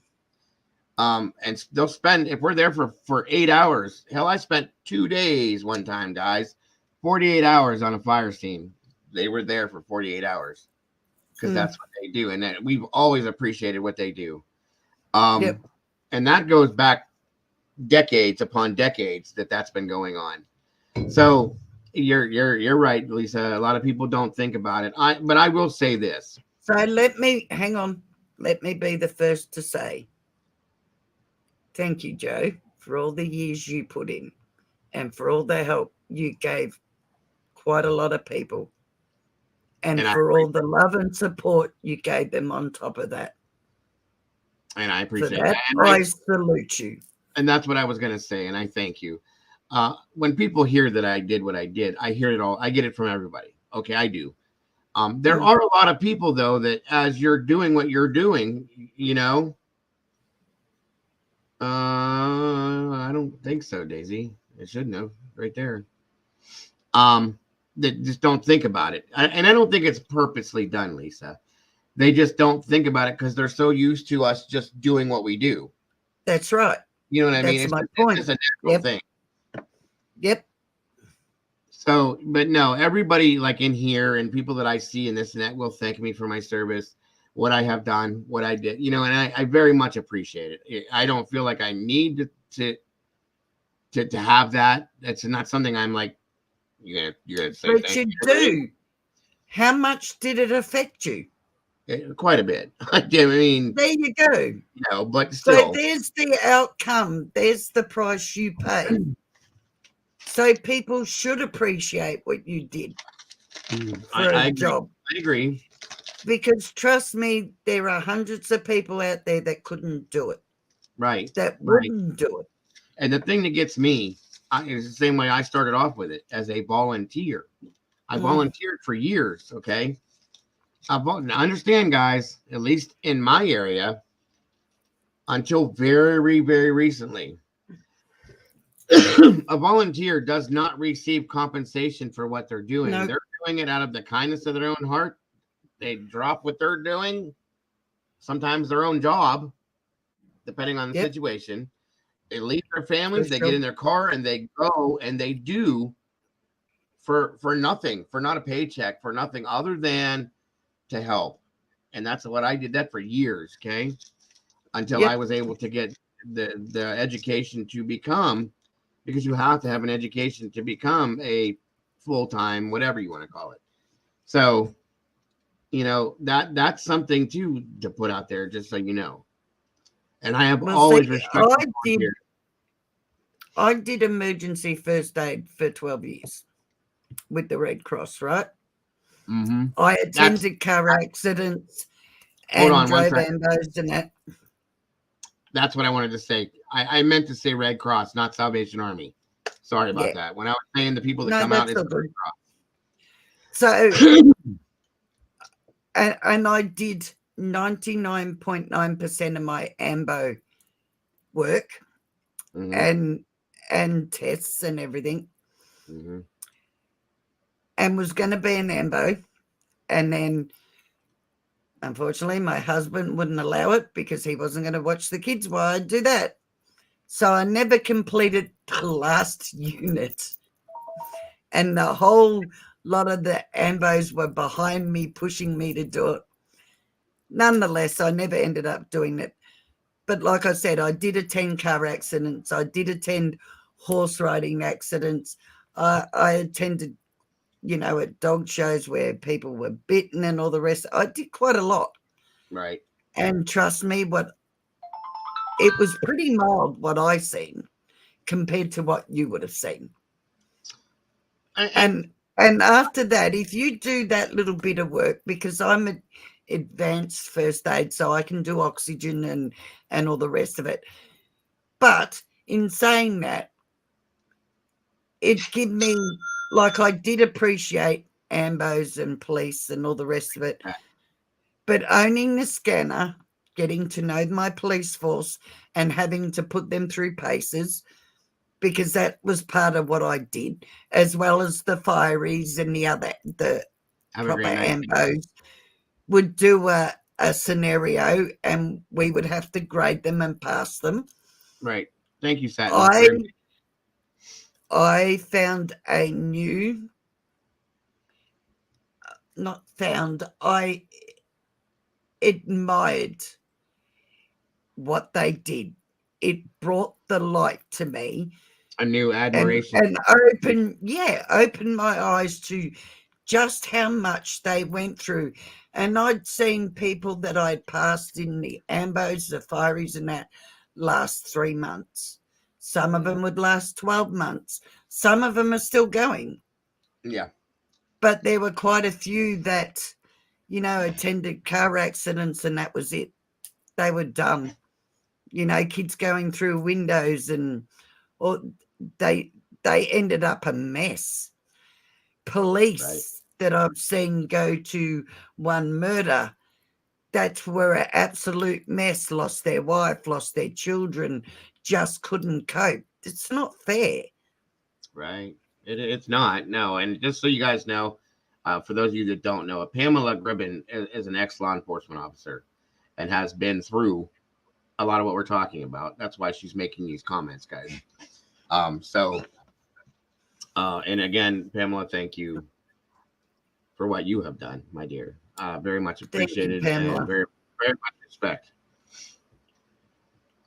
Me too. And yeah, and that is a lot. You know, I listen, me being on the side of things that I've been on for years, I still have a certain type of respect for law enforcement because even considering what we do, in my opinion, their job is still harder in a lot of ways than what we do, okay? Because of the situations that they have to deal with that we don't. So, yes, ma'am, 28 years. Congratulations for making it through and for being here. And thank you for joining us, too. Salute Thank you you too, so much for Pamela. what you do. Absolutely.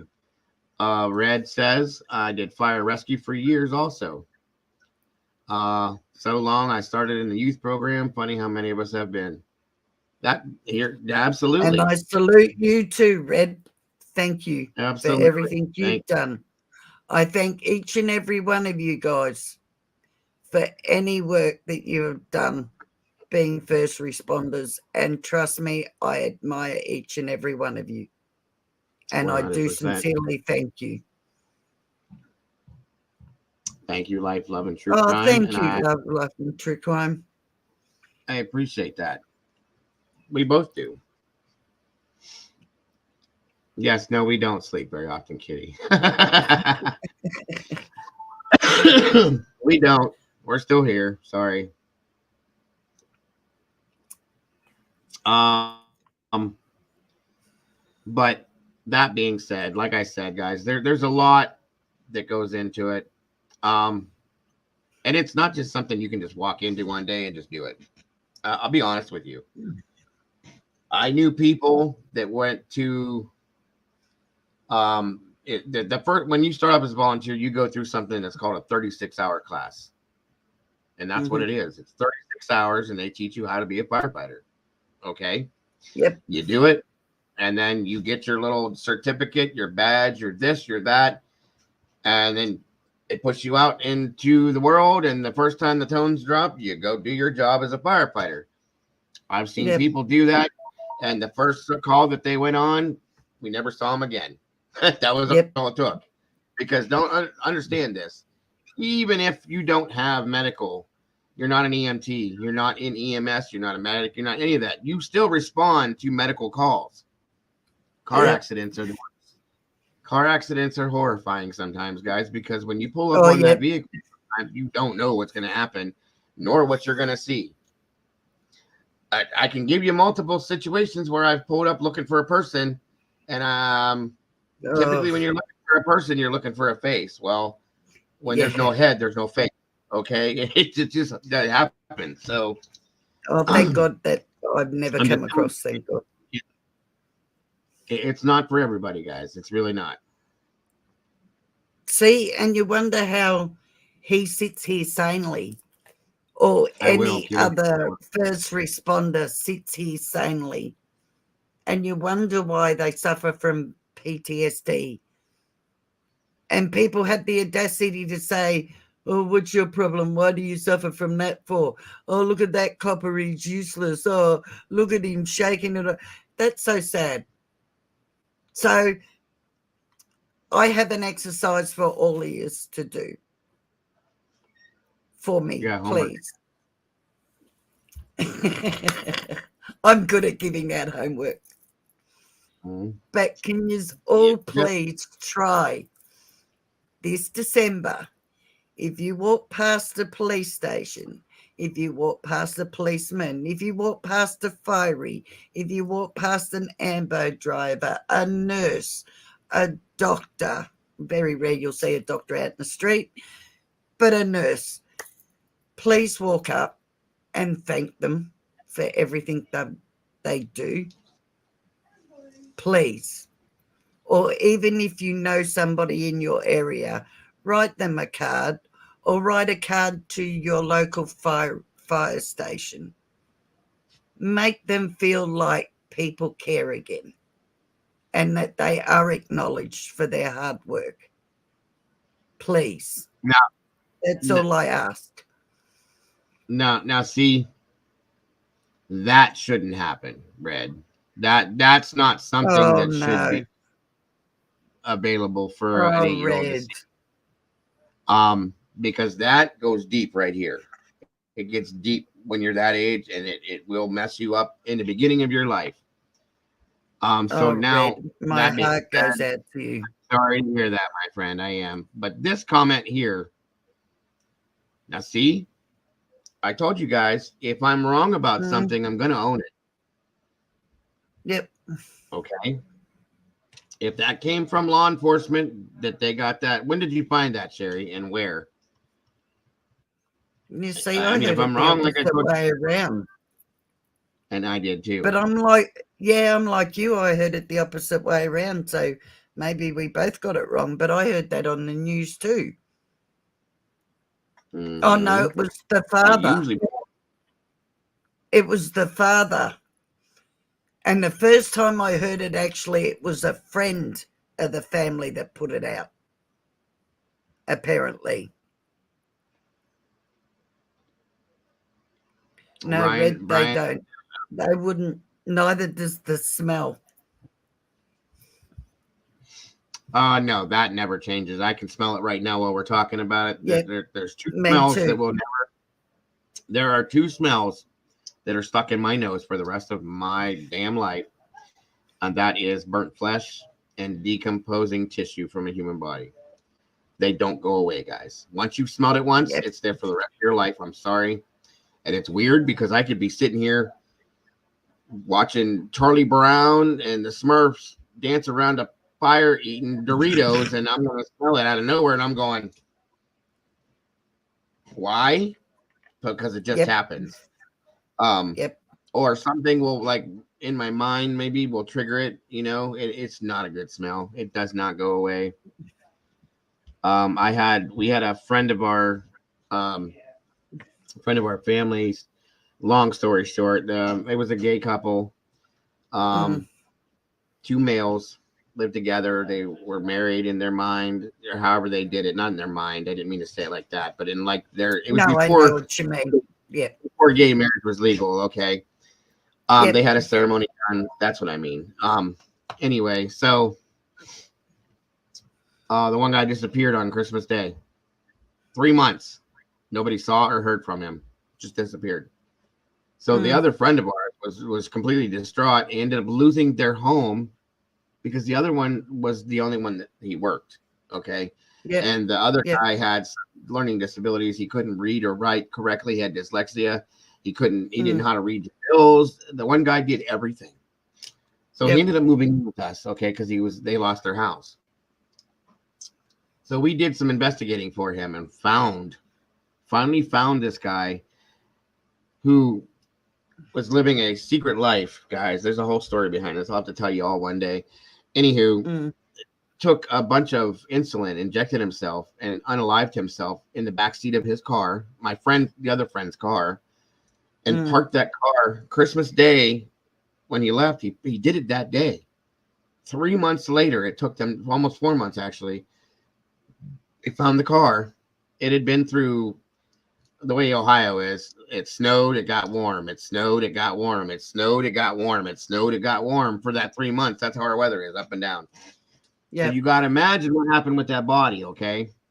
Yeah. And when they found him, it had gotten cold again. So it wasn't so bad when they came up on him, but it was so bad that the body had kind of melded into the floorboards of the back seat of the car where he was laying when this happened. He injected himself with like 3 vials of insulin. That did it. Okay. Wow. And the car was a beautiful Cadillac that was like almost brand new. And Mark, it was the guy's name. He needed the car, and he's like, I don't know what to do, Joe. He goes, what do I do with this? Do I sell the car? But I love the car. It was his favorite car in the world. He had gotten a settlement. He bought the car. The other guy's name was Bill. He took the car and did this. And so now there's that imprint on the floor, first of all, in the carpet, and the smell. I did everything I could think of, you guys, to this backseat floor. Chemical upon chemical upon chemical. I told him, I said, I may ruin the color and the style of the carpet, dude. I said, but I'm doing my best. And he couldn't do it. He just couldn't do it because it was He was, you know, his husband in his mind, and it just he couldn't do it, and that's how he kept seeing it. I get it. So me and a couple of our other friends got together and spent 24 hours on this car. Did everything we could do to this car, everything you could Never think got of. the smell out. It never ever got the smell out. It wasn't never as will. strong, but it was still there. That's how strong that is. Yep. I told him, I said, listen, guy, I said, the only thing that's going to do this is if we tear this carpet out. And it still may be in here because it emanates into the rest of the upholstery, everything. And so he was like, all right, fine. So we tore the carpet out. We tore all the carpet out of the car, and we tried to order him another piece. We were going to put it in for him as a gift. Once we tore the carpet out, we waited 24 hours. It was still in the car. Yep. And it had leather seats, guys. And it was like, I said, listen, bud, I honestly think that you should just sell this and maybe go look for another one. Because the car was beautiful. It was in great shape, low mile. I mean, he could have sold it for a good amount of money to somebody that would want to do what you have to do to deal with that, okay? Yep. So we sold it. I don't know what happened after that, but yeah, that strong smell, it's just it's unbearable, and it does not. If I dealt with that, I get it on my clothes and I could smell it, I would literally go home and burn my clothes. We used to. Hey, so what's up, buddy? He had a lot of emotional problems going on, Breezy. He was lying about his whole life. And I mean, like, secret life altogether. He had a wife, a female wife with 3 children. It was just a big mess. It was a huge mess. It really messed up the other guy bad. But it's a story I'll tell you guys later on. It's a lot to it. What the hell was I going to say? Cuomo. Yeah, that it does, Red. Hold on a minute. Or go ahead with what you guys are doing. I'm just looking at something. But to say that at that age, Red, that's not fair. Not at 8 years old, brother. Not at 8 years old at all. I know what the first time I saw that, I know what that did to me at 21 years old. An 8-year-old? No. You should have never saw I've that. yet Never. to see one. So I couldn't even imagine. Yeah. It's not. It's a very, like, you think you're going to be okay because you deal with all these things. At least I did until I saw it. Yeah. It gets inside. It gets in your head. Yeah, it would. It would have to. Like I said, the form of PTSD that I have from what I did is not as traumatic as what a lot of people's are. Mine's mostly from dealing with children and certain other traumatic situations, you know, people that have been burnt, things like that. That's where mine comes from. I know people that have it, and I'm talking about 30 years, guys, that people have been doing this and have dealt with obscene looking things that you can't, it's like things we're not supposed to see, you would say. I would put it that way. Like, that's not supposed to happen to a human being. Do you know what I mean? And stuff like that. And people, I feel so bad for anybody that has PTSD to the limits where they can't even function anymore. And it happens. It really does happen. It takes people out. What got them there? Right. And sadly, there's nothing to fix it. You can take medication. It temporarily. But my heart hurts for, honestly, I can say this sincerely. I've been saying this for years. My heart hurts, like I said, for the first responders that never get, or very, very rarely are acknowledged. You know, I'm sorry, but, you know, if the police do a good job, you hear, oh, yes, great police work. You don't hear that much about the Ambos, and you don't hear that much about fireys. Well, sadly. I mean, you know, you're like, great and job you putting forget that how out. much they're affected too, and what happens to them and their families, and and their lives, and you know, the fireys that do lose their lives. I don't know. My heart It hurts happens a lot. because they're not And acknowledged enough. I'll be honest, the families of firefighters and medics and police officers, I think they deal with more than anything. The families, because I don't care what anybody says, you guys. In that line of work, when people say to leave your job at work, don't bring it home with you. That don't work. That don't work that way in that type of work, guys. It just doesn't work that way. When you go and see some of the things that we see, and then think that you're gonna, okay, I'm leaving. I clocked out. It's staying here. No. Yeah, no. That attaches itself to your brain, and it goes everywhere you go for the rest of your life. So, yep. It's an interesting scenario. It really is. But I appreciate that thought, Lisa. I do. But you know, it's true. Like, you don't see people, great job putting that fire out. It just doesn't happen. You know? No. Because it's just one of those things. It's one of those things in our lives that we're just like the mailman expected to do. Yeah, the mailman dropping mail That's off. You don't. what that's what the fireys are there for. That's what the ambos are there for. No. But if Thanks they for do delivering the my wrong mail. thing, we'll abuse them. Mm-hmm. Yeah, no, we've got to stop it. And we've got to acknowledge them. And like I said, I do acknowledge each and every one nurses who do, and I have to say this, who do more work than doctors, let's be honest. Oh, every one of them does. Every one of them. Without the nurses, the doctors would be nothing.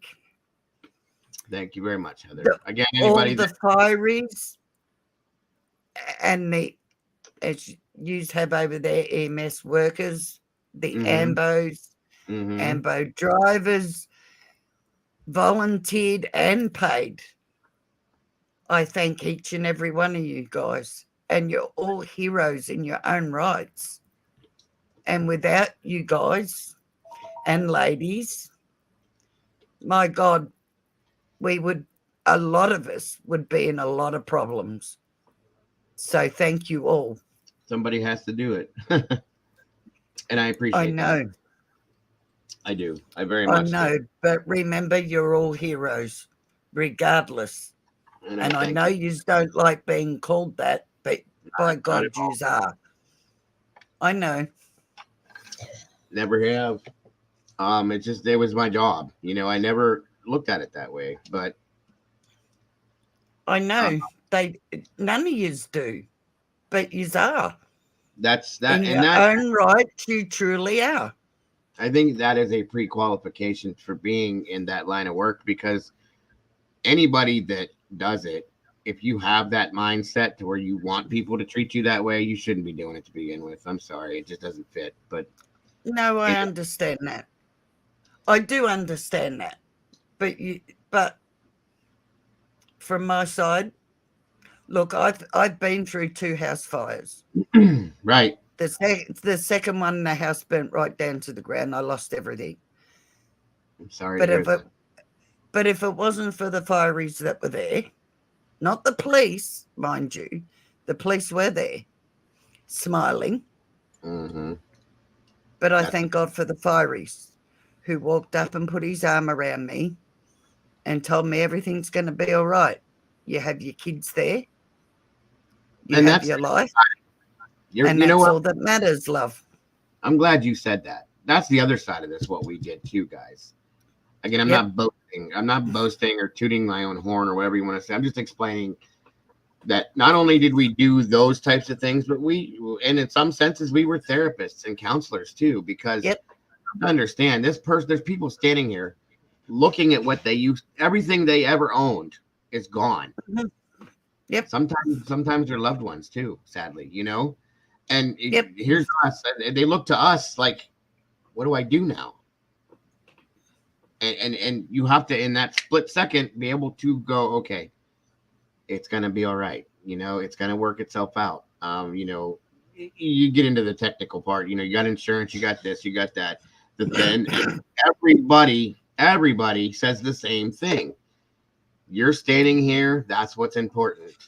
Things are replaceable. You are not. Those types of things. You have to be able to talk to people that way. Yep. Otherwise, And it's funny because goes in line with it. I actually wasn't looking towards the fireys or anything. I was just sitting there with the kids. And, you know, my son happened to turn around and go, "Oh, well, tea's cooked now, Mum, well and truly," which give me the giggles, God bless him. Yeah. And then, but this fiery guy come over and started talking to the kids. Right. To make sure they were all right, and then looked at me, and I stood up and got a bit teary because I was holding it together for my kids. And I kind of turned my back to the kids, and he just put his arm around me and he goes, "It's all right, love. You mightn't have your stuff, but you have your kids, you have your life, so everything's going to be all right." You can always get that stuff. That changed my mindset like that. And you know what? It was just enough to change. And I saw him actually because I had to go down and get the report. So I saw him 2 days later. And then it was crazy because religiously once a month I ended up running into him all the time.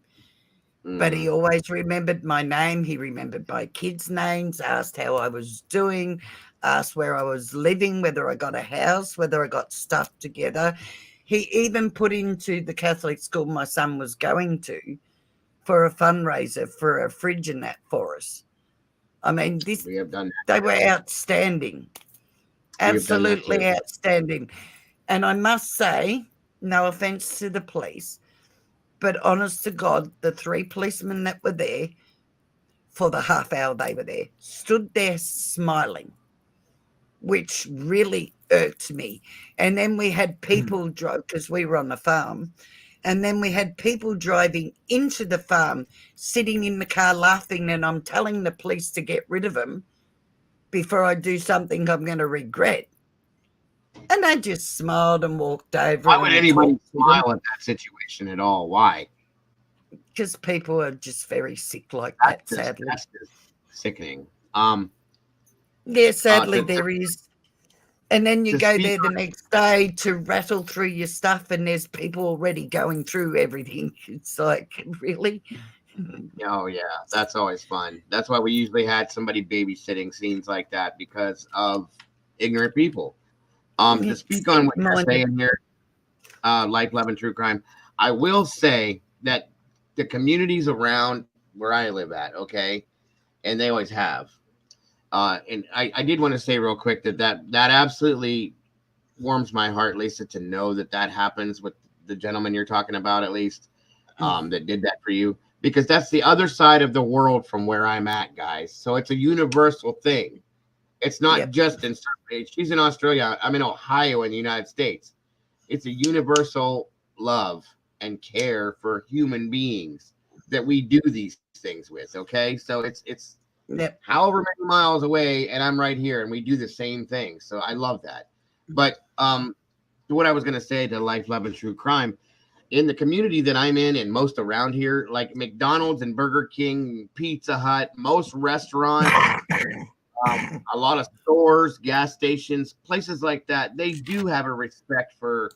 I have been given 50 to 75%, sometimes 100% discounts on food. If I'm in like my uniform and we're working and stuff, we hardly ever paid for anything when we were out on the job, or like a lot of times if you're working a shift and you're going to go get lunch, you don't get in your own personal car and drive to go get lunch and go back to the station. You take either a fire truck or an ambulance, whatever you're in that day, and you take that with you because if a call happens, you have to be in it and go. So, and they understand, like, you know, if we go into a restaurant to sit down and eat and we get a call, we have to leave, whether we have our food or we've eaten or not. You don't finish your food. That food stays and you go unless you can grab it and take it with you. So a lot of times our meals were free and stuff like that. So there was the appreciation like that. And I respect and have always been grateful for that situation. in other situations, a lot of things were given to us or just very highly discounted as a respect and appreciation for what we did. So that, people do have that in them in a lot of ways. So Well, it is what it see, is. But like there are here, people that don't. when I did my emergency first aid, I did catering for Red Cross as well, right? Emergency catering. So the fireys were all out doing bushfires and that. I had the credit card to go to Macca's and take over Macca's and have two 50-litre barrels filled up with cordials and drinks and stuff, as well as X amount of hamburgers and that for all the fireys that were working. And they had to do it straight away. And I would then take them out, set it all up for all the fireys that were out there doing bushfires. And then they would do changeover and you would go and do it all again. Because fireys are out there fighting fires. By the time they come back in, they are so buggered and they only get a few hours in between going back out again. They can't go out looking for their food. So you've got to cater for them and make sure they're well hydrated, well fed, and can keep going. Otherwise, you're going to have a lot of injuries and a lot of collapses. Right. It happens a lot, a lot of times. Half of them are just running on pure adrenaline. A lot of times we were so short that some people, like I've told you guys, I've been on fire scenes for 48 hours at times. I mean, I've taken breaks, but and we're doing mutual aid with different departments and different stations, different areas. But I'm still there, and I'm still going back into it. That's right. And it's not like they lead. I don't know about you, but here it's not like they leave the area for them few hours and then go back. They're physically showering there, or washing down there and sleeping there and getting back up to that same area and going straight back into work to give the others a rest. That didn't happen where I was at, Lisa. If you're on a fire scene, we don't leave until that fire's gone. Okay? That's right. Didn't happen. We would stay there 24/7. There was no sleeping. And if people spent 24, 48 hours with fireys during that period, you would see them in a whole new light. And as for these greenies, and I am going to say these that want to hug trees and all the rest of it, you guys want to get out there and fight them fires. Seems you want to protect all the undergrowth and all the rest of it. Sorry. But if you want to do that, get out there and put your life at risk and fight them fires and see what these poor fireys go through. Right. Exactly. Thank you, Heather. Again. Sorry, I had to say that. That's okay. That is my pet peeve. I don't mind people loving trees. I love trees. I love nature. I don't believe in killing trees and that. However, back when we used to do burn-offs and all the rest of it, we had less bushfires.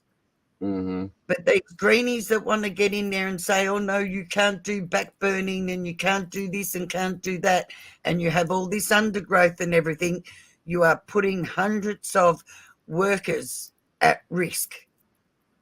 How dare you? Well, see, and that's the thing where you're at, especially bushfires and stuff like that. It's so dry, okay? Yep. Like everything that shit burns and burns and burns, and it's very hard to put out. And once it starts one place, we've watched videos on that. Like it'll go, and you could burn like out in the outback and crap like that. You could burn all sorts of stuff, guys, and it just does not go out. So, good to see you, Black Skull, or House of Black. I changed your name, but everybody's good. Thank you, sir. That's all good, Red. It's late now. It's getting late. We've been here for a while. What's up, Star? Good to see you, my dear. I was going to say again, thank you, Heather. Joe's and again, giving thank me you. up. No, actually, what time is it there, Joe? It's like 1:33 p.m. here. It is what time is it there? 10:29 p.m. Oh, wow. You dirty stop out. Mm-hmm. Yep. On a Sunday of all times, too. Again, thank you guys for those of you that may have donated to the Venmo. Again, this goes for Lisa too. Venmo, PayPal, Cash App. Anybody that feels that they would want to support me in the channel, it is very much appreciated and needed at this time. I thank you all so much. Same for Lisa as well, and it's very much I appreciated thank you all the way all around. so much too. And I thank you all so much for putting up with me blabbering on here. But please do that for the fireys, not for me, for the fireys, for the AMBO workers, for the police. Okay, House of Black. Please thank them. Yeah, not me. You've been up for 2 days too, Red. Yeah, I tend to do that. Although I finally did pass out the other day. I can't do it anymore. I can't do it anymore. My body is so. Well, see, when I was working doing that stuff, it was 24 on, 48 off. We'd work 24 straight hours, and then you're off for 48 hours. Then you go back 24 on, 48 off. We had bunk rooms and stuff like that. So if nothing was going on, that's all we did was sleep. Okay. Yep. But I'll be damned if that ever happened. Yep. And I'm talking like we would get called out for a lady that was stuck on the toilet, or sadly, that's where most people die. I might add. My finger got stuck in the car door. They couldn't open it, or there's a full-blown 5-story structure fire. So it could have been anything. You know what I mean? It just depends on what you're doing. Now the volunteers is who I. It takes me a bit to wrap my mind around the fact that you're not just fireys, but you're EMS workers too. See, whereas here, ours are all totally separate. You had your fireys and then your AMBOs elsewhere. They're not together like you guys. They used to be separate. There were private, there still are private ambulance companies. Okay. I worked for 2 of them. But there's also 90% of this area, and it became a necessity. 90% of areas around here, like New York, for instance, okay? New York has a huge firefighter company, per se, with all their different stations all over the city. A lot of their people were not EMS workers. Okay, I don't know. Anybody ever watched that New York Fire show and all that other stuff that they have out there shows? A lot of them were not EMS workers. They had separate private EMS workers over there. Okay, and it started to get to the point where people were realizing like we need multi-trained people here, because a lot of the calls that the fire department would get were medical calls, or the fire department would get a call for a car accident, and then they would have to call in 2 separate crews. Like that didn't make sense. So that's why they started doing it. Well, see, we have a major ambulance shortage here at the moment. That people are looking to 3 to 4 hours for an ambo to turn up. Gotcha. House of Black sounds like a plan, brother. And that's what I'm saying, Red. Like it was, and we still have people that are firefighters that don't want to be in the medical part of it, and that's okay. And vice versa. There's people that, there's people that are medics, EMS, EMTs, advanced, whatever, that don't want to be firefighters. They just want to deal with the medical aspect of it, and that's okay. But every station has to have a handful of people that are cross-trained like that. It's a thing. Right. You just have to. So what's the highest you can go on the EMS side, as well as being a firey? Can you be a paramedic? Paramedic, yeah. Okay. There's typically, if you go, like volunteers can become both as well. But you only need a 36-hour class to be a volunteer firefighter. You still have to go through your basic EMT classes, and then advanced EMT classes, and then a medic course that you have to take, which is a lot more entailed than the first 2 classes. I think it's like a 9-month program, truthfully, for medics, and that's the easy one.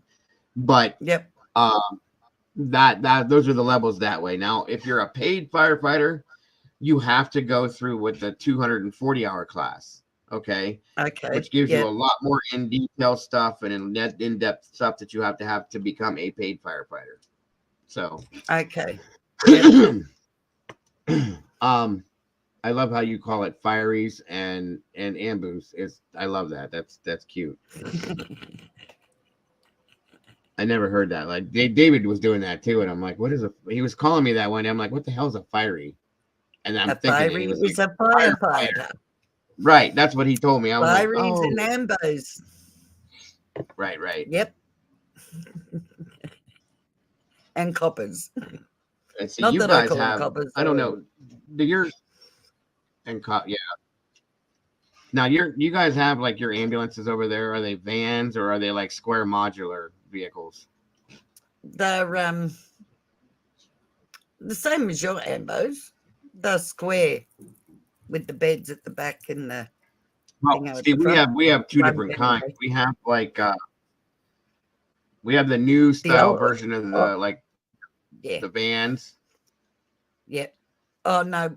and then we have mods, they call them, which are like The old square ones. the mods are more of a like a pickup truck with a big square box on the back of it. Yeah. Yeah. Yeah. That's a mod. Well, that's what ours are like. Yeah, that's what ours are like. And then you got the newer ones that are slightly more aerodynamic, but they're still square at the back. They're fun to so we drive. have the Like big- I used to love driving the old ones, especially because I drove one because I did the super bikes here. So I got to drive one around the the racetrack. Don't let me loose with the car around a racetrack because I have a need for speed. Especially when you got lights and sirens that tell you can go as fast as you need to go and move everybody out of your way. Well, nobody was on the track. And see, I only know 2 speeds anyway. That's stop and flat out.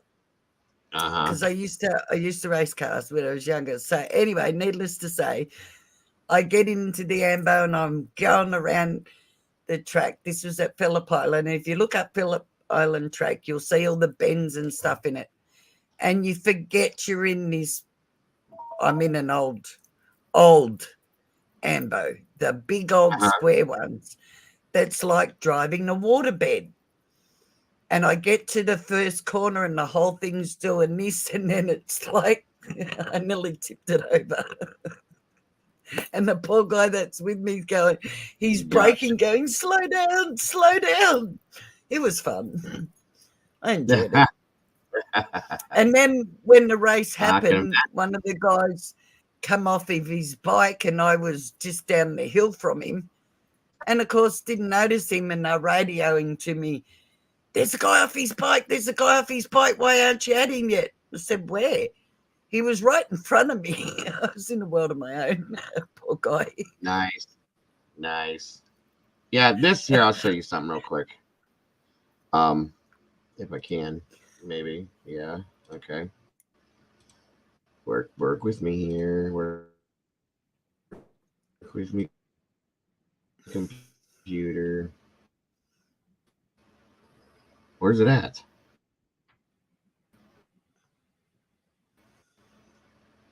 Let's try this again. Where are you, Pamela? If you don't mind me asking. I think she's in the UK.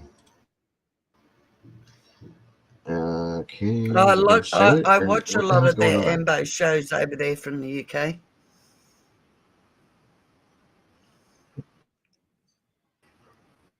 All right. That is a mod, guys. That's what I was talking about. It's stupid again. That's why it keeps going on and off. But anyway, that's a mod. Yeah, no, because our front cabs are joined to the box. Two.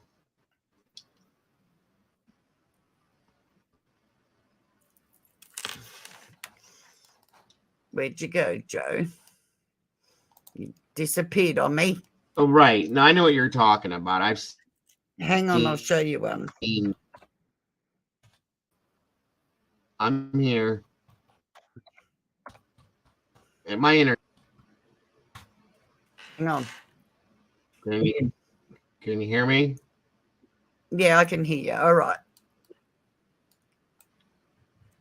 I'll show you one. All right, now let me try to.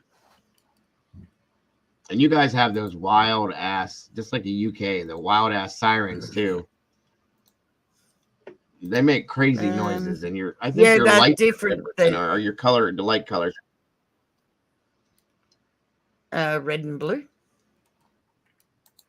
Ours are red. Well, here police is blue and red. Fire EMS is red and clear in some states. Now I noticed that I think it's Pennsylvania. They have green and clear, which was like, what the hell is that all about? That's something new, but and it depends on the piece of equipment too. Yeah, no, we have red and blue. Okay, yeah, we have like different fire trucks. Right. Different states have different colors. Okay. But the lights typically are red and clear. Yeah, it's got to be mine. Give me 1 second, everybody. I'll be right.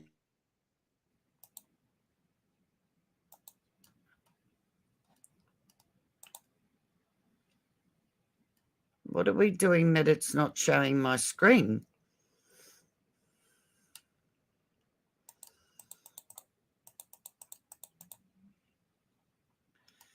What have you done to me, Joe? What have you done?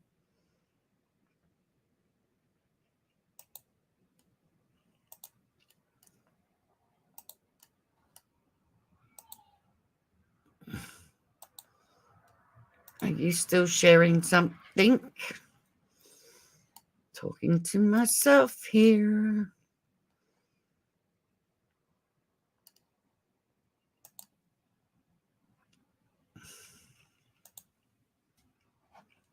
No. What are you doing? Okay. Are you share? Oh, there you go. Now it wants to share. See this, the bigger picture. Okay. Yeah, we have those. like. We have those too. They're usually you guys got Mercedes. We have one company that has a couple of those. But like the Ford and the see, we used to have that little picture there that looks like the like a station wagon. We had those. We had like Which hearses, one are we looking at? which you would see a hearse. This one? This one you're talking about? No. That would be like the chief's vehicle or a rescue vehicle. Yeah, this is our like Micah paramedics, the ones that get there first before the AMBO gets there. Or after. Typically, they'll come afterwards. Yeah. Yeah, no, ours go there first. They're for emergency, like anybody having a heart attack or anything, to get them there first because they have all. What special are you watching, Sherry? Yeah. No, I get it. Well, here, how it runs here is if there's a call that's dropped, like a medical call, typically there's what they call a basic bus where two basic EMTs or a basic and an advanced EMT will respond to the call initially. Once they see what the call is, like if it's something like a cardiac call, then a medic goes automatically like first. But if it's not something like that and it turns into that, they will call for what they call medic backup, and the paramedic will come behind that. You know what I mean? Oh no, well, see, they'll if you, this was like the AMBO I drove around the racetrack. Just thought I'd show you that. But generally, that the paramedic, the Micah paramedic, would go out to heart attacks, strokes, or anything else, and get there before the AMBOs. The AMBOs would follow and get there when they get there. Okay. But the Micah paramedic would get there first because they have all the special drugs for heart attacks and more advanced. I get that. Yeah. Yep. It just depends on what the call is typically here. What special are you watching, Sherry, that you're talking about, hon? I'll tell you something else too, you guys. Fun This fact, is a kind of lot funny. of My wife. firebugs, arsons gravitate to becoming firemen. Ours just happened That's a fact. to have burnt That's a down fact. I know that. I did know that, Red, actually. And you tell people and they don't believe you. We have green ambulances, red fire engines, and different colour police vehicles for different police forces. I know, Pamela, I watch a lot of the UK fireys and police stuff. Okay, Black, I got you. I'll tell you something. My wife makes fun of me about this too, you guys. As much as I've been through with this, and I'm not that I had to retire from it, blah blah blah, so on and so forth. I'm like a dog. When a dog, like a car will go by and a dog runs through the window and looks out the window like this. When I hear a siren, I can, like an ambulance or whatever, I run to the window like a dog and I'm looking out the window. Where's it going? What is it? What's going on? Well, hey there, buddy. Do I have a quick say hello? Hello. Hey, bud. How are you? He's a cutie. You good? Was that Grandma? This is Eric. Eric. Say yes, I'm Grandma. Is that a Paw Patrol thing you got in your hand there?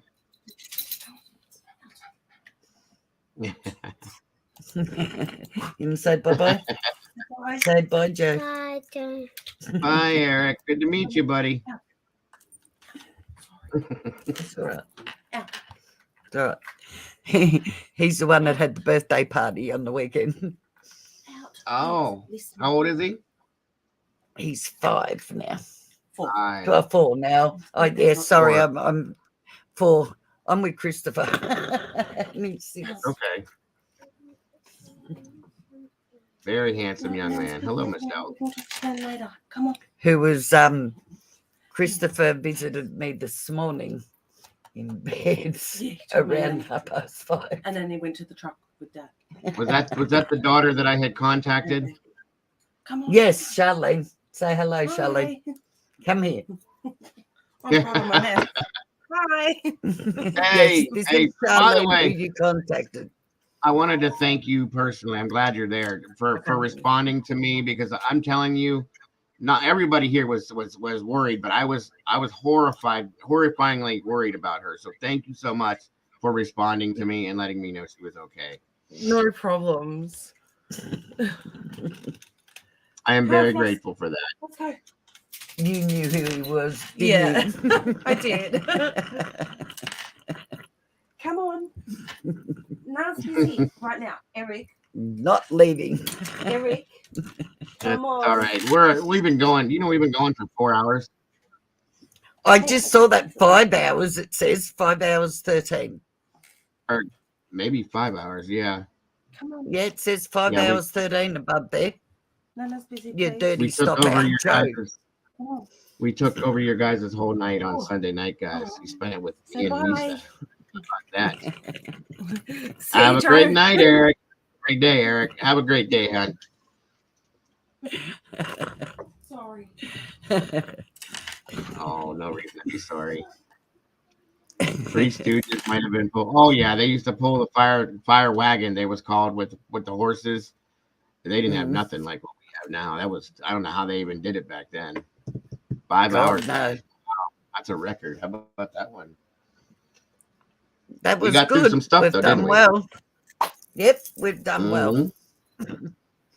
I was noticing the numbers were dropping off. People are either passing out, going to sleep, or they're like, I am out. These people don't shut up. I'm out. Bye. See, I forget it's still daytime. It's like I said, it's only nearly 2 o'clock in the afternoon. It's Been sitting here all 10:48 day. p.m. What time did we start? I can't even remember. It's 10:48 p.m. here, and I think we started at like 5 o'clock. So yeah. About that. Yep. Wow. We've done well, Joe. One of our better lives.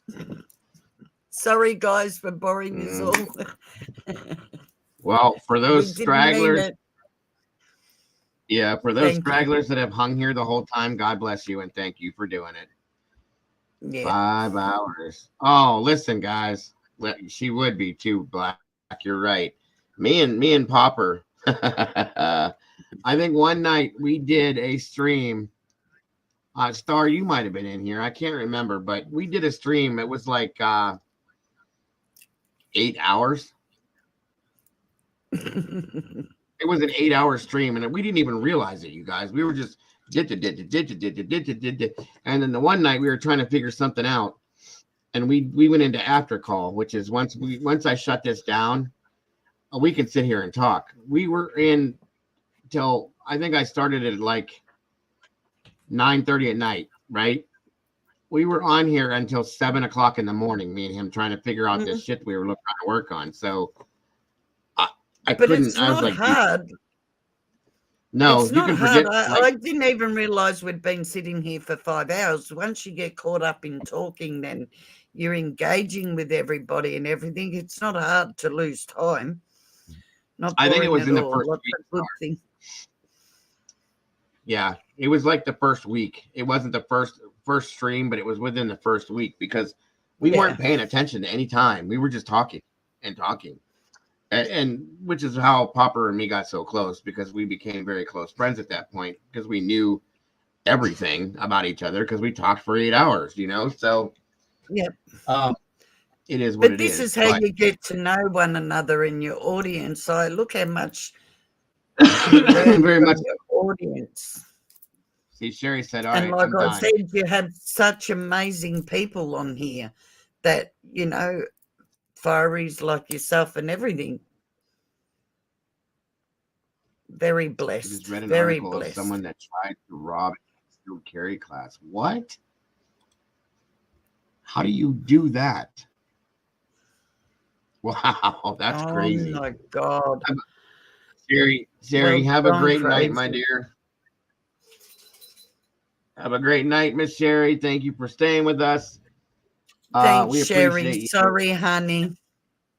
Love you, And I will hon. Have a see good you. sleep. Sweet dreams. Yes, and I will probably see you tomorrow sometime, my dear. Probably. It's still early now. I'm like wired now. All my damn coffee I've had. That's what my problem is. Well, I'm about to make another coffee. Is that your son? It was, yeah. Speaking of which, you need to be in bed. Not yet. Yeah, Yes, get to bed. Get to bed. I will. Oh, hang on. What No. day is it there? Oh, it's Sunday. It's Yeah. going into Monday. It's Tomorrow, Monday here yeah, it's already. 11 o'clock. You can go to bed. I am your future. Yeah.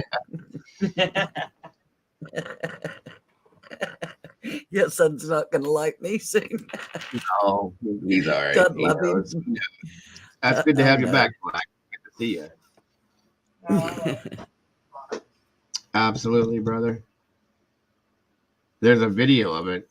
That's crazy. How do you do something like that? Like, wait, aren't these people all carrying guns? Like, how stupid do you have to be to do that?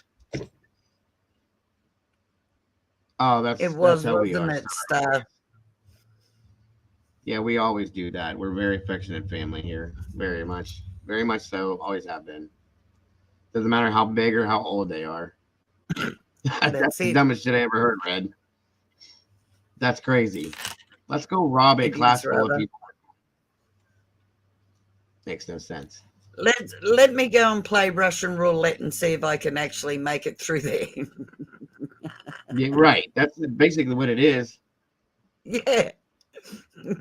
How much do you want to make a bet whether I come out alive? Yeah. On that scenario, forget it. Why is my computer doing this? All right, hon. Let me see something here. What are you seeing? What are you getting me into now? I'm just looking at what he's talking about. Wait a minute, guys. Hold on a minute.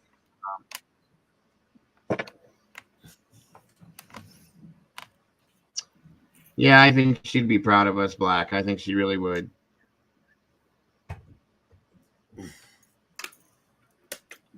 I'll tell you what, I miss her something fierce. She was a good woman. She had very good intentions and a beautiful heart. Wait a minute. That needs to go away. Yeah, see, this is what's going to happen because I'm so tired of my internet, you guys.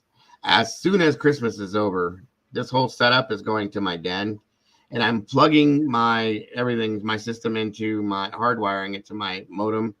Therefore, I don't have to worry about this so much anymore because I don't know what the deal is, but well, I do know my internet company sucks. So, I was talking to somebody that says if I just hardwire it, it'll be a lot better. So that's what I'm going to do. So I'm going to be moving. Somebody else told me that too. Yeah, I mean, I knew but that. See, but I told you, mine runs off a dish off the roof. So yeah, you got a whole different scenario. But I knew it, but I thought the Wi-Fi was good enough that it would be okay. But I'm just saying, screw it now. And if I just plug it directly in, then I'll have no worries with the signal being. I mean, I'm still probably gonna have problems, I'm sure, but nothing like this. And it should be right after Christmas, so you'll have different. Yes, he did strike first. Yes, how long did it take you, Strike? How long did it take you? Because Brandy was looking at me for a while before she figured it out. And I looked at him and went, "Oh, he must have shaved differently or something." I'm quick. I wondered how many people were going to figure it out and who wasn't going to figure it out. Because I'll tell you what, when I did it, I think I found your video, Brad. Anyway, when I did it, this right here was the whitest part of my beard, and it was pure white, guys, like pure white. So of course I had to leave it on longer down here, and honest to God, I'll be honest with you. Today's Sunday, so tomorrow's Monday. It'll probably start to show by Friday again. That's how my hair grows. Yeah. It's crazy. But yeah, I did dye it, my friend. I did. I was tired of looking like I was 80 years old. Now I only look like I'm 35 instead of, 48, at least for a week. You never looked like you were 80 years old. Thank you, Star. I appreciate that. Oh, this was months ago. How am I just now seeing this? Was it called Police Respond to Gun Class Thief? Was that the name of the video, Red? And by the way, you guys, just for those of you that are still in here, thank you guys for hanging. I'm going to be doing, I don't know if it's going to be this week or the week after, but we're going to be doing a stream, maybe 2 of them, that is not true crime. Shut up, Strike. And we're just going to be doing our own little Christmas type thing. Me and if Lisa wants to be involved, of course. Christmas bash we're going to have, I said. Of course. We're going to have some fun, play some music, and just chill and lay back and have fun because we deserve it. So I hope you guys are all here. I'll give you guys a little heads up. I agree, Black. I do. I wouldn't still be here if it wasn't for her. She gave me the confidence to keep doing what I was doing and the support to do what I did in the beginning. And I'll never, ever forget that. And I will always love her for that. So rest in peace, Wrath. We miss you so much. That was just for those of you that don't know. There was a person, because again, like I said, Strike First was here. House of Black was here. Star was here. When I first started back in February, I was a drama channel, and I was standing up against bullies. And that's what we did. And there was a lot of drama, a lot of trolling, a lot of this, a lot of that. And a couple of times I said, I almost said just like, piss on it, I'm done. And absolutely, Star, absolutely, hon.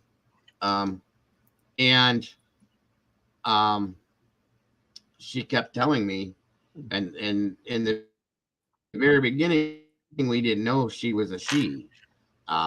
She kept that secret for a while, but she kept telling me, keep doing what you're doing, Dago. You're doing great. People love you, blah, blah, blah. Don't let people put you down. Don't take this, don't take that. And taught me the confidence that I didn't have. We had private conversations on a lot of occasions. The same thing she did Black. And I'll never forget her for that, because, like I said, guys, if it wasn't for her and a few other people that kept me, Pookie and Bowza and Popper, Rachel, Morticia, hell, for that matter, Star, and quite a few other people, I would not be here. So I owe you guys a ton of thanks for that. And now everybody that's in here now and everybody else that's in this community keeps me coming in here every day, because we're family now, and it's it's something even if I don't want to do it, I'd have to do it because that's who I am. So, Mhm. Regurgitated. Okay, I got you, Red. Is it like start off with a guy wearing a red shirt telling a story? Because this is just crazy. Man tries to rob plaid pantry with hatchet. Oh my God. Some of these videos, you guys, these people, dumb criminals. You guys ever watch those videos? They're hilarious. Yes. Yes. I agree, Black. I Makes you agree. wonder what people think. Exactly. Exactly. You know what, Star? I know that you would be. And there's quite a few of you. I've changed my genre, and I still have people here that were here before. And that says to me, like, they're not here because of what I'm talking about. They're here because of me. And I appreciate that. I really do. I very much do. But this is my passion, and it took me a while to figure it out. This and the paranormal thing, which I promise you guys, one of these days we'll be able to jump into some of the paranormal stuff. And I would love to have Lisa involved in that if you're into that kind of stuff at all, because of the things that go on I over in told Australia. you. Yes. I had my ghost box sitting there and my recorder and my EMF detector. And I quite often, that is my downtime. I will go and speak to spirits. Mm-hmm. Honest to God. Been And for those doing of you that since. that don't know who House of Black is, he used to go by a different name, but he has been chasing we don't even know what it is, down in Texas. Hello, Liza. Again, I cannot see. A lot of people say they can't see me as a drama channel. It was very weird for a lot of people because I was the nicest. How can I put this? How can I put it? Explain it for me, Star, or Strike First. And it used to drive people insane because I was probably one of the nicest people that would cuss you out in the world. I did it in a very nice way. I had my moments where I would get really pissed off and go off, but it took a lot to push me to that point. Um, Especially depending on who the person was, what they were doing to other people, But the drama stuff just is not my. I was told by multiple people to stop doing it because I was too nice. So, it is what it I is. I believe that. I just don't have the energy for drama. I'm not a drama person. I didn't either. It broke me down pretty quick on that end. Believe me, I'll stand up for people Mm-hmm. very quickly in the real world. And I'll do it on here, not a problem. If I see somebody being mistreated or misspoken to, I am not backwards in coming forward, trust me. No, You'll I see get it. the other side of me. But other from that, it takes a lot to upset me because I'm not quick to give my power away to anybody. Yes, So Michelle. I allow them to get upset, not me. There it is. That's the best way she put it, guys. Star says, I'll put it this way, Dave. You can be the kindest, sweetest person ever. But if someone pushing your buttons, you'll go there. That's about it, dude. That's about it. That's the Italian temper that pops out of me and I don't like people seeing me that way. I really don't. But and it takes a minute to get me to that point. Just don't do it because it's not fun. It's not fun at all. I got a bad mouth when I need to. That's something else. I think I've told you guys before. I have completely, and I appreciate it too. My vocabulary. You have. Yeah, my vocabulary. Even when I first got on here with you. Yep. You were swearing then. And changed. I said, all I said to you was, I don't swear, Joe. not taking that away from you. I wouldn't do That's it in just front of you something anyway. I don't do. I didn't ask you to stop swearing, did I? No, not at all. That was my choice. And I'll tell you who helped you me with just that. I'll be stopped. honest. I'll be honest with you guys. You guys know who Squirrel Girl is, right? Yep. Okay. And she didn't down me for it, but she did notice that I did it a lot. Okay. Now, understand something, guys. If you've ever worked in a firehouse before, it's protocol. I think people work on trying to find new words to say. Okay, but it was just part of it. It becomes part of your speech, and I didn't per se like it or do it on purpose. It just happens. Okay, so she mentioned to me one time. She goes that she had sent people this way and this and that. She goes, I'm not telling you not to. She goes, but a lot of them are kind of weird about swearing, this and that. And I'm like, well, that gives me a good reason to not do it, not to mention YouTube is not a huge fan of it. So, again, another reason I got grandkids and I've slipped up and said things around them that I don't want to. And I paid for it. My youngest one, he's a fireball. I don't know if you guys have seen him yet, but he, I was doing something one day and I can't remember what the hell I did. And I turned. Oh, that's what it was. I turned and I dropped something. And I was like, son of a, right? Mm-hmm. Yeah. Guess who was standing behind me and said, son of a, and I was like, oh no. And I mean, it was cute, but it's not, so I just said, yeah. Yep. So it's been a good thing and I appreciate it. So I'm trying to be, I've always been. I don't mean any disrespect to anybody. Please don't. Like I said to you, I choose not to. I used to when I was younger and I had my first four children, sorry. And my son's friend complained and I stopped like that. But in saying that, I found my self-respect become a lot higher. And that's as what it much is. As if you listen to others on here on YouTube and listen to them swearing, it actually takes away from what they're talking about. And that is the other side of it. Yes. I also tend to think you are more educated than what you're sounding. Oh, yeah. If you just look for the words to replace it. But see, you just did it. And I was sitting there and realized, wow, I haven't heard Joe swear at all. I will and say like that. I said, not that I mind every now and then. I do understand it. Don't get me wrong. I'm not a prude. Please don't think that. But I just choose not to swear for myself and for my own self-esteem and my own self-worth. Right. Yesterday, I think it was yesterday, I dropped the F-bomb and I was like, and here's what happened, because I got angry about something it's really like something I'm very passionate about. That's usually when it will come out still. And I felt the word coming out of my mouth and I tried to stop it. And I'm like, you know what? Nope. And I just said it. And then I felt bad. I feel very embarrassed when I swear in front of you. For whatever reason, because I have that kind of a respect for you. It's like swearing in front of my mother, okay? Or my one of my aunts or my, somebody, a teacher or the principal, something like that is kind of the way I have about that feeling I get from it, because I have a very high respect for you.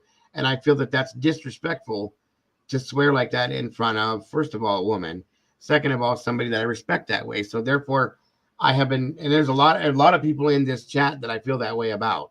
So that's why I've stopped doing it, because it's not that I'm trying to be disrespectful. It's just that you guys don't deserve that. None of you. You deserve the very best of what I can give you from myself. So therefore that's what you get. I'm really touched by that. Thank you, Joe. Absolutely. It's just, these are facts, guys. And that's a fact, Lisa. It is. That takes one hell of a man to do that. Well, I might add. I appreciate that.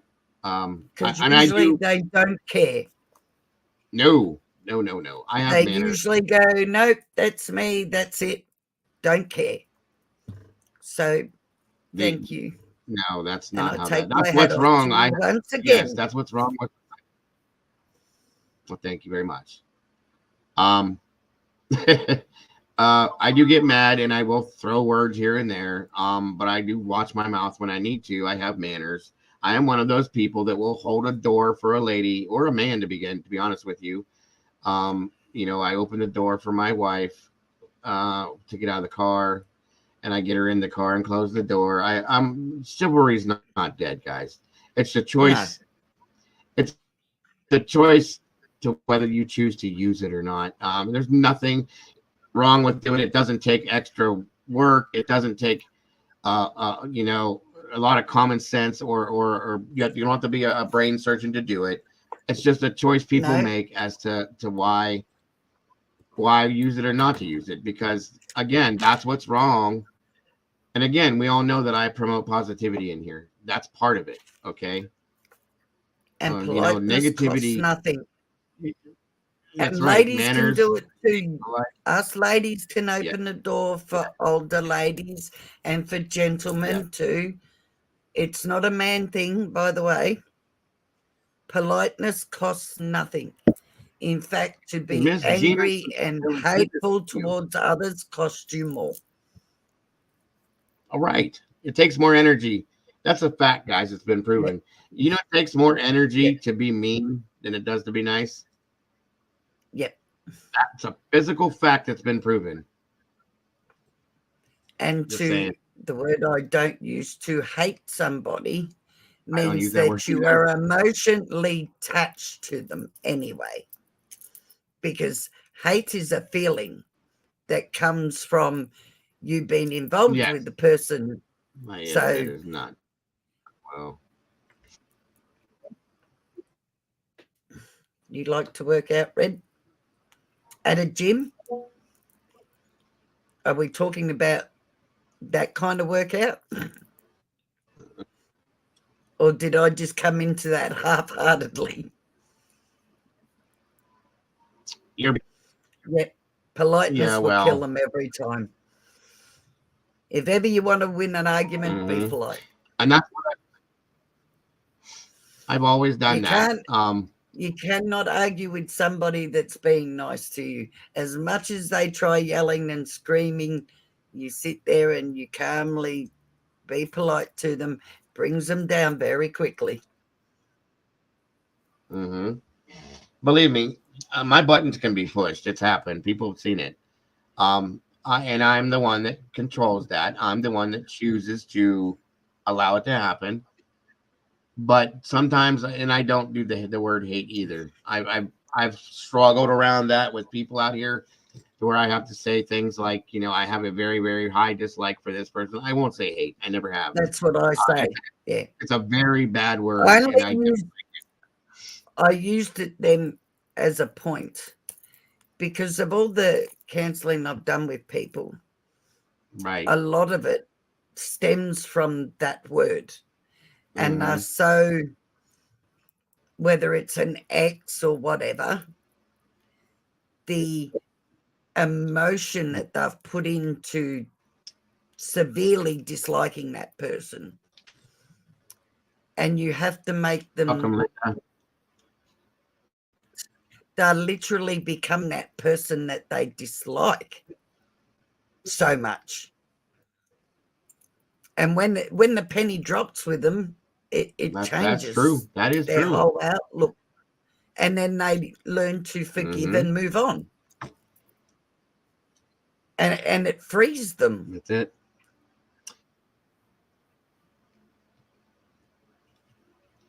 That's a fact, Star. Yeah, that's yeah. You learn a lot from that. You really do. And I did too. I've learned a lot of different things from a lot of different stuff out here, guys. And it's not worth it. I'll say something else. I'm a lot happier of a person when I'm not angry. Yeah. Obviously. There's people that like to be mad at people, I've noticed too. That drives me insane. Somebody that loves to be mad. They get off on being mad at other people. It doesn't make sense to me. Like this morning, I'll be honest with you. Now, I think I've told a lot of you guys that I do not function early in the morning as a human being. I do not function as a human being in the morning. Especially when I first open my eyes, don't talk to me. Just don't talk to me. And my family, unfortunately, yeah, right. My family, unfortunately, learned that the hard way years ago. And like she would just go into like all these things, and then I'm like, whoa, what are you talking to me right now? I cannot make decisions. I cannot tell you something that I don't even know who I am right this moment. I'm a very slow person to wake up, and I have to have 2 cups of coffee before, and then it's like 2 different people. And I've gotten into arguments before she's gone to work, okay? Because she's like pushing all this information on me. I'm sitting there going, no, don't talk to me. And then she'll call me and I'll be like, hey, how are you? She's like, really? Who are you? And I'm like, she goes, this morning you were like trying to eat my face, and now you're like, I love you and miss like I said, I had my coffee. I've told you. She's like, you're crazy. And I'm like, I know. But yeah, I can't talk to people before at least 1 cup, but I have to have 2 typically. Yep. I am exactly the same. No That's coffee, no underca stumble. Don't Yeah. speak to me. I'm like a zombie. And I've even asked her, like, how do you want me to make a decision right now? Like one time she woke me up. This was hilarious. Woke me up and was leaving as she was waking me up, right? And as I'm sitting here, and she goes, what are you going for dinner tonight? And I went, what? It's 6 o'clock in the morning. Are you serious right now? This eye's still closed. This one's not open yet. This one is, not this one. And she's like, well, let me know. I don't even know where I'm at right now. Yeah, I've never been a morning person. My mother had to wake me up to go to school when I was a kid. This is not a lie, guys. She's been in here and she'll tell you one of these days when she comes back in here. She would come in my room and slam the door open and flip the light on. I hated that. Okay. And then she would walk over to the end of the bed and grab my blankets and rip them off of me. I hated that. So there I am with the sun in my. She's telling me, wake up, because I would not wake up to my alarms. I would not, nothing. So yeah, that's how she had to wake me up almost through my whole teenage life. My mum was the same. Yep, my mum was the same. So and Red, if I had to wait 90 minutes when I got up for coffee, not even my neighbors would be safe. Trust me. And they live a fair distance away. Now, even my horses would run. The worst part. Please do. Send me off.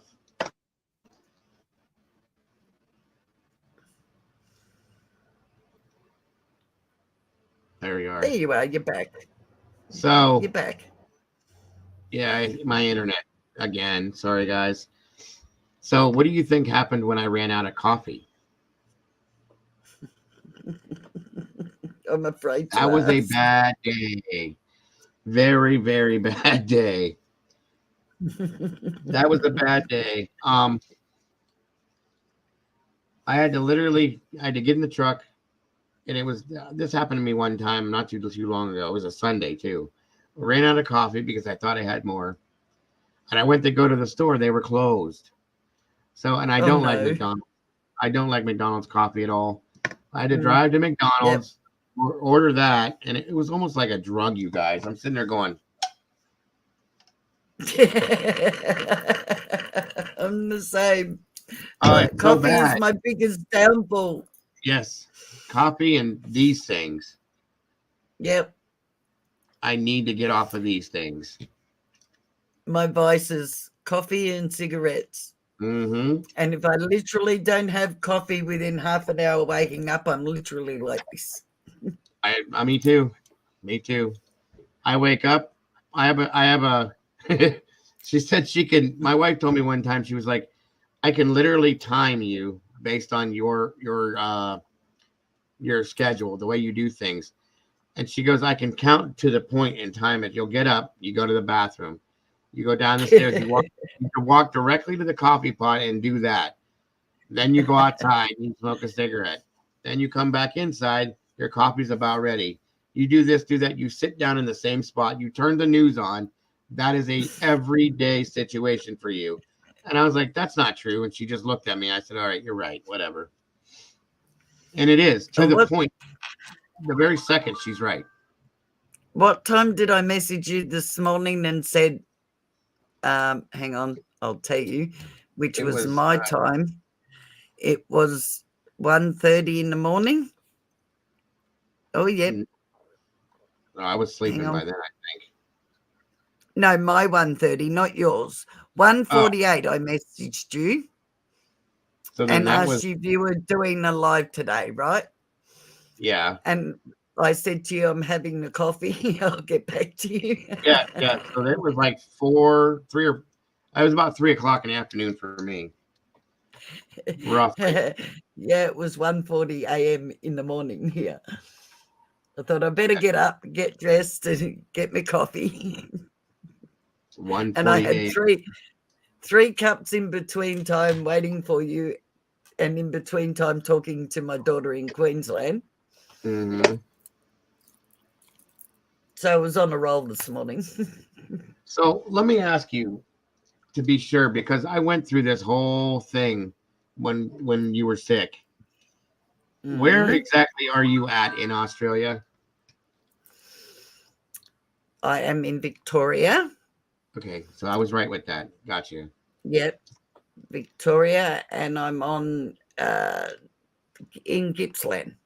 You don't have to go that far, but I was looking, like I told them. Well, Gippsland is a huge place, so I'm not giving anything away, but it's Gippsland. It's southeast of Victoria, of Melbourne.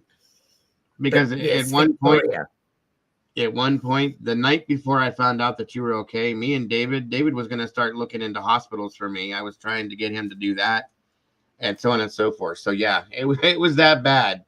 And I was trying to figure out exactly where you were, and I was like, and of course David was like, yeah, I can't go there looking, but I can call, and he could ring there and find out what's going on, because I didn't know who the hell to call. So, but yeah, it was that bad at that last day, and it was like, thank God she finally had responded to me, and that was that. So, but I don't know why I didn't even think to get Charles to message you. Didn't even cross my mind. Then again, I wasn't thinking. I couldn't think clearly for the life of me. Right, when you're sick like that, that's the last thing you would worry about, I would imagine. But yeah, I understood. And once I got that message from her, that was the day of my birthday stream that I did on my birthday. That was the best day ever after that. I was messaging everybody. She's okay. I found her. Everything's good. This is great. And I was going through so many things, Lisa. I'm thinking like, oh my God, she finally got flooded out, or her electric went out. This is that. This. And of course, I thought one of the worst things ever. I didn't even speak on that. But that's when I got to that point. And then, like I said, I was so relaxed after that. It was crazy. That was a tense week. I'll tell you that much. She come in and told me that, like I said, it brought me to tears. You and Molly contacting her literally brought me to tears. It's been a long time since I've had friends like that. Wow. And I told you you're a real, true, close friend. That happened very quickly. We just clicked. Yes, and I admire who you are, and I'm honored to have you as a friend. And Molly. So am I, 100%. And I appreciate your friendship. And your family to me. Yes, you, ma'am. Your wife, your children. Absolutely. Your family to me. Same here. Same here. I am very grateful for you. And I am grateful for you. Even though you're the male me. Yeah, which is weird. Very weird. I didn't take long to figure that out, though. It was kind of strange. I'd say something and she'd go, so do I. And she'd say something and I'd say, so do I. And back and forth. Eventually we were just like, okay, so I like this and I know she likes that. And I know that if I say something, it's going to go with her too. So it doesn't matter at this point. My male double ganger. That's what you are. millions of miles away. That's crazy. What time is it there now, you said? You're right, Star. He is very much so. It is now 2:30 p.m. on Monday. Okay, that makes sense. So then On Monday the 5th it of is the Monday. 12th. So I can tell you tomorrow for you, Monday for you guys, it's going to be a good day. Right. I am your future. There it is. God. Back to the future. I still want to know who let the dog out.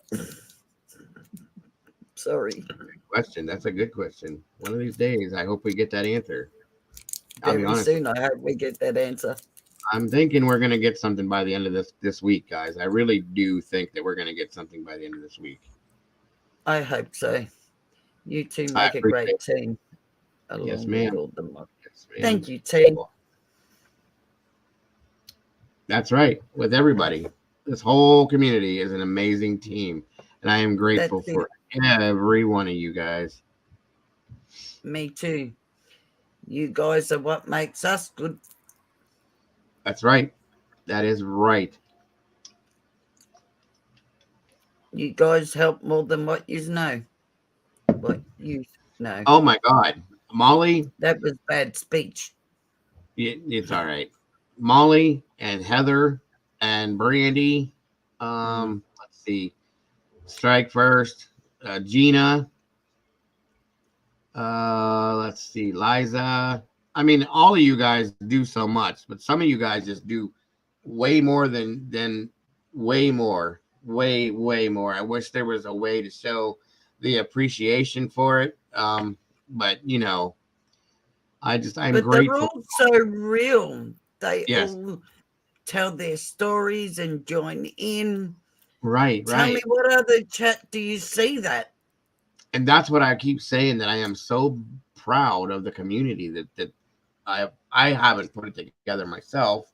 I mean, everybody, we all kind of put it together, but I'm very grateful for the community that I have here, because you don't see that on YouTube very often. You don't. Nope.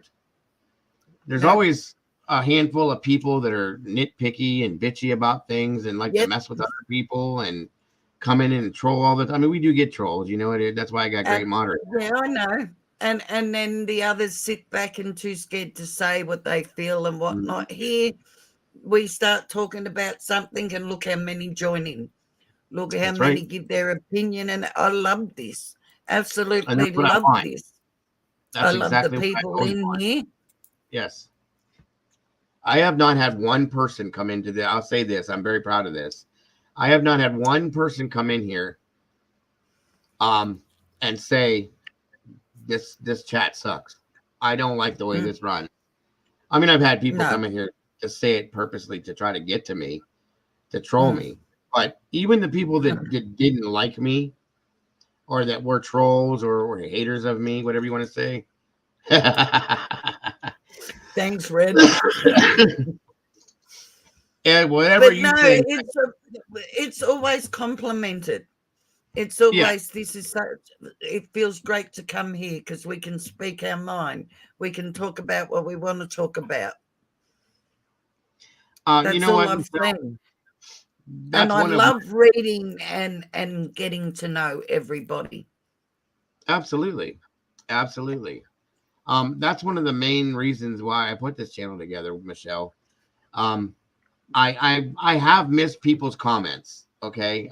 I have, as my channel got bigger, and I feel bad when I do that. I try to scroll back up every so often to make sure that I'm not missing something. If you guys haven't noticed that, sometimes I'll give an answer 10 minutes after somebody asks a question, but I do try to keep up with you guys. I really do, because that is the whole goal to this channel. And me, I just talk over the top of him and answer people in chat.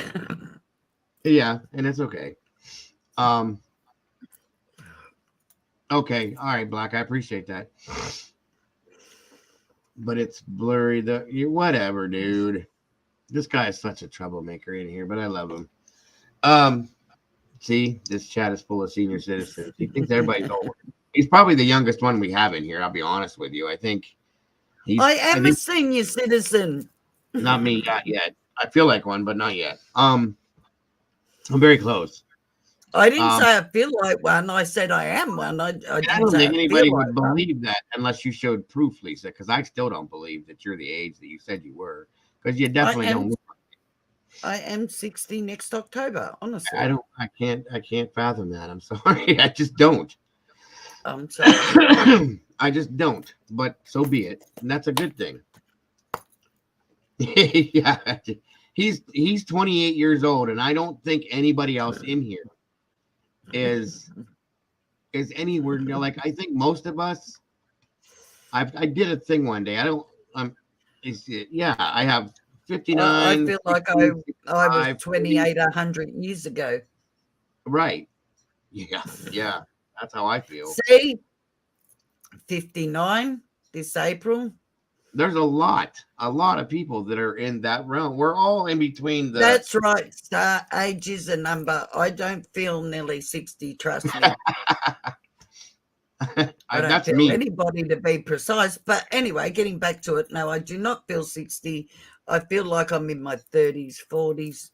Me too. Well, physically, I feel like I'm about 75 years old.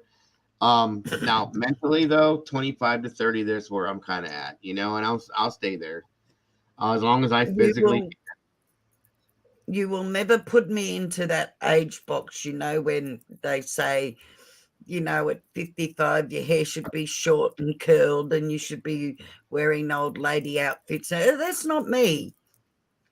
I'll wear what I want to wear. I'll grow my hair the way I want to grow my hair. I'll do what I want to do. I still ride horses. I still work on cars. All the rest of it, go for walks, everything. Play hide and seek with the kids, run around in the backyard with them. In fact, half the time I can run more than what the younger kids can. So, not me. My knees are so screwed up and my back is nope. I do a lot of walking. I'll tell you that. I do walk around slowly a lot, but it is what it is. I didn't say I wouldn't pay for it later on that night. I just said I'd do it.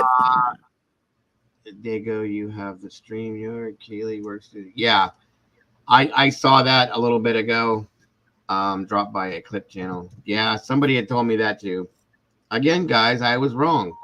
The way I heard it, and I'm okay to own that. I don't have any problems owning that.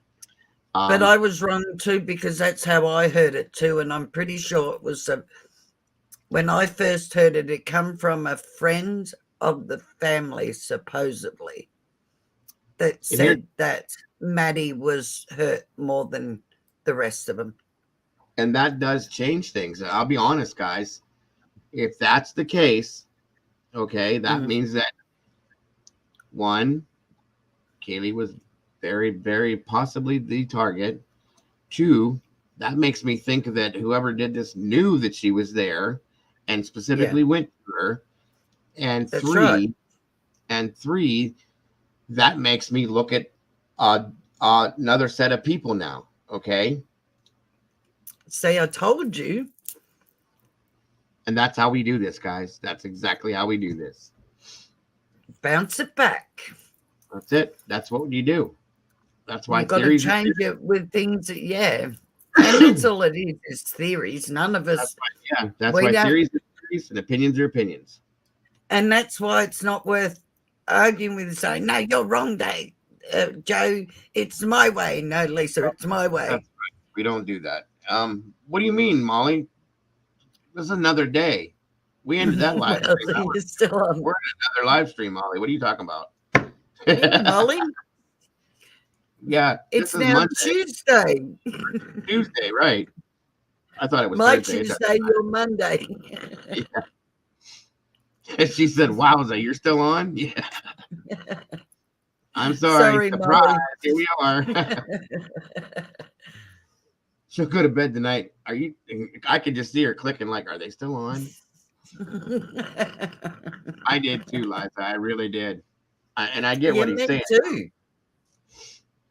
I do. Now I get your time machine is broken. Right. My time machine broke. I thought it helped Yeah, I tried to my time machine I built to go back and look 25. I guess See, it's now true. he can stay up longer and live streams for 6 hours now. See what Diane Yubin does. Right. We're going for a new what do you call Now it? he thinks he's 24. Yes, Guinness book, everything, all that, guys. I'll be going out to the club here in a couple hours and doing all that. Staying out till 4, getting up at 5, doing that. Yeah, no, forget it. That's a pipe dream and a half. Nightclubbing. Woo. Yep. If I walk into a nightclub, I want to be. This is Joe's version of nightclubbing after he gets off here. Woo! Mhm.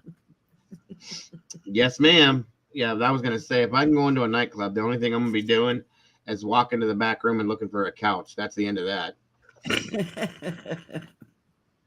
Nah, I don't know. Well, we can try to do an all-nighter. God bless America. Somebody's talking about me. Why does my nose itch so bad all the It time? depends on whose all-nighter it is. Is it your all-nighter and my all-dayer, or your Yeah, right. all-dayer and my all-nighter? Because Yeah. how it works out at the moment is it's my all-nighter, why it's your day. That's right. That's right. Clubbing till sunrise. Itchy, itchy, itchy, itchy, itchy. Yeah. I did. I started this at 1:46 talking to him this morning, 1:46 a.m. when it was still dark outside, by the way, Listen, guys. you guys understand. Yeah, understand that this wasn't even supposed to happen today. Remember? I don't typically do Sundays. And I was watching and reading a bunch of stuff. And then I messaged her. I think she messaged me. And then I messaged back and I said, messaged did you see this? Right. I said, did you see this? Because this bothers me. And I think we're going to have to do something. And are you going to do a live stream? I said, I think so. I'm not sure yet, but I think, and here we are 6 hours later. And not to mention the time that we spoke. So yes. So you're 6 hours, right? So if I started this at 1:40, say 2.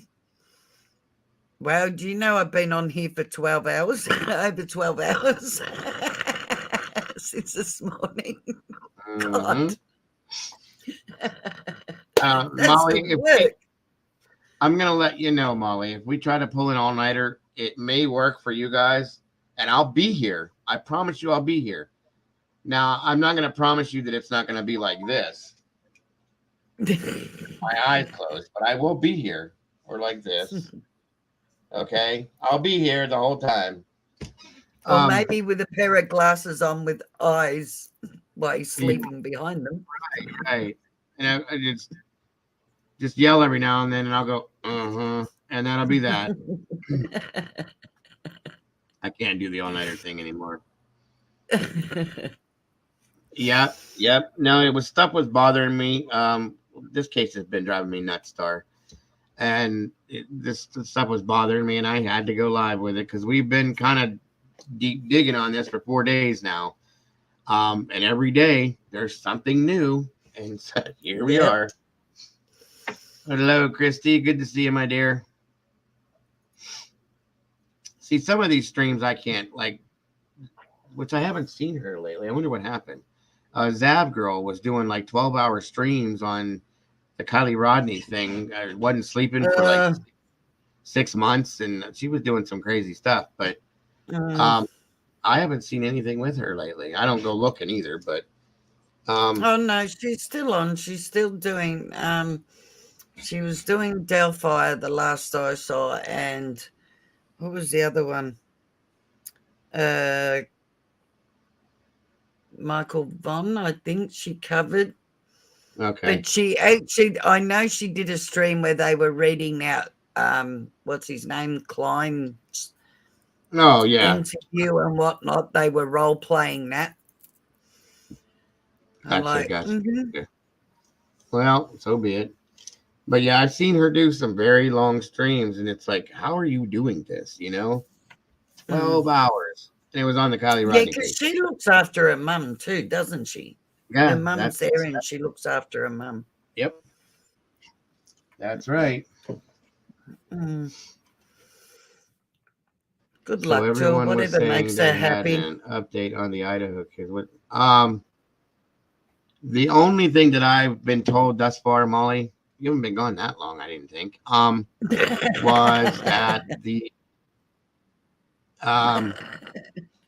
that we were backwards on what we were saying earlier. What I was saying, I should say, was that Madison No, had, because I said it too.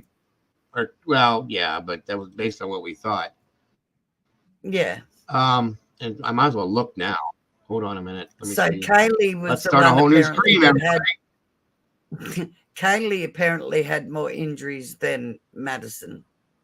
And we had it Right. that Madison had, yeah. Yeah, I'm not watching that one.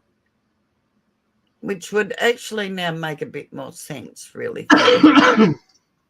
Yeah, I'm probably going to end up having to shut down here pretty soon, but let me see if I can see. Yeah, me too, because I haven't done a thing all day, and it's like nearly 3 o'clock. Here it is. Here it is. Here it is. I found it finally. Hold on, guys. Okay. If my internet cooperates. News Nation. All right, Brian, hold on. Let's say hi to Mr. Poor Brian. Brian Hinton is not used to this weather, and he does not look very happy when he's there. I'll just say that.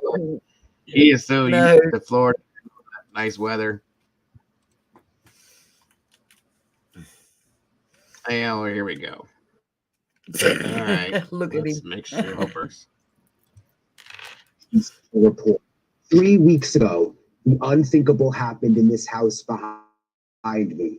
4 university students brutally murdered here. Their killer not only is still on the run, but still all of this remains a mystery 3 weeks later. And we have breaking news tonight.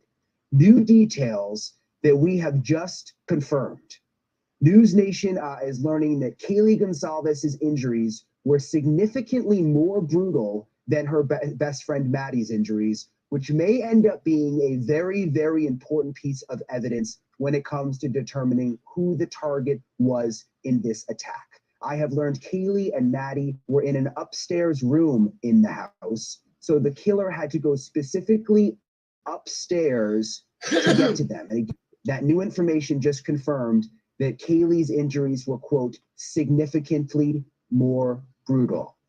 Thank you for watching. Go to newsnationnow.com to find News Nation on your television provider. And don't forget to click the red subscribe button below to get more of News Nation's fact-driven, unbiased coverage. And there it is, everybody. Yep, we got it around the wrong way, but that was the way it was relayed. I remember hearing that deaths of 4 Idaho college students a few times. Yeah, that was it. I mean, so yeah, that changes things now. Like I said a few minutes ago, I'm we went on what we thought we knew, what we were told, I guess you could say. Yep. And now, and we based our theories and our opinions on that. So, and that changes things a lot, guys. Which still brings back my theory about the fact that it was Kaylee that got the car, right? And yeah, Kaylee that had moved out, which would tell you the reason that, the reason it was done that night was because she was supposed to go home, I think, Sunday or Monday. I think Tuesday. it was, because she was going to be home. Yeah, that's right. She's going to be home Tuesday for her mum's birthday. So we watched the video, hun. We didn't speak to him. I'd love to speak to him, but it is somebody that had all this inside information that not only did she go home, but come back again to show off her new car. So it's definitely somebody that knows them. And I think somebody took advantage of the fact that she was there that day and knew, and there it is, guys. I still feel, and I'll be honest, 100%, I still think that this person came in, again, based on what Steve had said, the second floor level, went in, dealt with Ethan and Xana, sadly, first, and then chose, as Steve said, to go up to the third floor and went to his target, which now at this point I'm going to venture to say was Kaylee. Okay. But again, that changes suspects, motive, everything. Okay. I still have the same people on my list. That hasn't changed. It hasn't changed things a lot. Okay. I'll put it that way. No, I still have similar people on my list too. Right. And now added a couple of extra. I'm going to venture like Tony was saying earlier, you know, there was a lot of talk, and there's been a lot of talk from family, law enforcement of a stalker. That's my number one person. I still feel very strongly about the fraternity house. Yep. And for whatever reason, I have never taken Jack off of my list. Yep. Okay. So that's still there too. Yep. It's all good, Molly. This is what we do, hon. It's what it's all about. That's what it's all about. But then, are we talking about Jack as in Kaylee's ex-Jack? He's still there on my list. And then the other person on my list is also Madison's ex. Because just because Kaylee was worse. Well, they weren't exes. That's the thing. No, but you know what I mean. So Jake is number on my list, and I'll tell you why. Even more now. Because I think, and you touched on this earlier, Lisa, that there's a very big possibility that Jake could be jealous of Kaylee and Madison's relationship in turn. Okay. So there's that too. So it didn't change things a whole lot, guys. It's okay, Liza. That's what we do. That's why we're here. Yep. Yeah, absolutely, Miss Molly. No worries, hon. But so there's that. And she was leaving, that's right. Yeah. I have my suspicions about the food truck, Red. Don't worry. This had to take place to me. This had to take place that night or Sunday night. But I had no doubt it was going to be that night.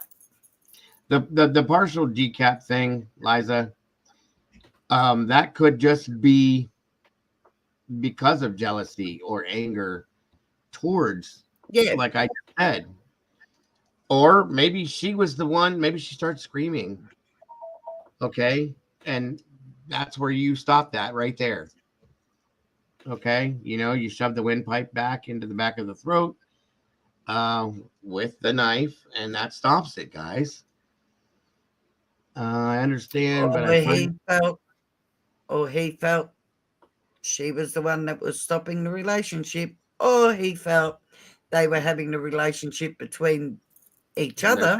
Multiple reasons, yeah.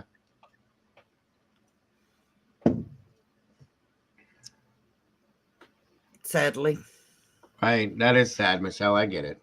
I agree. I agree. I see. You know what's crazy with this is we just updated during a stream that we were already having. And I promise you guys, I can promise you guys that tomorrow morning when I wake up, that there's going to be more. There's always more. And we'll be talking about something totally different between 10 and noon tomorrow sometime. Yep. Like it never ended, guys. And it's an ongoing. Every day there's something new. Yep. Yep. Every couple of hours or so, it changes. Yeah. I mean, I'm glad that there's more finally coming out. And like I said, I think it's finally progressing slowly. And understand, you guys, somebody had mentioned earlier that it took so long the first week and this and that, and that they feel that law enforcement may have dropped the ball. I don't think they dropped the ball. I think that it took so long, you guys, sadly, because it literally took them 8 days to process the crime scene. That's how much of this there was. So that is why the investigation did not actually get started, in my opinion, until the second week. Okay. Once they finally finished processing the full crime scene and all of that, you got to understand that, guys. That's where I'm thinking that this is, why. And I think that, again, I think law enforcement has been amazing throughout this whole thing. Yeah, I got to give them that. I really do. Like I said earlier, with all the cases we've watched, how many of these cases have we seen that law enforcement is horrible? I think it's completely dropped the ball. A lot of them. I can't say that in this. For a change, I'm very, very proud of the law enforcement, the way they've been through this. Yep, me too. They may have been slow to start off with, but like I said, they're not used to dealing with murders, especially mass murder like that. And it would have thrown them for a six walking into that house, and then that flood of emotion, and then having to think what to do and who to call in and all the rest of it. So you got to give them credit where credit's due. Right. And there it is. Molly just sent me a message that says someone told me scenario about the decap said that it did not have to be a slice or a cut. It could be pressing it super hard down on the throat, which could be trying to stop somebody from making noise. Yep, could be. Thank you for that, Miss Molly. I appreciate that, because that's a fact, guys. We've seen. You just did what I've seen. I've been on domestic scenes where, a man was trying to stop his partner from screaming. So in turn, one time the guy took a baseball bat and hit her in her throat, and it shoved her windpipe to the back of her neck. She couldn't make a sound. As disgusting as it is, it happened. Okay. I'm just being honest. My ex used to strangle me until I passed out. That does it too. Yep. Your thumbs. You take the. I'm not doing this. I'm just telling you, the windpipe to the back of the throat will shut you down right now. Yep.